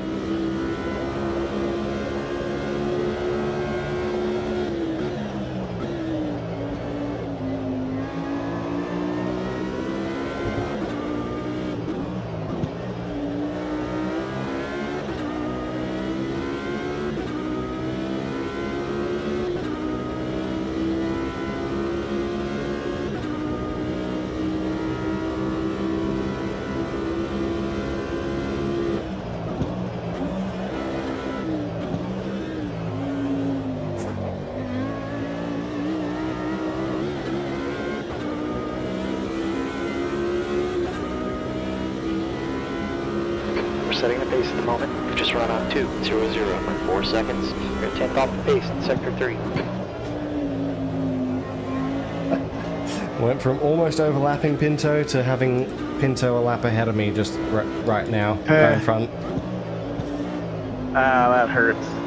Yep.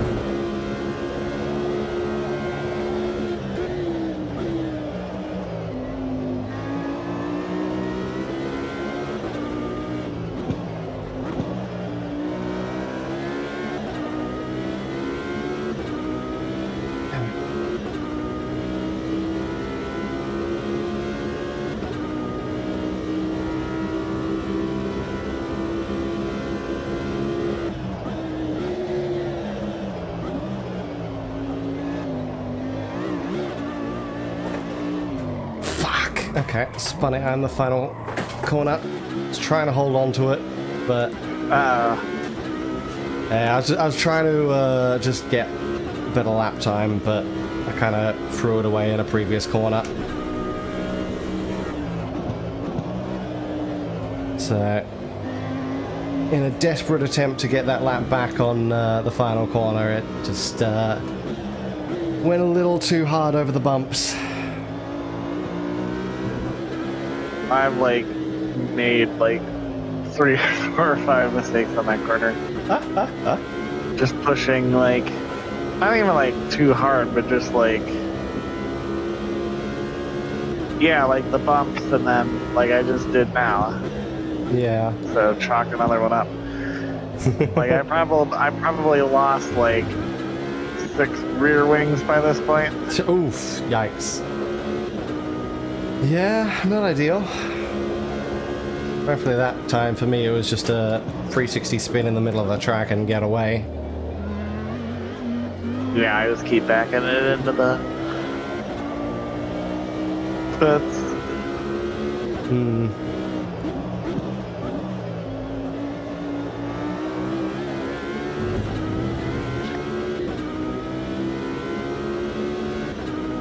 The leader, Gregory, is pitting. Okay. Some pit stops are starting.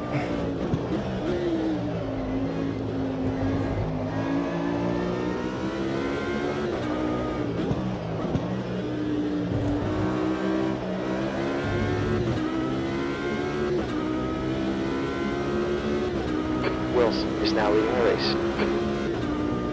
I can at least try to get my lap back on them. In fact, I think I will this time around.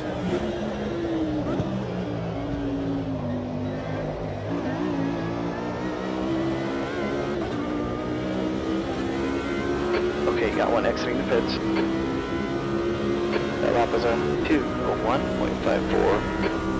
Got a little worried at hearing got one exiting the pits. I was like, I'm just getting my lap back. Don't tell me one of them is still coming out ahead of me. No, it's you. It's fine. Yeah.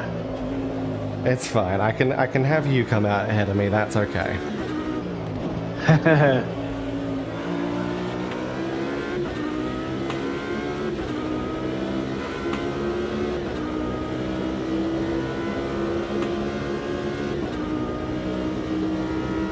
P29.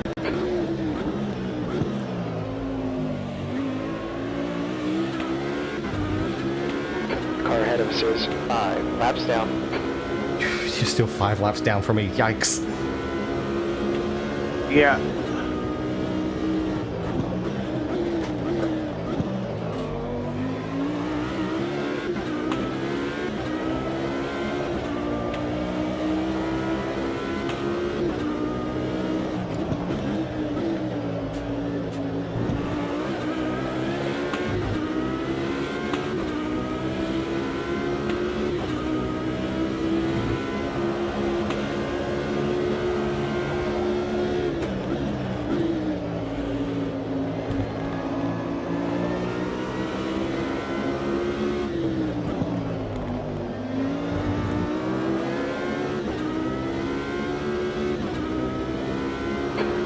Wilson is pitting.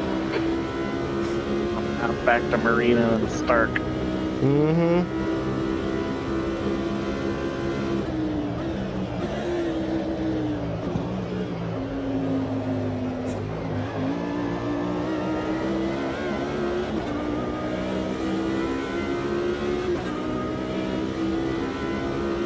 That lap was a 2:01.01. Sector 3 is 0.7 off the pace.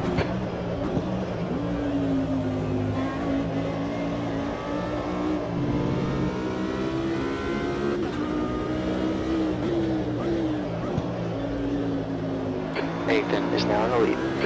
Oh god. Okay. That's a problem. I had a Premiere tab for, I guess, something open in a browser, and it's going.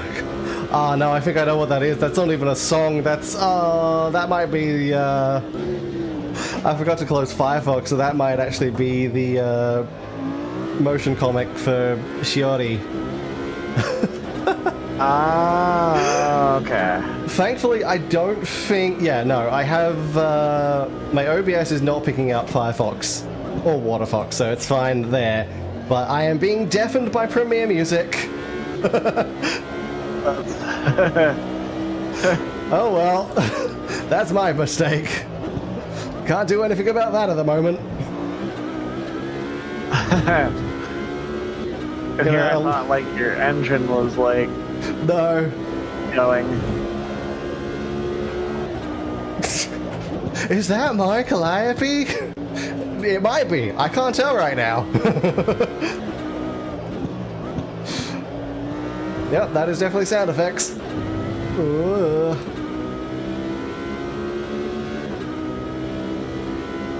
Alright. I guess I'm now listening to the battle between Evil GG and Callie and Narissa. That would be a little distracting. Just a little bit. Driving. Just a little bit. Sharp in. The gap's now 19 seconds. Sector 23 are pretty good. Sector 1 is... Good luck, Mari Calliope. Off pace. Track's cooling down. It's now 50. That was an explosion.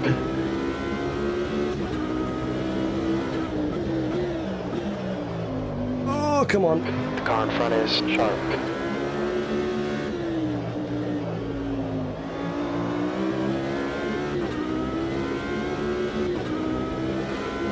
I don't want to close my eyes, GG. I don't think that would help me right now.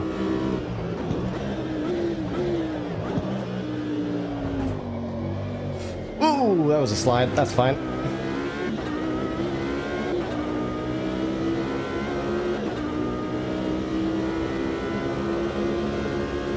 I just noticed who's right behind you. Who? Stark. Ah.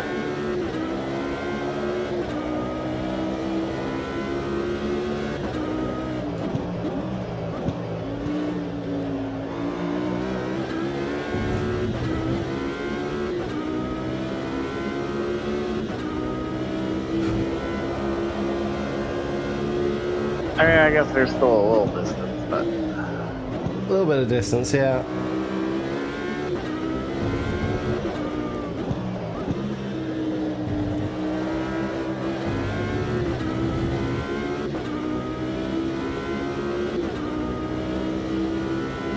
Gap to P28. Ahead is now... That does mean technically I'm on the lead lap now. Okay.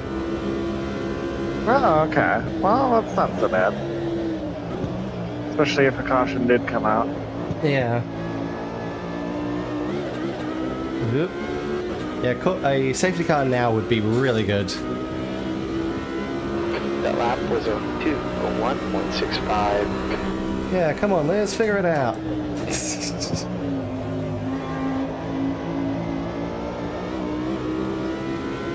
That was another explosion.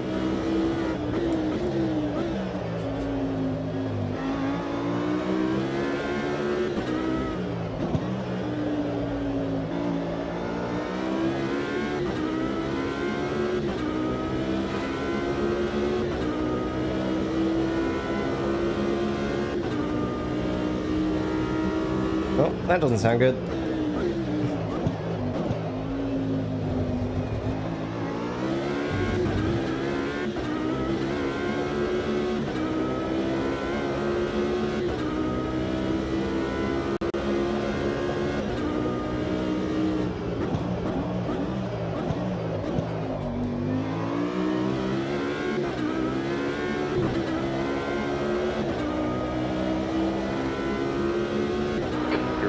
Sharp in. The gap's down to 16 seconds. Okay, 16 seconds to the car ahead.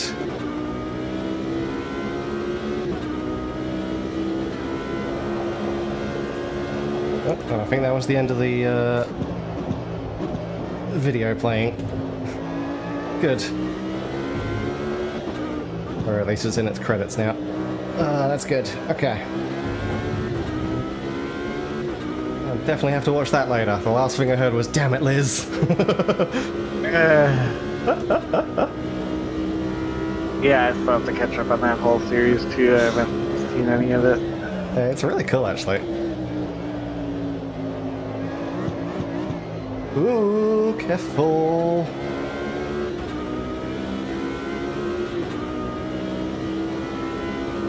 You've just run a 2. Yeah, we're going into the overcast weather now. Yeah, yeah.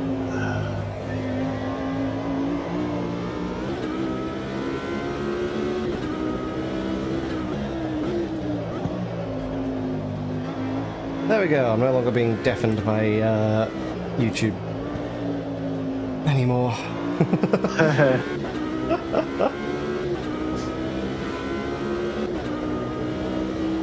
Oops, someone up the front went into the pits. I assume that was one of the last... Ah, Rampinelli, yeah, okay. Rampinelli's on a free stopper. Ooh, come on.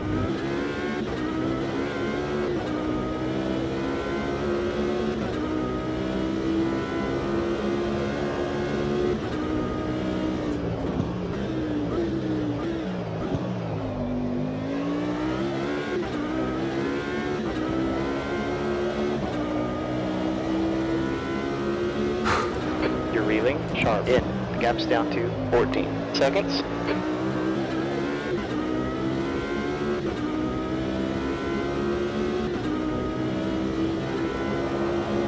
$14 to sharp now. I'm reeling them in decently quickly, which is good. Well, that's good at least, yeah. Ooh, okay. That was almost on the dirt. Alan is in the pits at the moment. Okay. Probably going to leave the pits before I get there. Maybe. I think Alan... Was Alan still behind me? Might have been. Next guy is Anthony. I see Rampinelli. Rampinelli is out of the pits before I got there. Okay, Alan and Stocker are behind me now. That's good. Rampinelli is the next car on the track between me and Sharp, so I am very much going to try and catch up to Rampinelli and fight with them at the end of this race, just like we started it. But I think that goes to show, yeah, those of us on the free stoppers, definitely not the successful strategy. Unfortunately, I didn't really have a choice. I can't save my fuel as well as the front runners.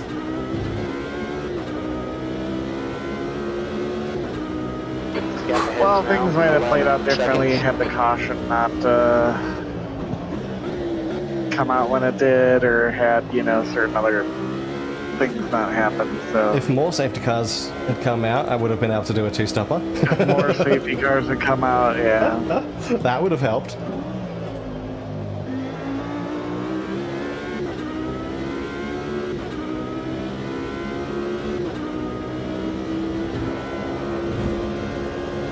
Kind of surprised we've only seen the one. Because there have been a lot of accidents. Yeah, I guess they've all just kind of cleared themselves out eventually. Yeah.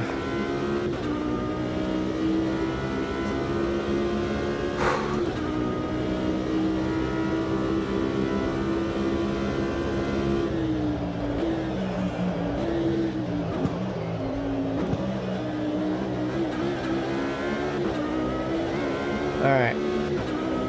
Final 17 laps now. And I've got 17 laps of fuel, so still on pace for, or on track for having just enough fuel. The car in front is Sharp. Nice. Rampinelli's gotten in front of Sharp now. Okay. Rampinelli's on a charge, which I'm not surprised by. Again, Rampinelli was one of the fast ones up the front, so it's going to be probably quite tough for me to catch up to them. Gap out front's now 10 seconds. But that is my goal, to try and catch up to Rampinelli.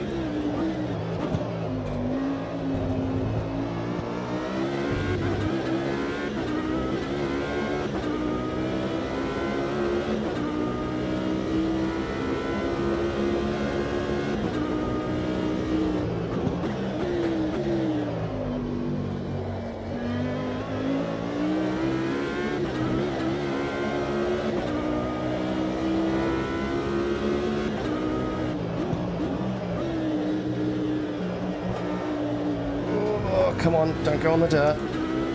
Thank you.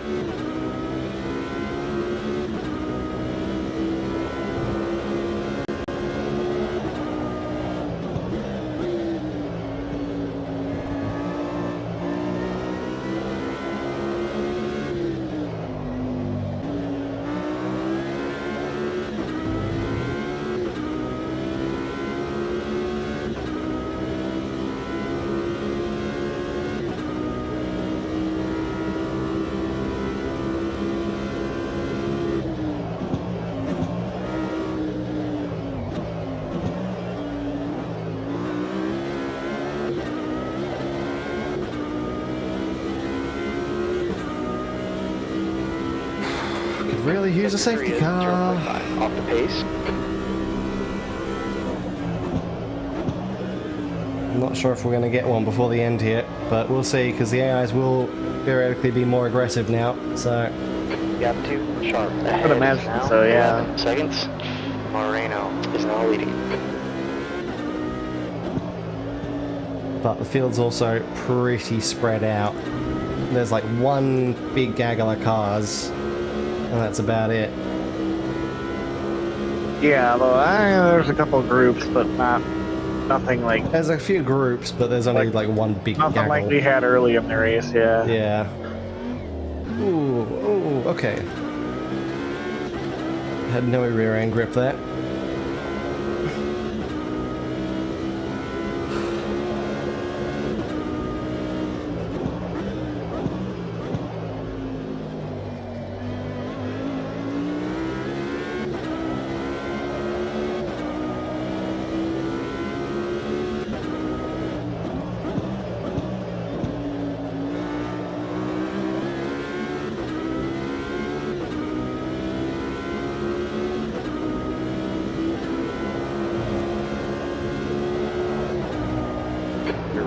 D26 in. The gap's now 10 seconds.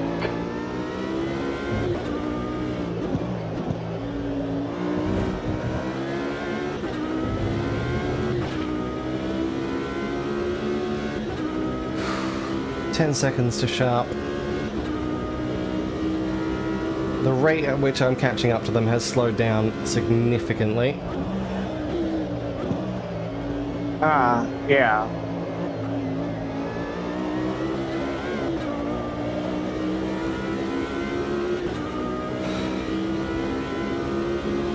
And I'm about 20 seconds away from losing my lead lap.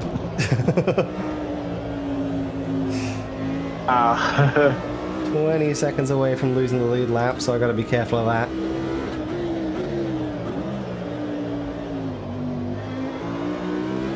Nathan is now in the lead. Well, it's one hell of a battle for the race win. Yeah, if they can keep fighting, that'll not be bad. You're reeling, sharp in. The gap's now 7.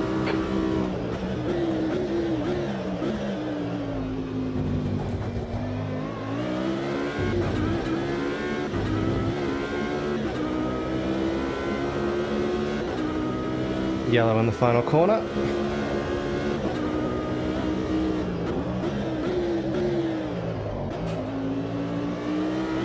Green flag. Okay, that cleared up pretty quickly then.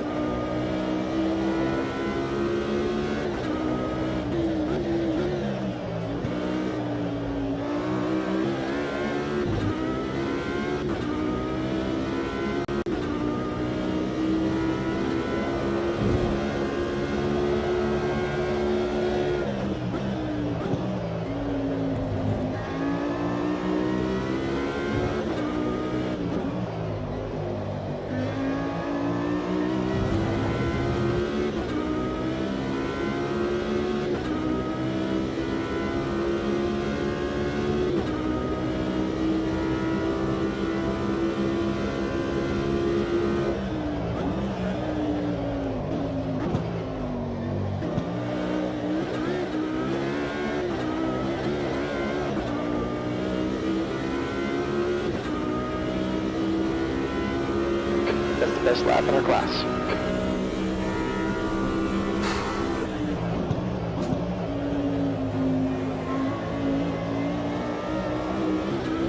Just losing a lot of time on that final corner. Now in the lead. You're reeling. D26 in. The gap's down to 6.1.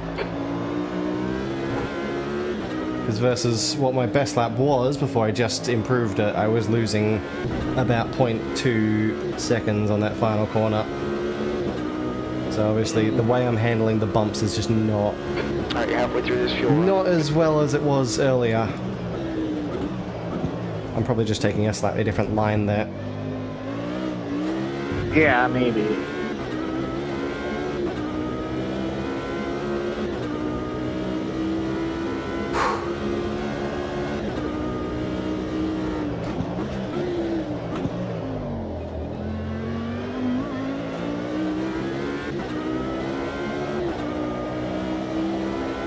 The track is definitely cooling down now,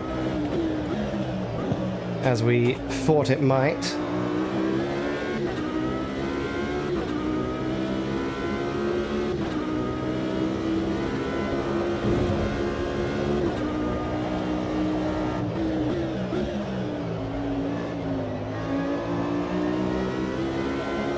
Yeah, I can see the nice little cloud cover, but yeah, the track is really cooled down fairly quickly. Mm-hmm.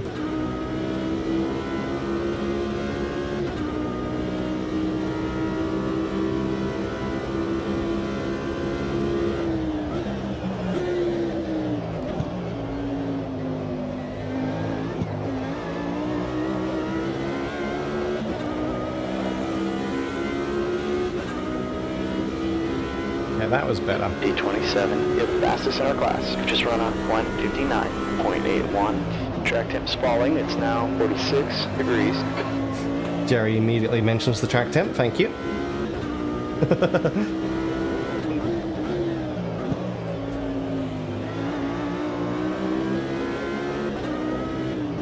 I'm now right behind Sharp. I think Rampinelli has been powering through the groups of cars ahead of me.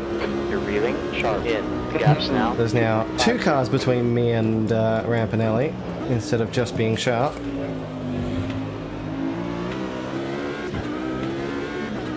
I need to get ahead of Sharp and then Bergman, and then I can try to chase down Rampinelli, hopefully before he overtakes Vasala.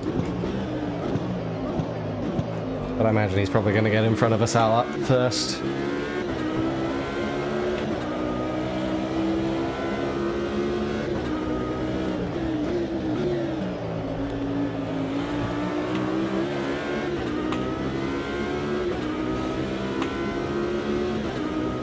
Come on. Just like 12 laps to go.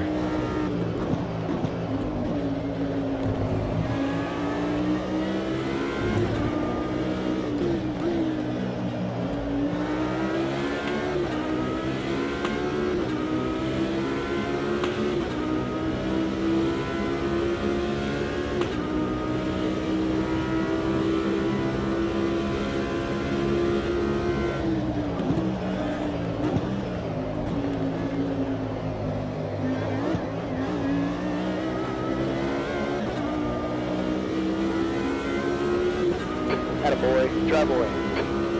Attaboy, drive away. 1:59.54. So positive. Exactly. I like Jerry's attitude.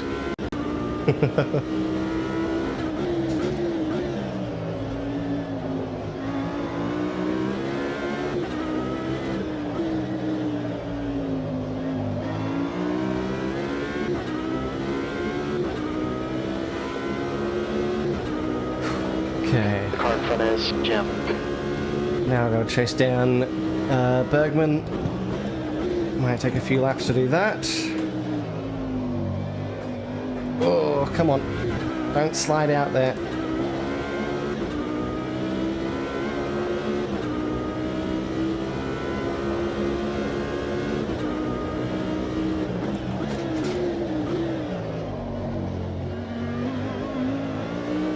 Gap 2, Sharp behind is increasing. It's now 0.6.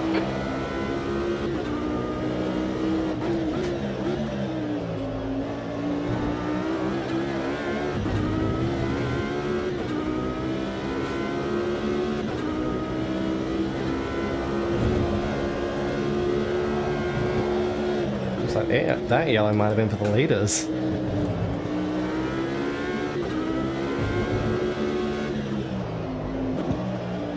Stark is Yeah, I think Stark dropped off at that that corner. Might have spun out or something. maybe Marino took him out. Maybe.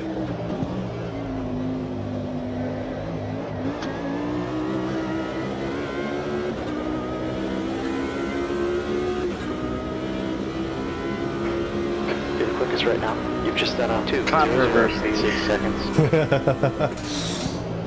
Controversy at the front of the race. Gotta love that.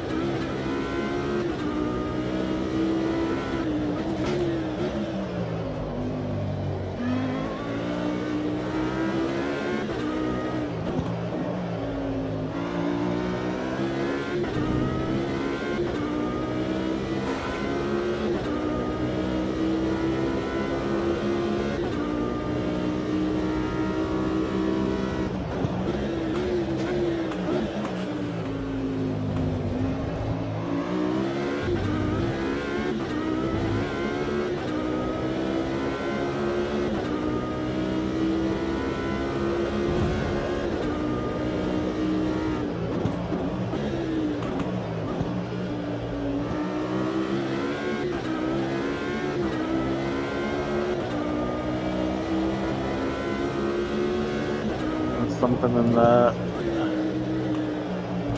last corner. Final corner, yeah. That's the big group of cars as well. I cleared up.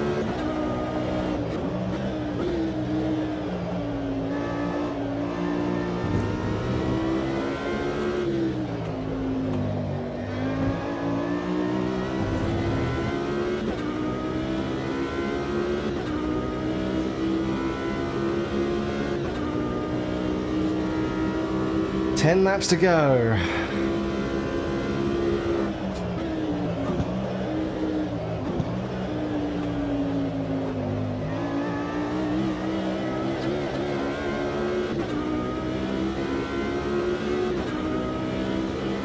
You're reeling, D25, in.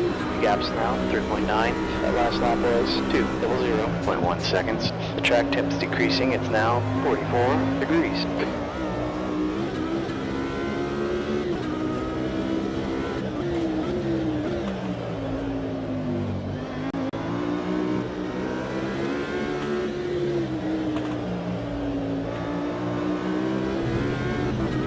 Well, despite my engine damage, I don't think it's really affecting my speed at least.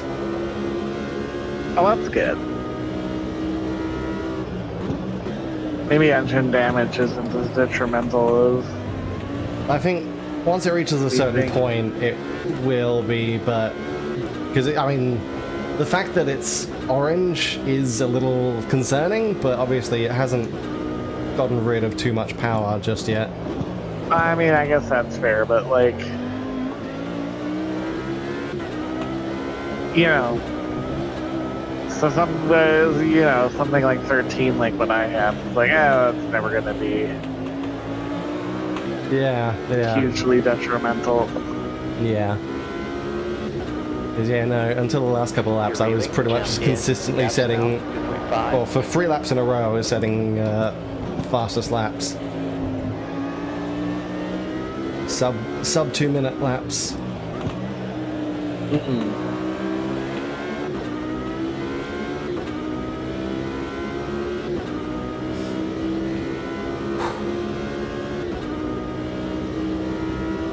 Catching up to Bergman. Unfortunately, Rapinelli has passed Vasala.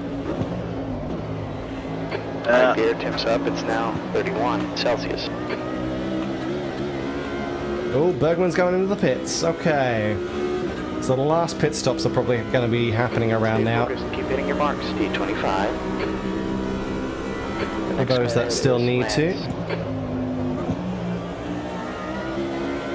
Can't imagine there's too many that do, but Probably not going to be there's probably still too a many. few stragglers. I don't know. I'd say there's still probably quite a few that are trying to go to the end of their third stints and do a very short stint at the end. Just a quick splash of gas. Yeah.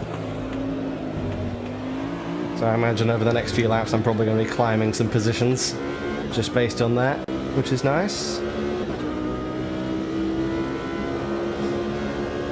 Which also makes top 20 seem quite likely, at least. It's achievable. Yeah. Because I'm 25th at the moment.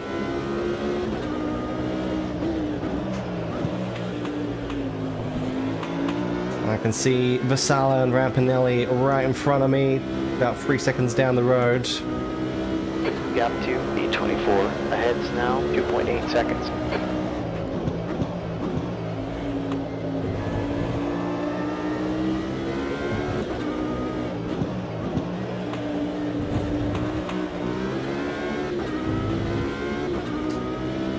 Oh, something's in the final corner.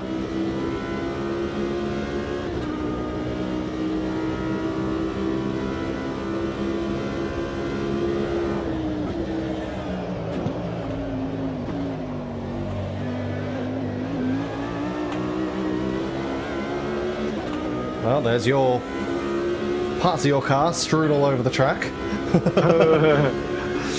Your bonnet and your front bumper. Yeah. Oh, there's something flying. Next car is Giancarlo. My windshield is cracked, and my suspension is destroyed, and my engine's at 53%. Oh, even worse than me now. Crikey.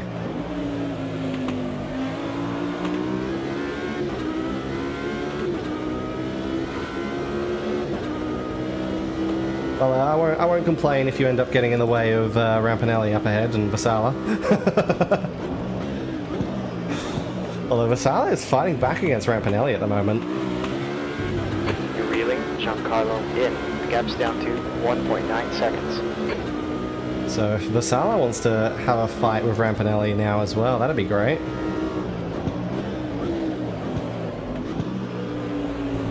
And I think that's Pinto, the car ahead of you.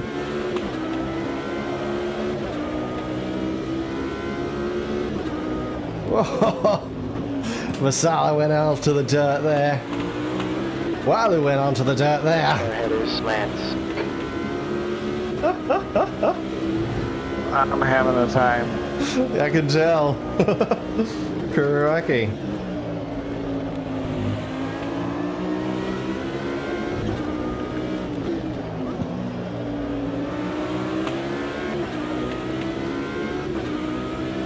Come on. Just need to catch up to these two. I want to beat Rampinelli. I would like to beat Pinto, but I don't think that's happening. But if we can beat that purple car of Rampinelli. Request pit stop.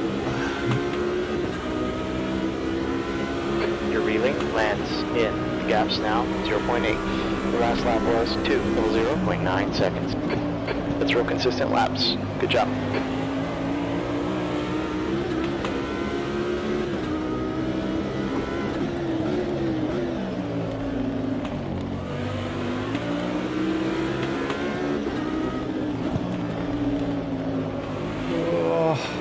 Okay. Getting a bit of aero wash from Vasala and Rampinelli now.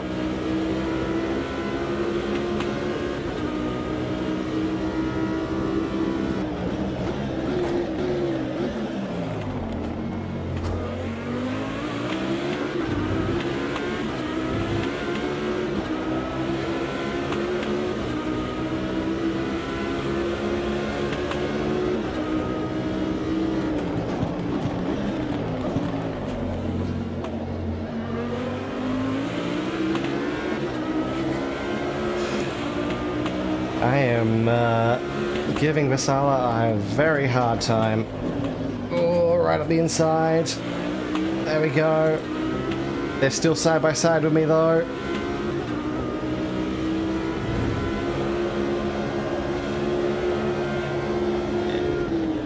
track limits, I don't really care. You gave us a cut warning there. The guy ahead of us is Giancarlo. Okay. Now get back here, Giancarlo Rampinelli.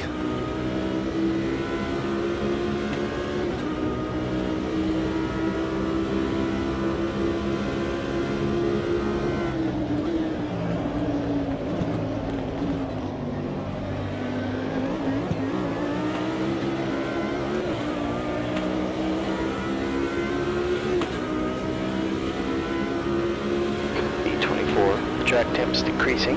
It's now 41 Celsius.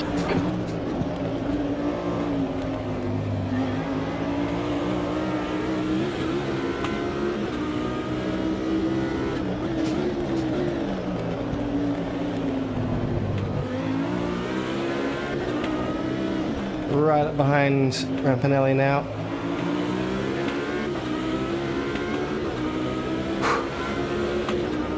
Come on.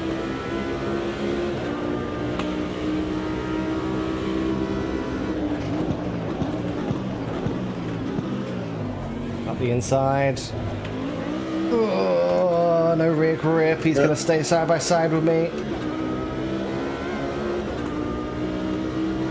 Still got an overlap. Oh, don't have an overlap anymore. Oh, he's pushing me to the very far inside of that corner. Still side by side. Glad I wasn't an overlap there because he would have done exactly the same thing as before, as Walken did. Oh, side by side once more. It's a hell of a gaggle going through the final corner now. Yeah, I can imagine it is.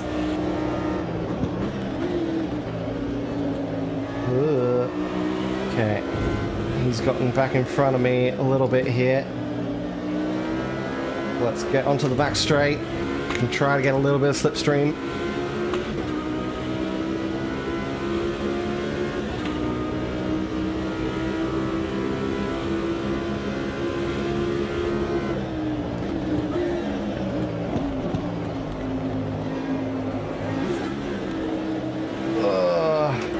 Couldn't quite make the pass in the final corner.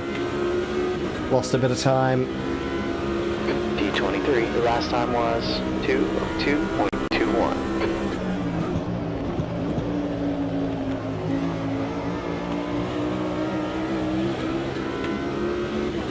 That was a 3-minute, 55-second repair job. Wow. Well, I just got everything done because... Oh, you got the engine and everything, yeah. Okay.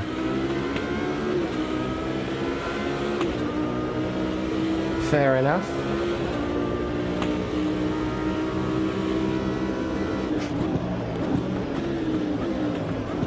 Alright. Push, Rampinelli, same as last lap. Side by side. Ah, but I got a better run there. Whew, okay. Good. Made it stick one lap later.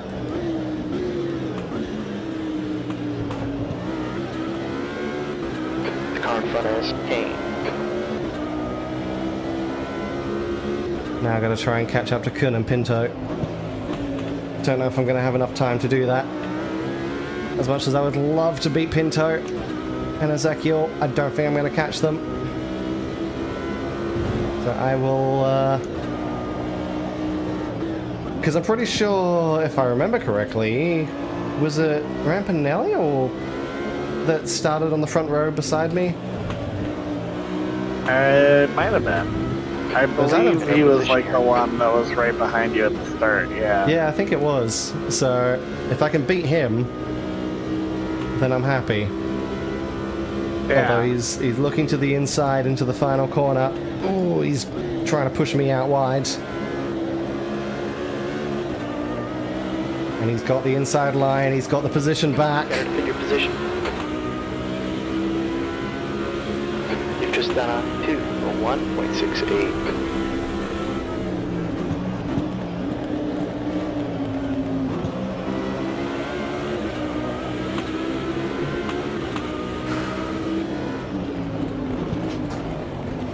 Alright, Well, if you're going to be held up by this other guy... Oh, Good pass. I think it's Kun. Yep, okay. Get back past Rampinelli. Now see if I can put Kun between me and him. Because Kun is... Oh, bloody hell! What did you do there, Kun? Alright. It might have been outside the track limits there. Front aero damage, a little bit of suspension. Yeah, a little bit of suspension damage there. Let me know if it gets worse. I can try to... Oh god. Why does this feel worse than it did before, even though it's much less damage? Because there's a suspension? Or you had suspension before? Yeah, I had worse suspension before. Ha. That's odd. Yeah, I'm on 9% suspension damage now, at least. 26 front aero. I don't think I'm going to have the speed now to fight with... Oh god. Yeah, I have to let Vasala go as well. Alright, well, I'm not beating Rampinelli. No. Thanks for that, Kun. Thanks for that. Just came across the road as I was getting the overlap. Sent me spinning off. God damn it. I just wanted to get... Because Kun was very slow. I think Kun has damage. Because he is very slow. So I wanted to get past. And then just put him between me and Rampinelli. At least for a corner or two. Sure. That makes sense, yeah. But... damn. Alright. I'm just going to try and hold on to 24th place. The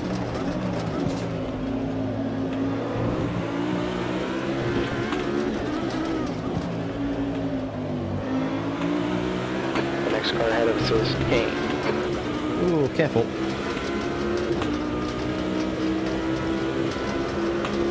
Yeah, Basala's gotten in front of Kun.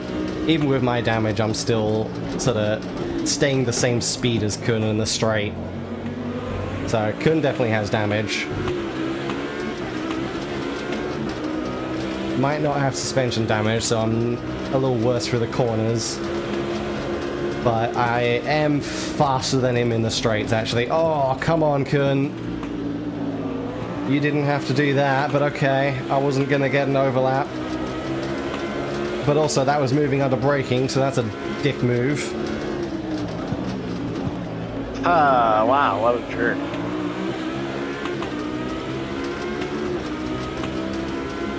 Yeah, he's going all over the road trying to defend.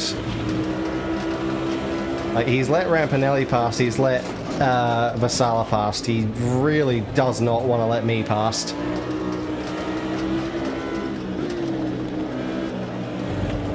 I mean, understandable, this is full position. He's probably the same as me, he doesn't want to lose.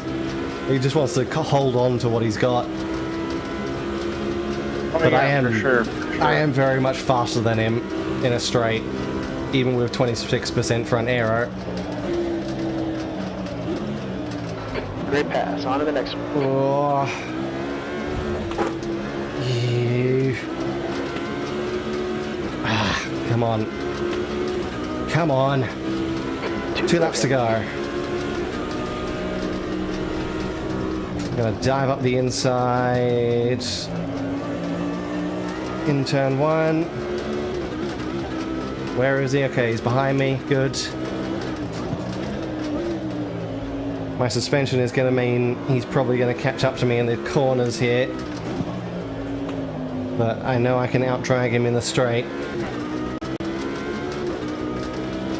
He is falling behind. Okay. Oh. Up to 22nd.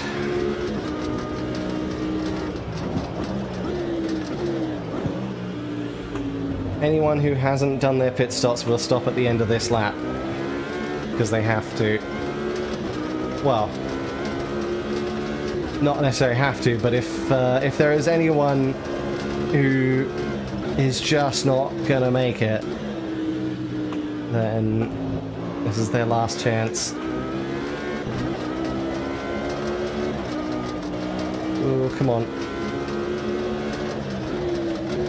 Although I would laugh if anyone in front of me just runs out of fuel. Guy in front of us slants.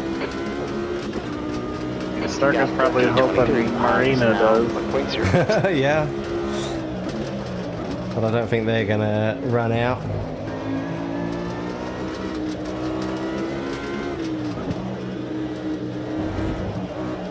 Oh, come on.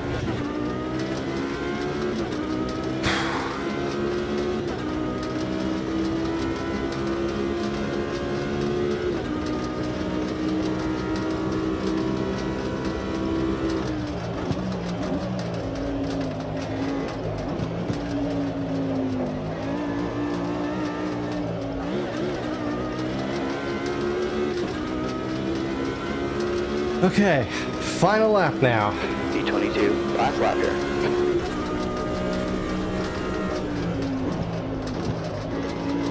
No one took the pits, so if everything goes well, I will hopefully end in P22 here. Hopefully.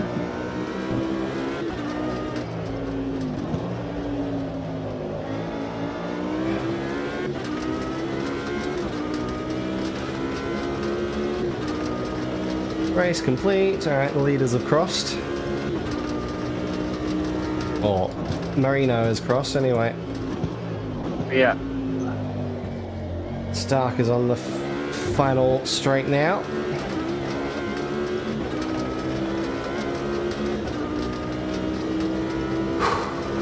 Come on. I just gotta hold on.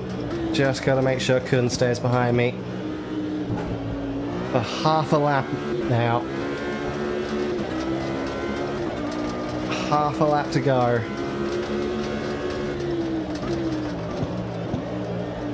There's a rear wing on the road.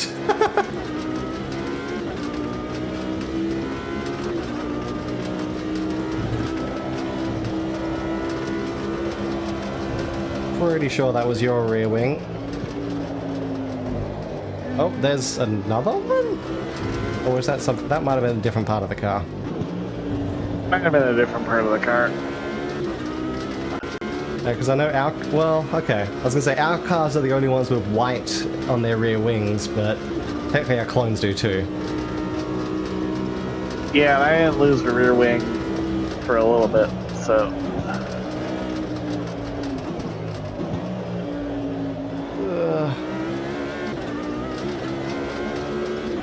Race over.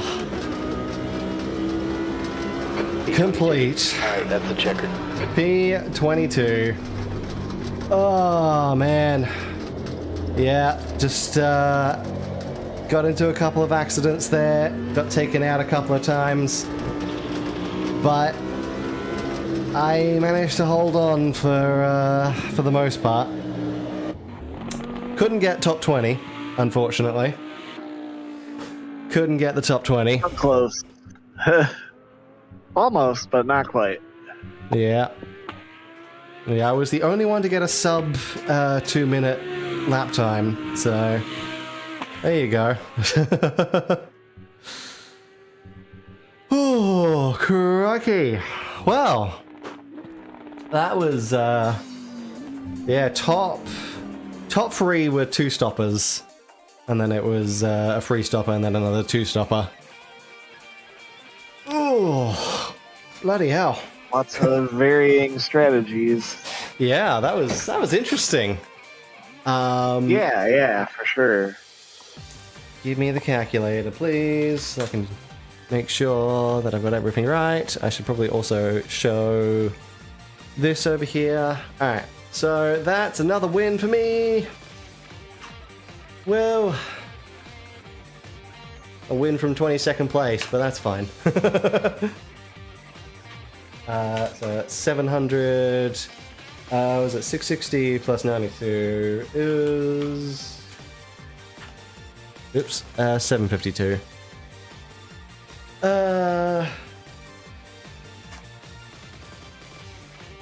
And then 784. Oops, that's 785 minus 7, 2 is 32 points difference between us. And I think 32? Yeah, 32 points difference between us now. Not as much as I thought it was, but...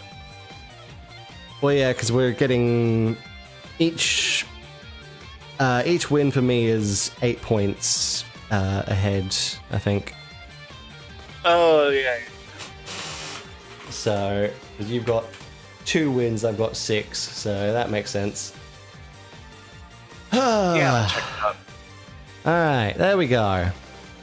That is the finishing points after this round. Oops. So yeah, 784 points for me, 752 points for Walu. Next time, 300-kilometer race at Monaco with the Aussie racing cars. It should be fun. Especially with a 7 a.m. start time, so it's going to be a little dark at the start. Ooh. Well, not full dark because these cars don't have headlights, but you know. Ah, sure. Sunrise. So yeah, that should be the 20th or 19th for you next month. September. I'm out of town that weekend. Okay, we can do 13th. The 13th should be good. Yeah. Okay. Or 12th for you. So there we go. 13th of September. Because I think, let me just double check the other schedule file. I don't think I have anything in September, right? No, I've got October stuff, so that's fine. Yeah, I've got stuff scheduled in October, but not September, so that's okay. Whew. There we go. That is going to be it for today's run. That was fun. That was fun, yeah. It was tough, but fun. It was. You weren't wrong when you said that car we'd be spinning out. Yeah, I figured we'd end up in the wall a couple of times. Didn't fully expect for me to end up in the wall because of being shoved off the track, but I should probably expect that by now.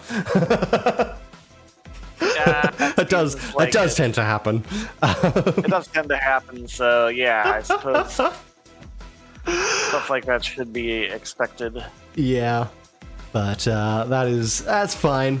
It was still a very fun race. I was, after the last few races being kind of calm, I was a little worried that, especially at the beginning, that this was going to be another case of that. But no, I had a lot of side-by-side racing and close racing this time. So it was actually quite enjoyable, quite fun. Yeah. So I mean, Sebring's always pretty good, and yeah, the Super Trofeos are... They're an enjoyable class to drive. So yeah, next time it will be in Monaco with the Aussie racing cars for 300 kilometers, which is I think 90 laps. I think I saw there. So that should be an interesting one. Again, with the early start, it's a little on the slightly darker side. But it should be all right. There is enough light level. We'll be fine. Yeah, we'll be all right. There's enough light. And then we'll experience the sunrise over the couple of hours that it takes. So there we go. Yeah. What else have I got coming up? Well, Wednesday it is back to Near Replicant. We are finishing Route B, potentially starting Route C. Don't know yet. We'll have to see how we go on time. Sunrise? Ew. I know, right? Friday, it is back to Kingdom Hearts Birth by Sleep. We will finish off Ventus's story in that one. I think I can guarantee that, hopefully. And then next Sunday, we are beginning Tokyo Extreme Racer. See how we go running around the streets or the highways of Tokyo. I don't know how the career mode story whatever works. I don't know how much of a story that game has. I don't think it has any story really, just some interactions with characters. I don't know. We'll find out, I guess. But one of my main goals is to get, unlock and beat Chihaya, because I do have the Rindo Chihaya DLC on that one, which I think is still available until October. Let me just double check it.